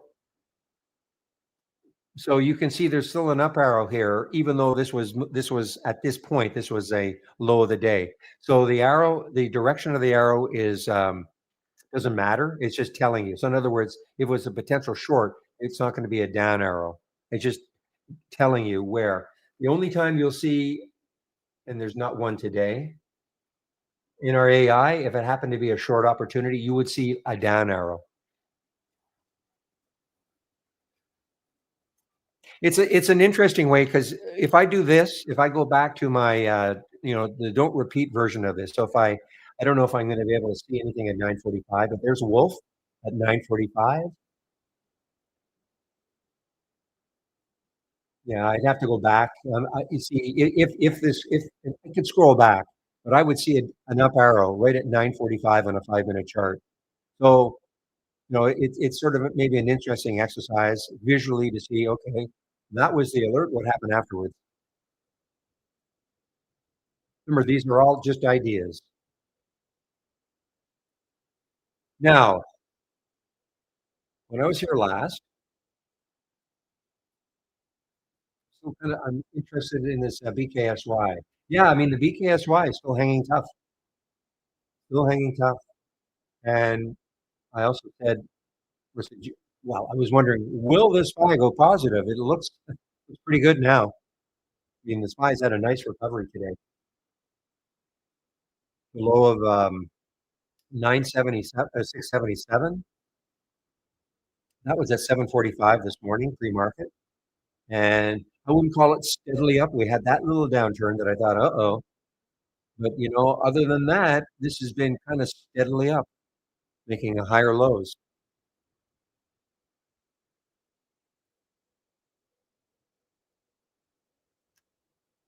Mara, where does the next high look like?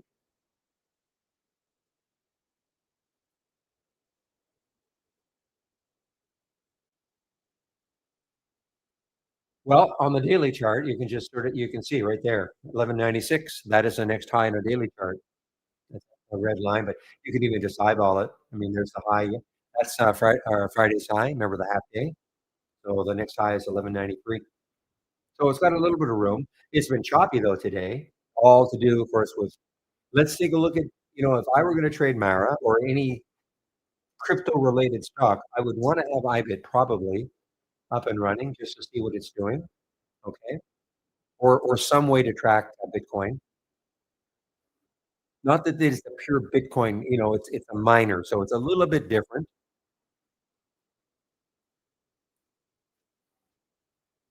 And Mara has been, I mean, at one point, yes, it was a gap down and reversal play early, and then it was a gap down and go. So you can tell it's been pretty volatile.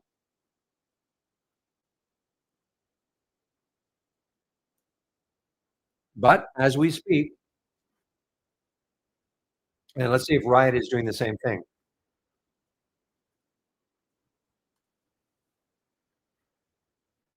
Yeah, Riot's doing the same thing. So you got your pick between Riot or Mara, really. I mean, they're sort of joined at the hip.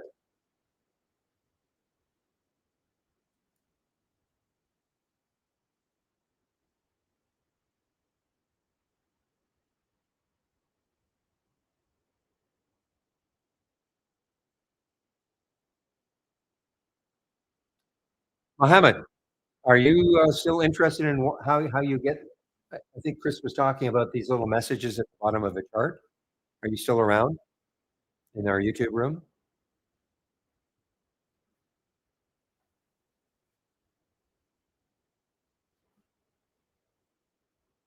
I'll just wait for an answer. Okay. So this is an option. Okay. Now, hopefully you have got a later version of trade ideas, but the first thing has to be if you right click on the chart, okay, you have to have use browser interface. Okay, use browser interface. Yeah. Okay, that's the first thing. If you do that, you should see, and even if you didn't, okay, because I'll have to see if that is there. No. Okay, so you've got to have that checked. Use browser interface is checked. Then you should see three dots in the sort of the upper right hand corner area. And if you click on that, then and if you check display alerts on charts, that's what you're going to see. Okay, you just check that. If I took that off, then you will not get those little alerts on the chart. So it's just a toggle on and off. So display alerts on the chart. Say okay, and now you'll start to get those little alerts on the chart. So we're able to do that. I don't have the layout shared, JA, but you can take. I have in my homepage. You can pick and choose what you want. But I just want to make sure Mohammed was able to get that done just by clicking on the little the dots and just checking display alerts on the chart. But the first step has to be right-click and use browser interface as your chart. Okay. Now it's random. It's random. Okay. So you can't pick and choose what it's sort of a random random alerts that you're going to get. Oh, you don't know what a block trade means. You know what? I'm going to show you how you can find things. Okay.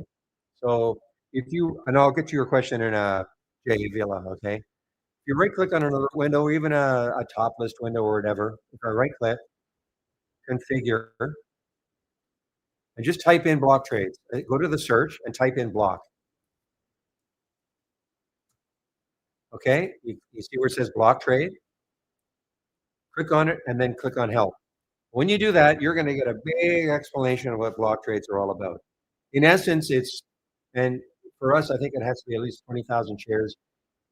But if you do that, and that's what you can do with anything that we've got. Okay, if you don't understand, I don't use it. I don't use block trades at all. Okay, but it's like, but if you click on the help, you're going to see.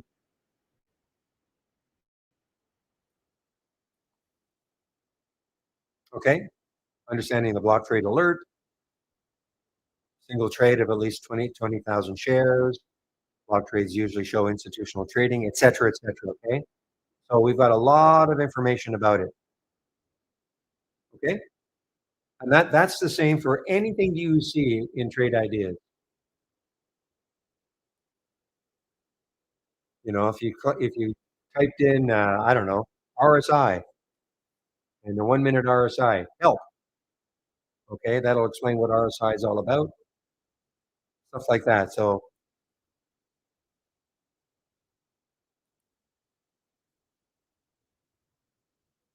it's also a good way to find out if we have something. So for instance, again, I'll right click, uh, and do it on an alert window. I would do because that's where you can see the filters, well, filters and alerts. Okay, these are all the real-time alerts that we've got. But for instance, if you said, well, what does trade ideas have for MACD? Well, you start typing in MACD. Is what we've got. Okay, we've got the five. I don't use MACD at all, but okay, we've got the 5 minute MACD crossing above, below the signal, above and below zero, and on the different time frames. Okay. So you can find out what we've got for MACD. Now, if you said, and when I say you, I mean anybody listening said, well, you know what? I need the 20 minute MACD. Well, we don't have it. And so you don't see it here. You can't kind of create it. All right. We just don't have it. You have to work with what we have. Type in RSI. What we have a 1, 2, 5, 15, 60. Same thing. Yeah, but I need a 10 minute RSI. I'm sorry, we don't have it. Okay. And then you can also, here's stochastics. I'm just picking up some of the, here's what we have for stochastics.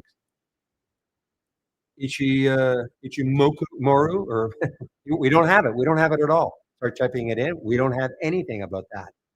Somebody asked about EMAs. We don't have anything. I don't know how Chris answered. We don't have any EMA stuff. We have a lot of SMA stuff. Whoops. But it's a good way to, click on an alert window, click on configure, and then search. And then you can find out, either A, what does it mean? New high, I mean, okay, help. Or do we have it? Do we actually have anything,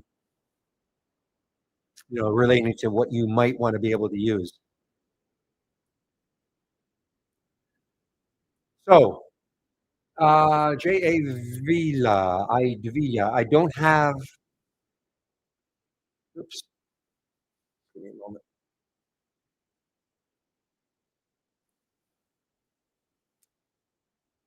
So what you see here, I am sharing on my homepage. You can kind of pick and choose what you might like, okay?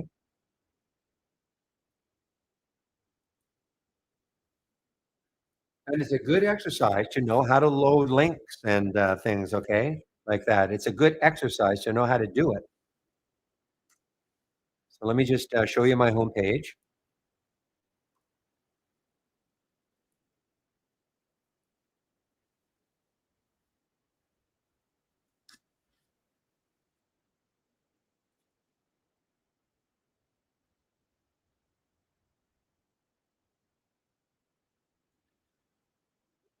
Yes, it is Nosh.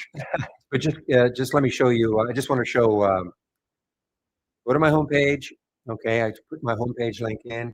Scroll down a bit. Custom scans. Here they are. So these are the ones you can actually see. The gap continuation or reverse right here. The halts resumes is down here, and here is it. It's this is technically what we call a compare count window. Movers to the upside versus movers to the downside. So you can have these.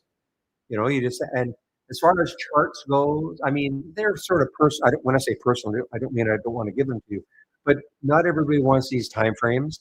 So it's a matter of you know getting your charts up, picking whatever time frames you want. Okay, and just to keep going on this is what I use in the pre-market. The pre-market acts up and down. This is the single stock window down here. There's that gap continuation. I have a couple of races that I'm not running, but I have them on my homepage if you want to take a look at them. Large cap gainers versus this is a wide open race, nothing to do with float or market cap.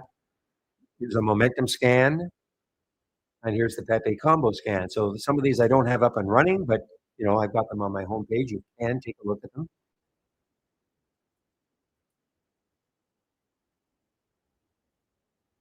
Now, Jay Vila, do you know how to load a link? So, I might be showing you all this, and anybody else, okay? If you wanted this, you say, well, it's great. I'm glad he's telling me. I've got this on my homepage. How do I get it on my page, on my screen? Okay, let me do this one, okay? And the rest are all the same. Anything that you choose. So if I click on the open scan on my homepage, I just click on it. What's going to happen is, okay, see how it shows up here. There's the link for it right there. Sometimes it might depends on your browser configuration. It might show up on another tab, but there's the link for it. There is the actual link for the scan. So I'm going to highlight it, left click, and just sort of drag over. Now I'm going to Control C on my keyboard. Now the link is copied. The link is copied. Don't look at all this. I mean, you can, but I mean, there's the sort of the explanation. But what I did, I think, is pretty simple. So now that the link is copied, you go to the toolbar and click File, and then Load from Cloud. So imagine it's been copied into the cloud, and then File Load from Cloud. If you've done it correctly, this box should be filled with that link. And you can see it is. It ends in 10780F, 10780F. So that's the right link. And then you just click on Load, and that showed up on my other monitor, and here it is. And that's so anything that I'm sharing on my homepage, it's the same. Just click on the link. It'll show up up at the top here. Highlight it. Control copy it once it's highlighted, and then File, Load from Cloud, and it should be already in here. Okay, filled in that box, and then just load it. Now it's on your screen. And remember, you don't have to do that every day. If you want my scans, some of my scans every day. Well, once it's on your monitor, and you do want to see it every day, incorporate it as part of your layout. First thing to do though is to right click on it and save or share to cloud. Save it to the cloud, okay? Just so it's always there in case you accidentally exit out. You close it down accidentally. You save it to the cloud. So again, you right click. I'm sorry. Yeah, right click.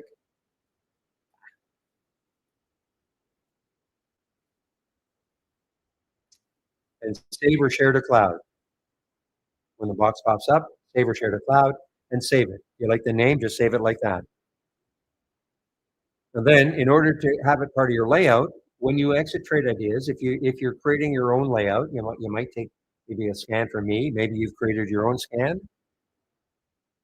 Then once you maybe your charts that you want, and it's the type of layout you want to see every single day, you click on File, Save or Share to Cloud, and click on Entire Layout, and then give it a name. This layout is my 930 layout. I have another one for the pre-market, but this is what I use in my 930 plus layout. So that's how you can bring back if they're in the cloud. You can just bring them back anytime you want.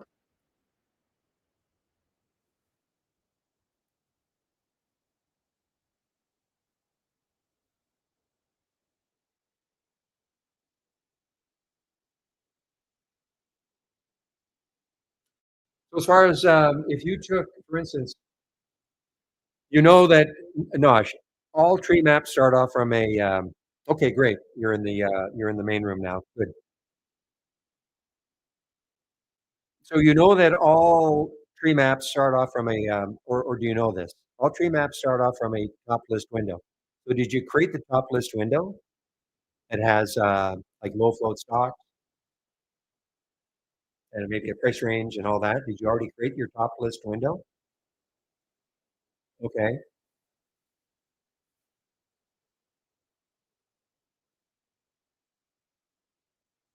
So would you know how to do that right from scratch? Just create a top list window and put in the minimum float that you or the maximum float that you want, a price range, maybe another minimum volume, things like that. You know how to, would you be able to create that from scratch? You should try, okay? Because I mean, I can show you how to do it, but I mean, you should, this is sort of the basic building blocks, we'll say, of trade ideas, creating top list windows and alert windows. But if I did this, I'll just show you let me take this top list window and, is this what I use in the free market?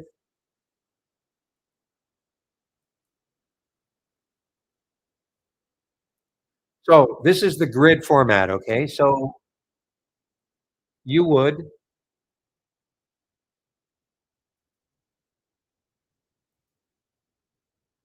I'll just duplicate it because I don't want to overwrite it. So you would do things like this. So all I got here is the close has to be up at least 3%. Here's my price. So you might want to have a price range. Now remember, this is very low volume. I'm using this from the pre-market. But all you would do is you want to add low float. So again, you search, go to the search, type in float. Okay. Here's your float filter right there. Shares, float filter. Click on it. Left click on it, and then add the filter. Then all you do is put your max. You want 5 million. So you put 5 million. Okay.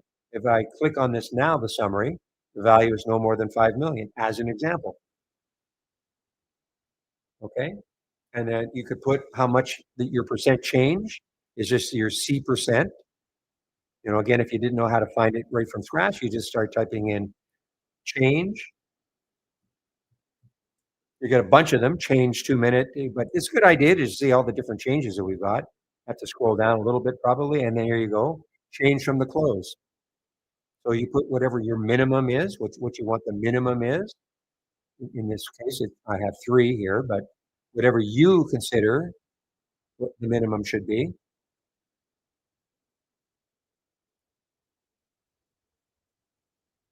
And once you create your top list, then you can sort. I don't know about sorting on volume, okay? I mean, excuse me, you might want to have a minimum volume, of course, okay? But I would probably sort on the change from the close. You see how I've sorted on it? That you can, in a top list window, you can sort on any column header that you have. So for instance, this is the change from the close percent or dollar wise.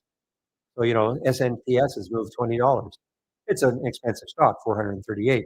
But if you're looking for more of the change from the close percent, as long as you have a column header, you can double left click on it and you can sort on it. I would probably sort on this one, and then you right click and show the tree map. And you can see I'm sorting on the change from the close. You can see HA. This is a drop-down menu where you can pick what you want to sort on, but I would probably click on change from the close. And then if you added your float correctly, float information correctly, you're only going to see a low float stocks under 5 million.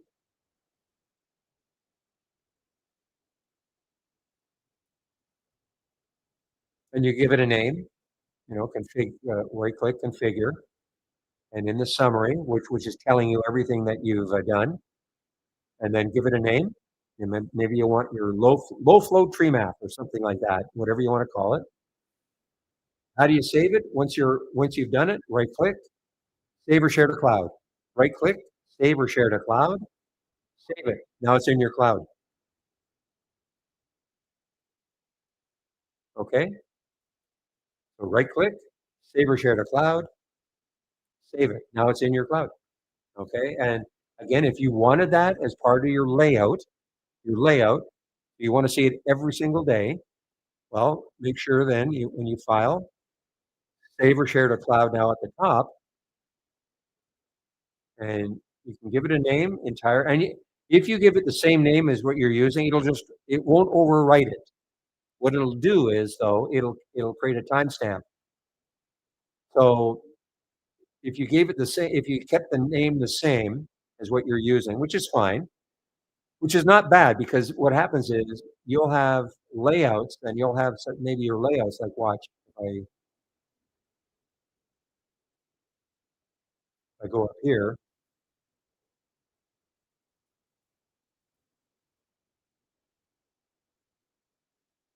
see, I've got a couple here. Well, no, that's that. Well, let me see if I have any.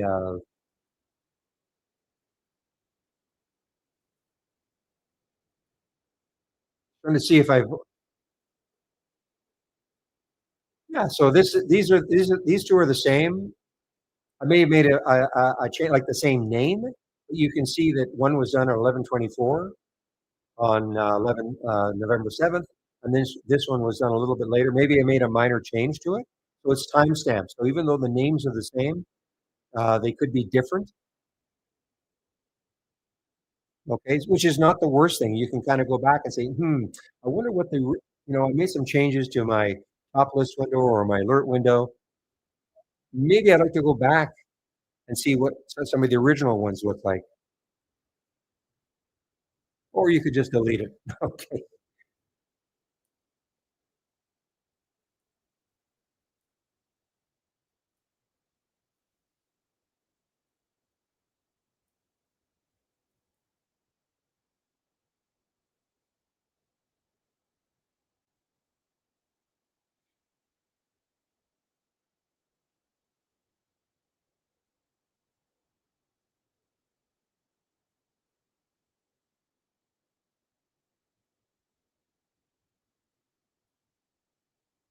Yeah, there's probably nothing the company will do, Mike. I know what you're saying. Your after hours late, they're not because it's as you say, there's only about 2 or 3 half days, I think, in the entire year. So I doubt if they're going to make a change.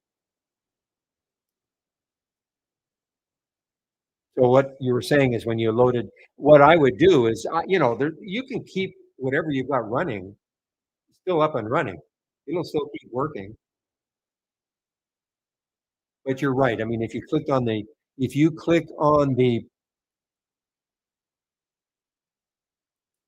you're talking about this, you talk about the after hours, notice there's nothing in here because it won't kick until 4 o'clock Eastern time. Okay. So you're right on the odd time, really the regular markets. That must be because hmm, your top list should have worked as long as you. Well, maybe they didn't work. I don't know. I've never tried that. I'm long gone by then. But I think there were only 2 or 3 days like that. My advice: take it off.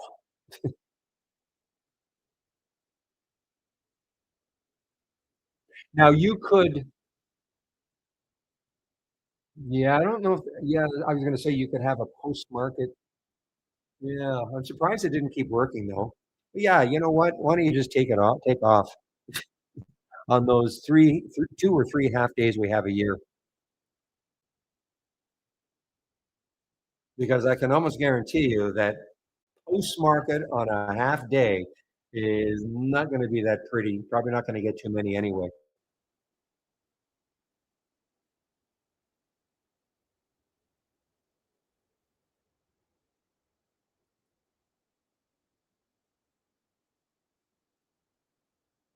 I saw the CNCK. Yeah, the CNCK.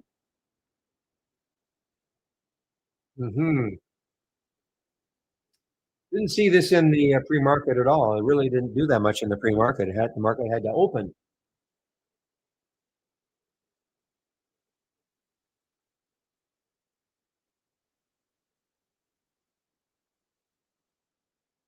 Interesting. I don't see any news on it, or do I? Let me just scroll back a bit. Check my news on my interactive brokers. Do not see any news on it. Other than generic news. But I don't see any news on it. Or why it's having the move it is.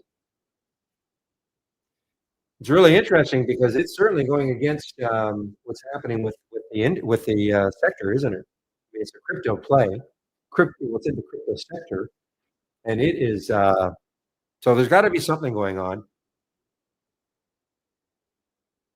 because I would never have thought this would do this with what is happening with the crypto sector.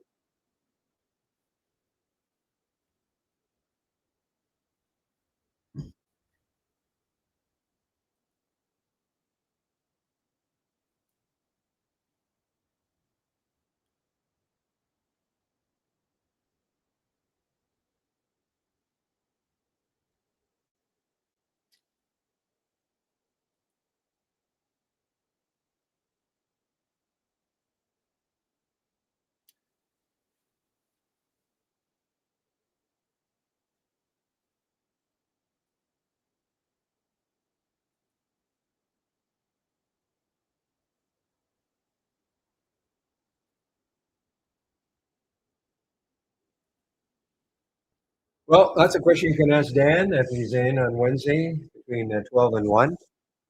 Our news is, for me, the news is it's all why we don't. I don't know. I mean, it's obviously. I can't tell you exactly the reason. It probably costs more to do it that way. The news that we've got is sort of scrubbing from the. I only use it to check previous day's news, not intraday though. But you can ask Dan at between 12 and 1, I think Eastern time on Wednesday if he's going to be doing it. Question we get a lot.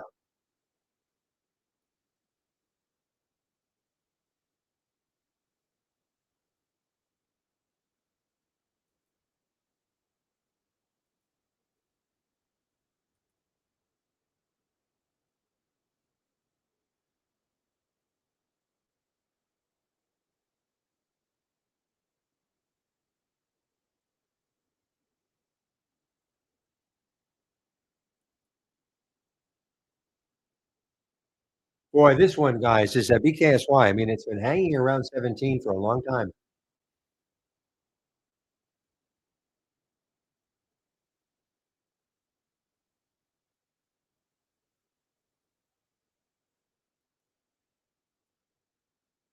Well, I'm going to stick a price alert around 1706 to see if that's the high of the day, I believe. Yeah, 1706 is the high of the day. And let's see on some volume if it pops through that and maybe runs a little bit with the market. I mean, the market is this has been a great day for reversals. Like one of my favorite days, a gap down and then reverse. And the reversal, other than about see 1, 2, 3, 4, 5, 6, other than about half an hour when it looked like it was going to give it all up again, market's been kind of straight up since 740, 750.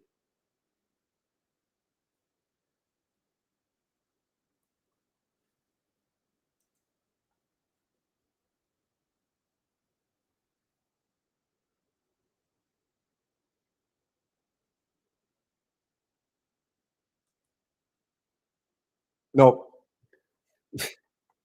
and we create an alert on trade wave when it gives the B signal. No, unfortunately, no. It is something that I hope the company is working on. You can again ask Dan, the CEO of Trade Ideas, assuming he's going to show up between 12 and 1 on Wednesdays. Now there is a scan that can give it to you. Okay, the trade wave by 5 minutes. The issue with it is you have no control over it in terms of price range and anything like that. But if you don't like the price range, then no click on it. Okay. The volume should be fine, even though, you can't control the volume, it should be fine. You're not gonna find anything that is really underwhelming in terms of volume. And this volume here is the 5-minute volume. So, that's here's so that if you look at this and okay, well, wait a minute, 29,000 shares, that's useless. Well, that's the volume of the candle. So if you want that, you click on new from the toolbar, click on new from the toolbar, and then go down to Market Explorer, where it says Market Explorer. Click on Market Explorer, left click on it, and then you get this box popping up, My Market Explorer Strategy, and right click on it. When you do that, hover over the Select Strategy. Now another box pops up. Never mind all these. Go down to Trade Wave. Another box pops up, and then Trade Wave Buy 5 minutes. You click on that, and you do have other time frames though, daily and weekly. But if you're looking for intraday, you click on that. And so what'll happen is when you get an alert, so the last one was at 125. You can see they're in 5-minute increments. So there was not one at 130, there was not one at 135, there was not one at 140. So that was the last time this alerted. So when you look at it, HMA, you should see a buy flag on the 5-minute, and it was right there. Okay, there it was. So you make up your mind, of course, whether or not you want to take the trade or not. And the buy flag, it has to close blue. It has to be, well, in this case, the way I've color coordinated it, it's got to close. In other words, because even if we had a buy flag alert, okay, you could get a buy flag alert if we had something that would just allow you to create your own scan and get a buy flag. It may not remain a buy flag, because what could happen is it was a buy flag for a while, and then what if on that 5-minute, within 5 minutes, it just receded and actually either went negative or right back to where it started. The buy flag would disappear. If we had an alert, like a real-time alert, it would disappear. What the reason why we get buy flags here is because it closed in buy flag mode, if that makes sense.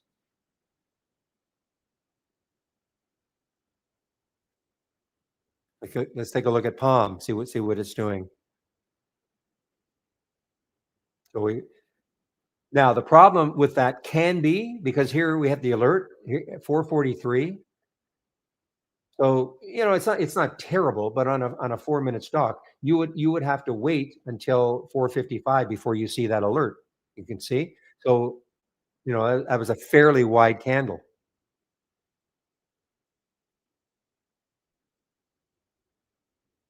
But that it has to close in buy mode for it to trigger.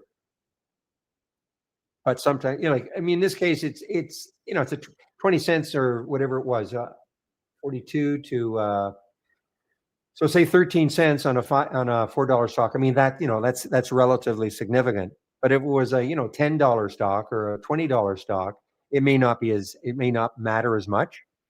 And you're not always going to get such a wide bar too. I mean, look at the AHMA, wasn't that bad? Okay, and for a stock that's super volatile, it wasn't terrible on a stock that is super volatile.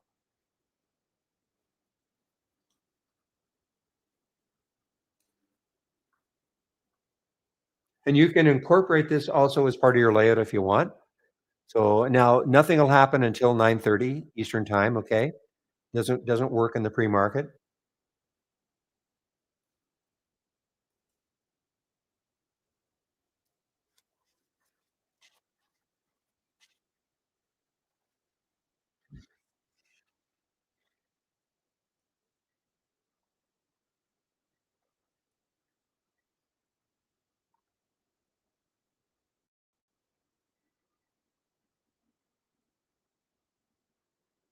I'd also take, when you get something like on a 2-minute chart, you got a sell, a buy, a sell, a buy, a sell, and maybe another. I mean, it's just not trending enough. Okay, these are, so even if you've got a buy flag on that scan, I would probably, if I saw a chart that looked like this, I'd say,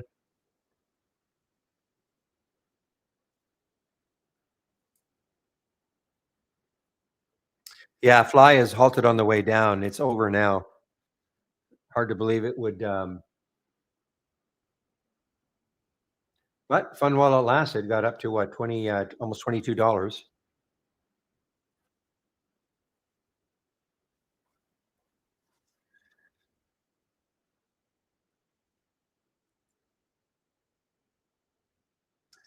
Okay, guys. So one last look at my homepage. I know I briefly talked about it, showing somebody how to load a scan from my homepage. So tomorrow, in theory, it may last another day, but in theory, the promo code is all over.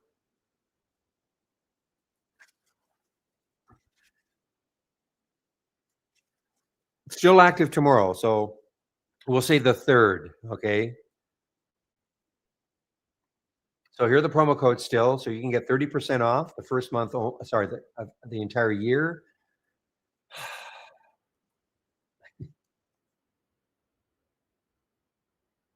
There we go. So you can get 30% off the premium annual, a premium annual, or 25% off premium monthly, or standard annual. So you get 30% off the premium annual if you want. And that code still active for tomorrow.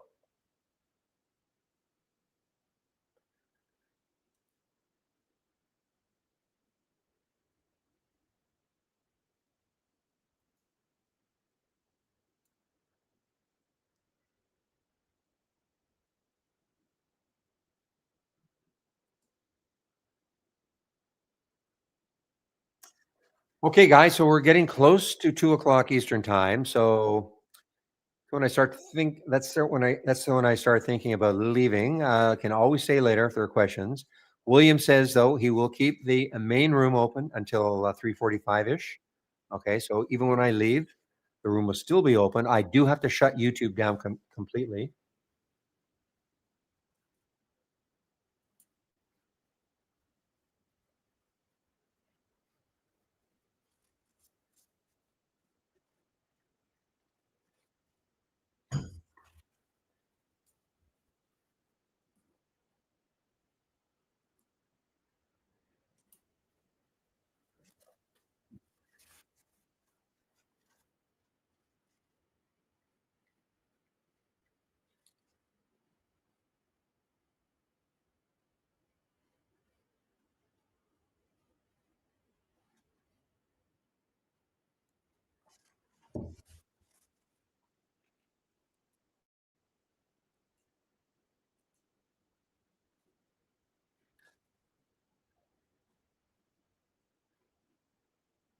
YMT. Okay, I see it over here. YMT, is this under $1?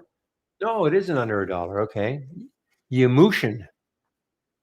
I don't think I've ever seen this one. I don't recall ever saying that name out loud. Yamushin. Looks like this was an IPO back here on in August. Dreadful.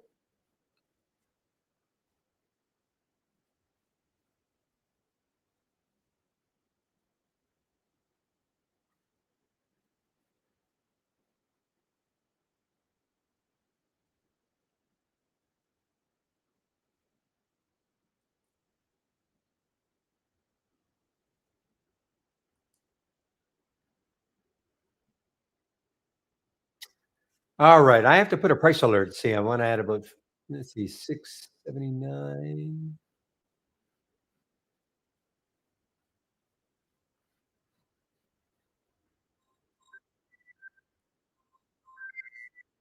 Okay, give me one moment, please. I think it's spam, but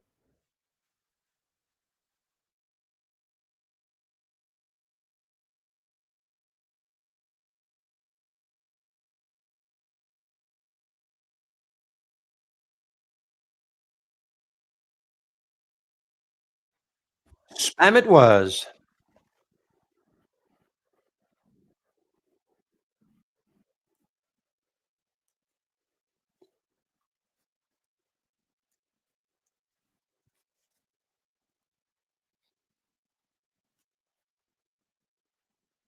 Oh, yeah, I guess it would trigger at $84. You can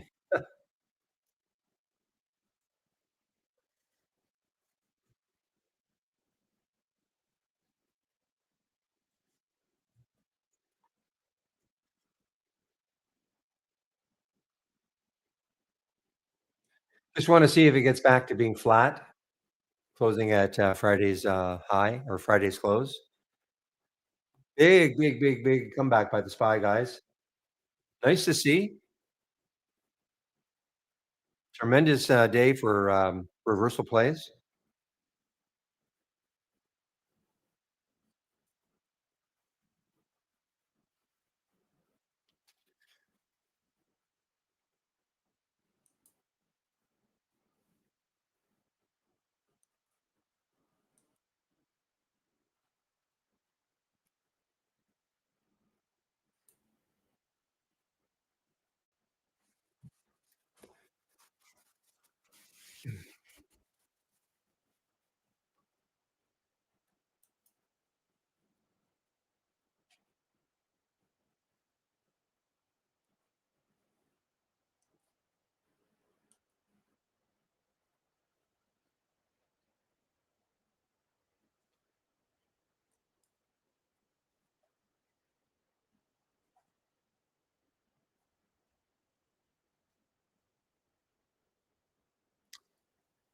Okay, guys, maybe 9 minutes left, so if you have questions, ask them now.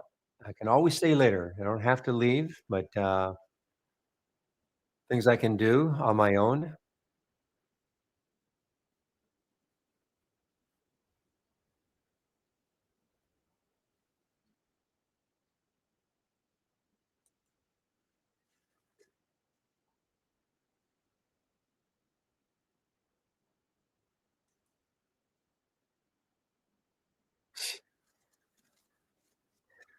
The ones that make me money, William, that's my favorite, trading setup, the ones that make me money.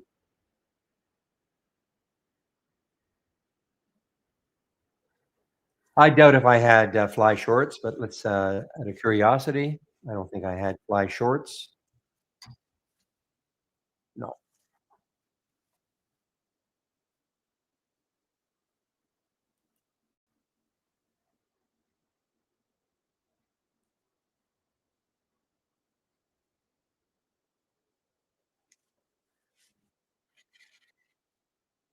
Always scary though to short these, because they look so obvious after the fact,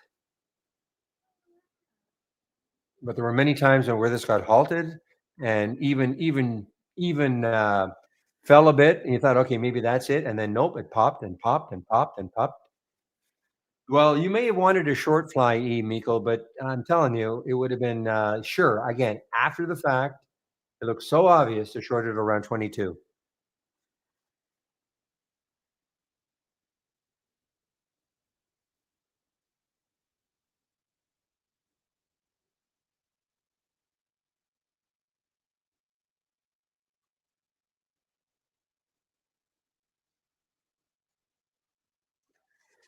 All right, when I save a top list to the cloud and I want to load it later to my current layout, I find it closes my layout to open the top list. Okay, are you sure that it's just a top list that you are saving and not a mini layout that you're not aware of? Because this is just a free floating layout I've got. Okay, well, let's just see. Do you know how to post the link in here of your top list? You know how to post it in? So I can take a okay, do it, please. Put the cloud link in, and I'll load it,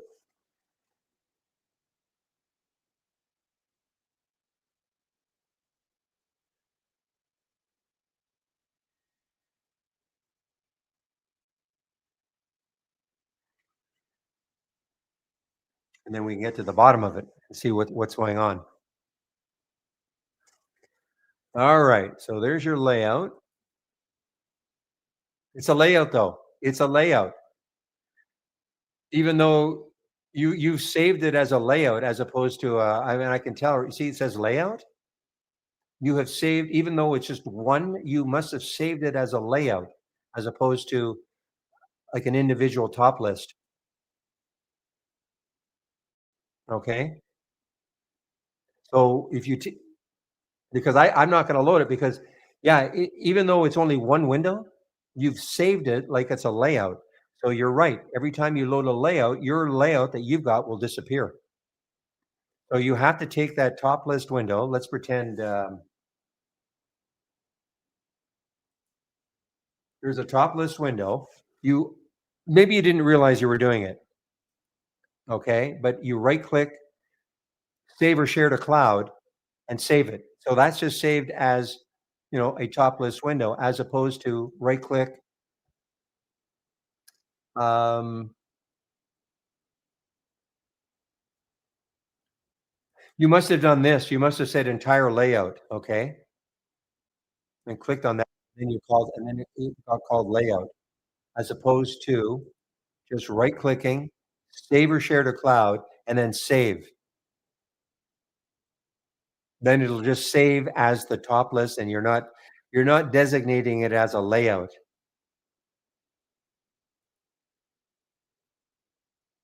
Well, you see, this is what it says, type layout, okay? So I can't load it. But imagine if I do this, if I right click and save or share to cloud and then save it. What's this one called? Relative strength leaders from the open. Okay, save it. And now let me exit out, file, load from cloud. Here it is right at the top, just saved as a top list window, load it, and here it comes. And my layout still is here. Somehow you saved it in layout format as opposed to just an individual screen or top list window. Because if I did this, if I right clicked and save or share to cloud and then click on entire layout and then save it now, click on entire layout, it's going to save. It's going to think you're saving a layout. It doesn't know how many. I mean, it doesn't know how many screens there are. But you've designated as saving it as a layout.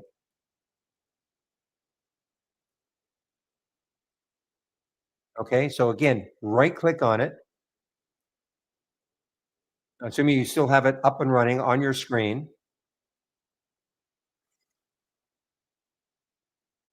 and then right click and then save to the cloud, not using entire layout. Now, it's possible that that's already filled in or something, in which case,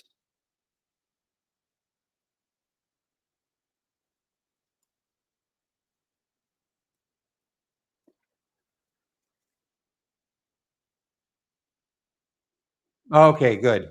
Okay.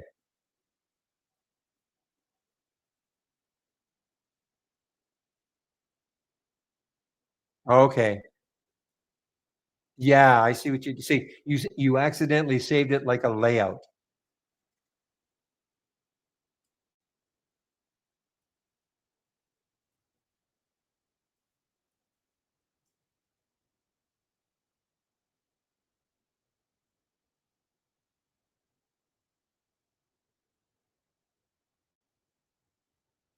But you must have done something somehow it's saved as a layout, unusual. Somehow it saved it as a layout.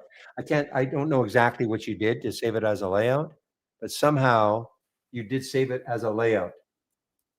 You might have done something like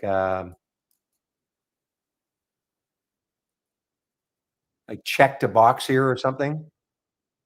I don't know. I can't tell you exactly how you did it, but now you know. Just save right here. Don't do anything up here. Just save right there. Then it'll save as your just as a single top list window. Okay, Nosh.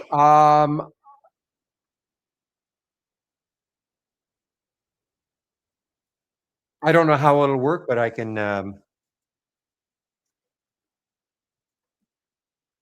They may like I don't know exactly how the accounting will work. If you've already taken out a monthly and you want to up it to print, I mean they'll figure it out. Okay, and just ask them if they can use Barry 30 as the promo code.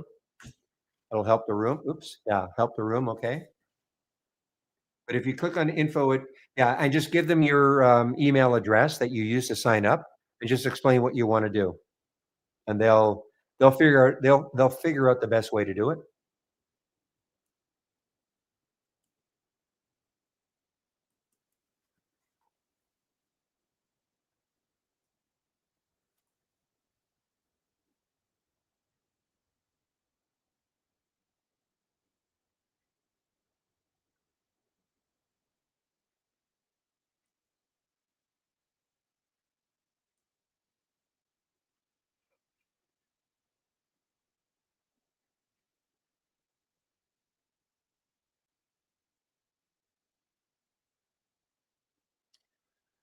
So that makes sense. Unusual.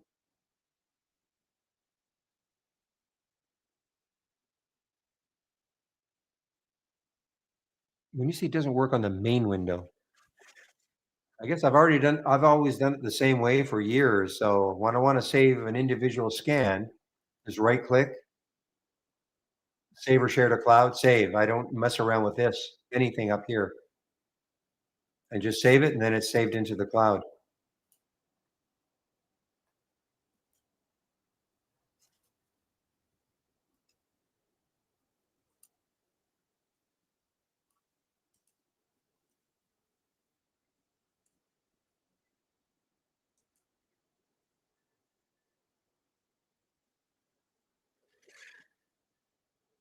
The top TI bar, you mean you're talking about up here? My toolbar? I mean, I do that too. Well, I do that also. File, load from cloud. I'm using that. But here, if I have something I want to save to the cloud, even though okay, if I want to save something to the cloud, I just right click and save or share to cloud and save. Just pick whatever I want to save to the cloud.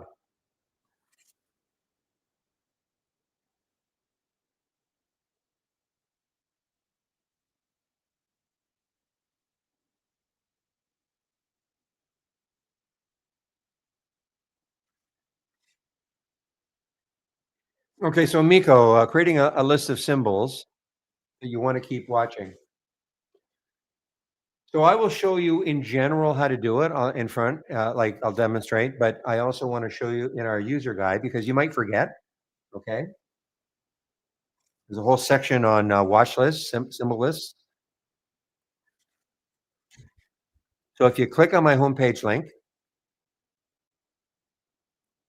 and scroll down until you see the education section right here, click on the more info, and at the top is the user guide.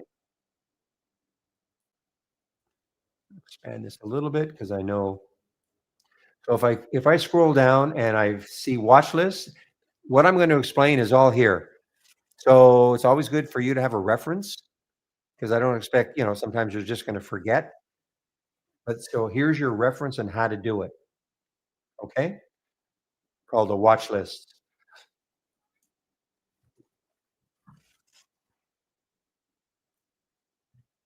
So what I would do is this: the way in which you watch symbols. Okay. Let's say it's a top list window. You create your top list window.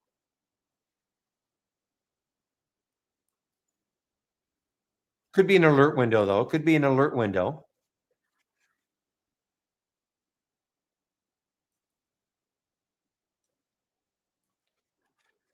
But I'll start off with this because we will assume that you want to attach the symbol list to a top list window. But if it's an alert window, you know what? I'll do it over here. I'll do it on this Ultra Zooms because that's an alert window. But it's the same principle.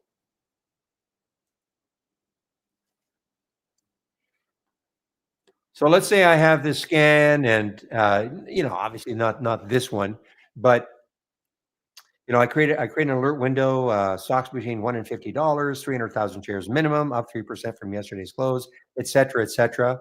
And then with a trigger of a new high of the day, as an example. But I only want to direct that to a specific group of symbols. So right click, configure, symbol list. You see where it says create new list? You click on that. You give it a name. I'll call it Miko. I'm not creating it for you, okay? I'm just have to give it a name. Call it Miko. Say okay. Now here, this box. Oh, it'll be fine even for tomorrow. Okay, Nosh. It's still good tomorrow. They'll reply, I'm sure.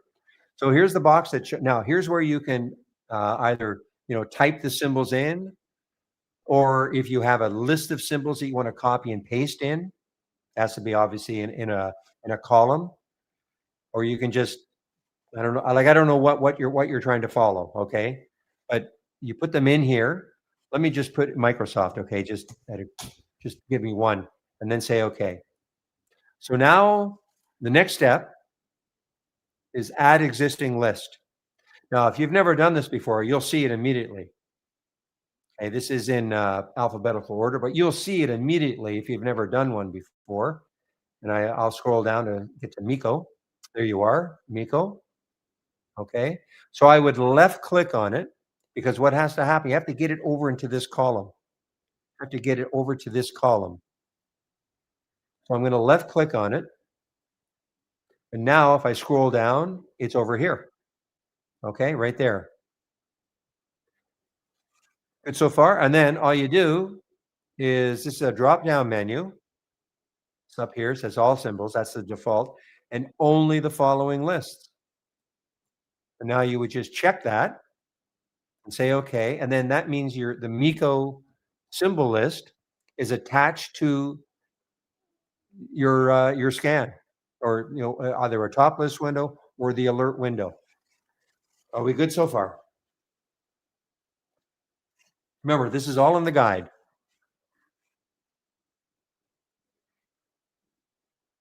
And okay, now I understand also, you can have it attached to different top list windows. It's not that it's only can be attached to one window, okay?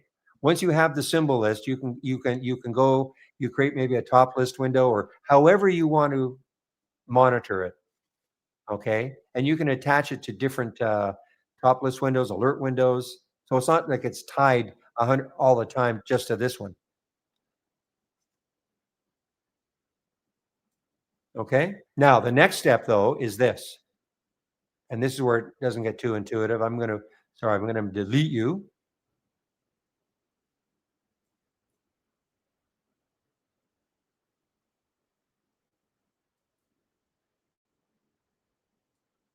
Actually didn't delete it, but watch now. Here's how you can modify the list. This is not intuitive, but if you click on tools now from the toolbar, and now click on symbol lists, okay? So there you are. Miko is right there still, okay? Now, of course, I will delete the list, but here's how you can modify it. You highlight it and then click on edit list, and here you are. So now you can start to modify the list. May not be the same list every day.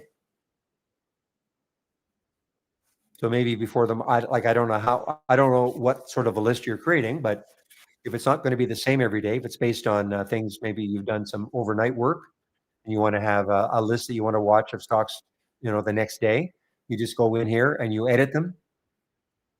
So if I want, I can delete. So I type, and this is just a list of stocks. Okay. So you just modify your list and then say okay, and then you're done.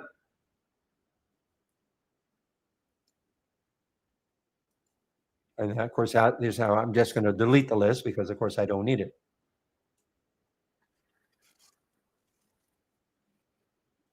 And guess what? It's working again. We had a problem for about a week, but it's obviously working again. When we click on the symbol lists, we couldn't see anything here. Here's all the things I created in over 15 years, but it was all blank. But I guess it's been fixed.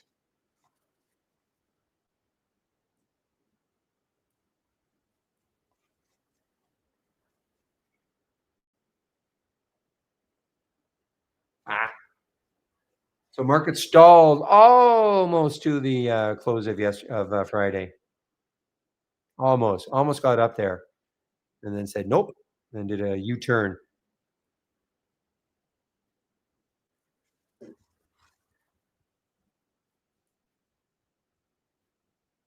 Whoa, the AHMA. What a move. This might do it. This might be the one. I think it's probably, I'm surprised it's not halted. Yeah, it is halted. There's a big move, guys. A big move. Coming from 1182 up to 1490 and halted. Straw has a ways to go. The high of the day was 1735. When volume came in, you can see the volume came in. But, well, 1490, there's the halt. 1480, so no big clue as to where it's going to open. Okay, guys, are there any more questions?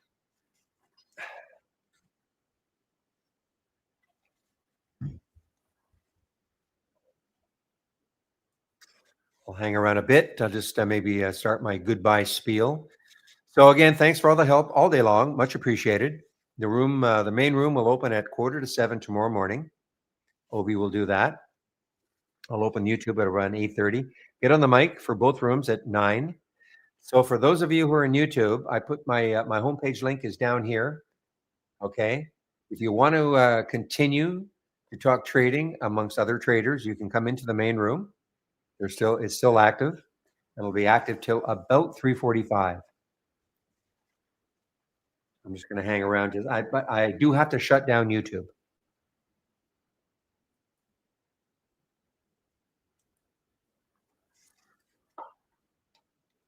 No questions? Going once, going twice. All right, guys. We'll see you tomorrow.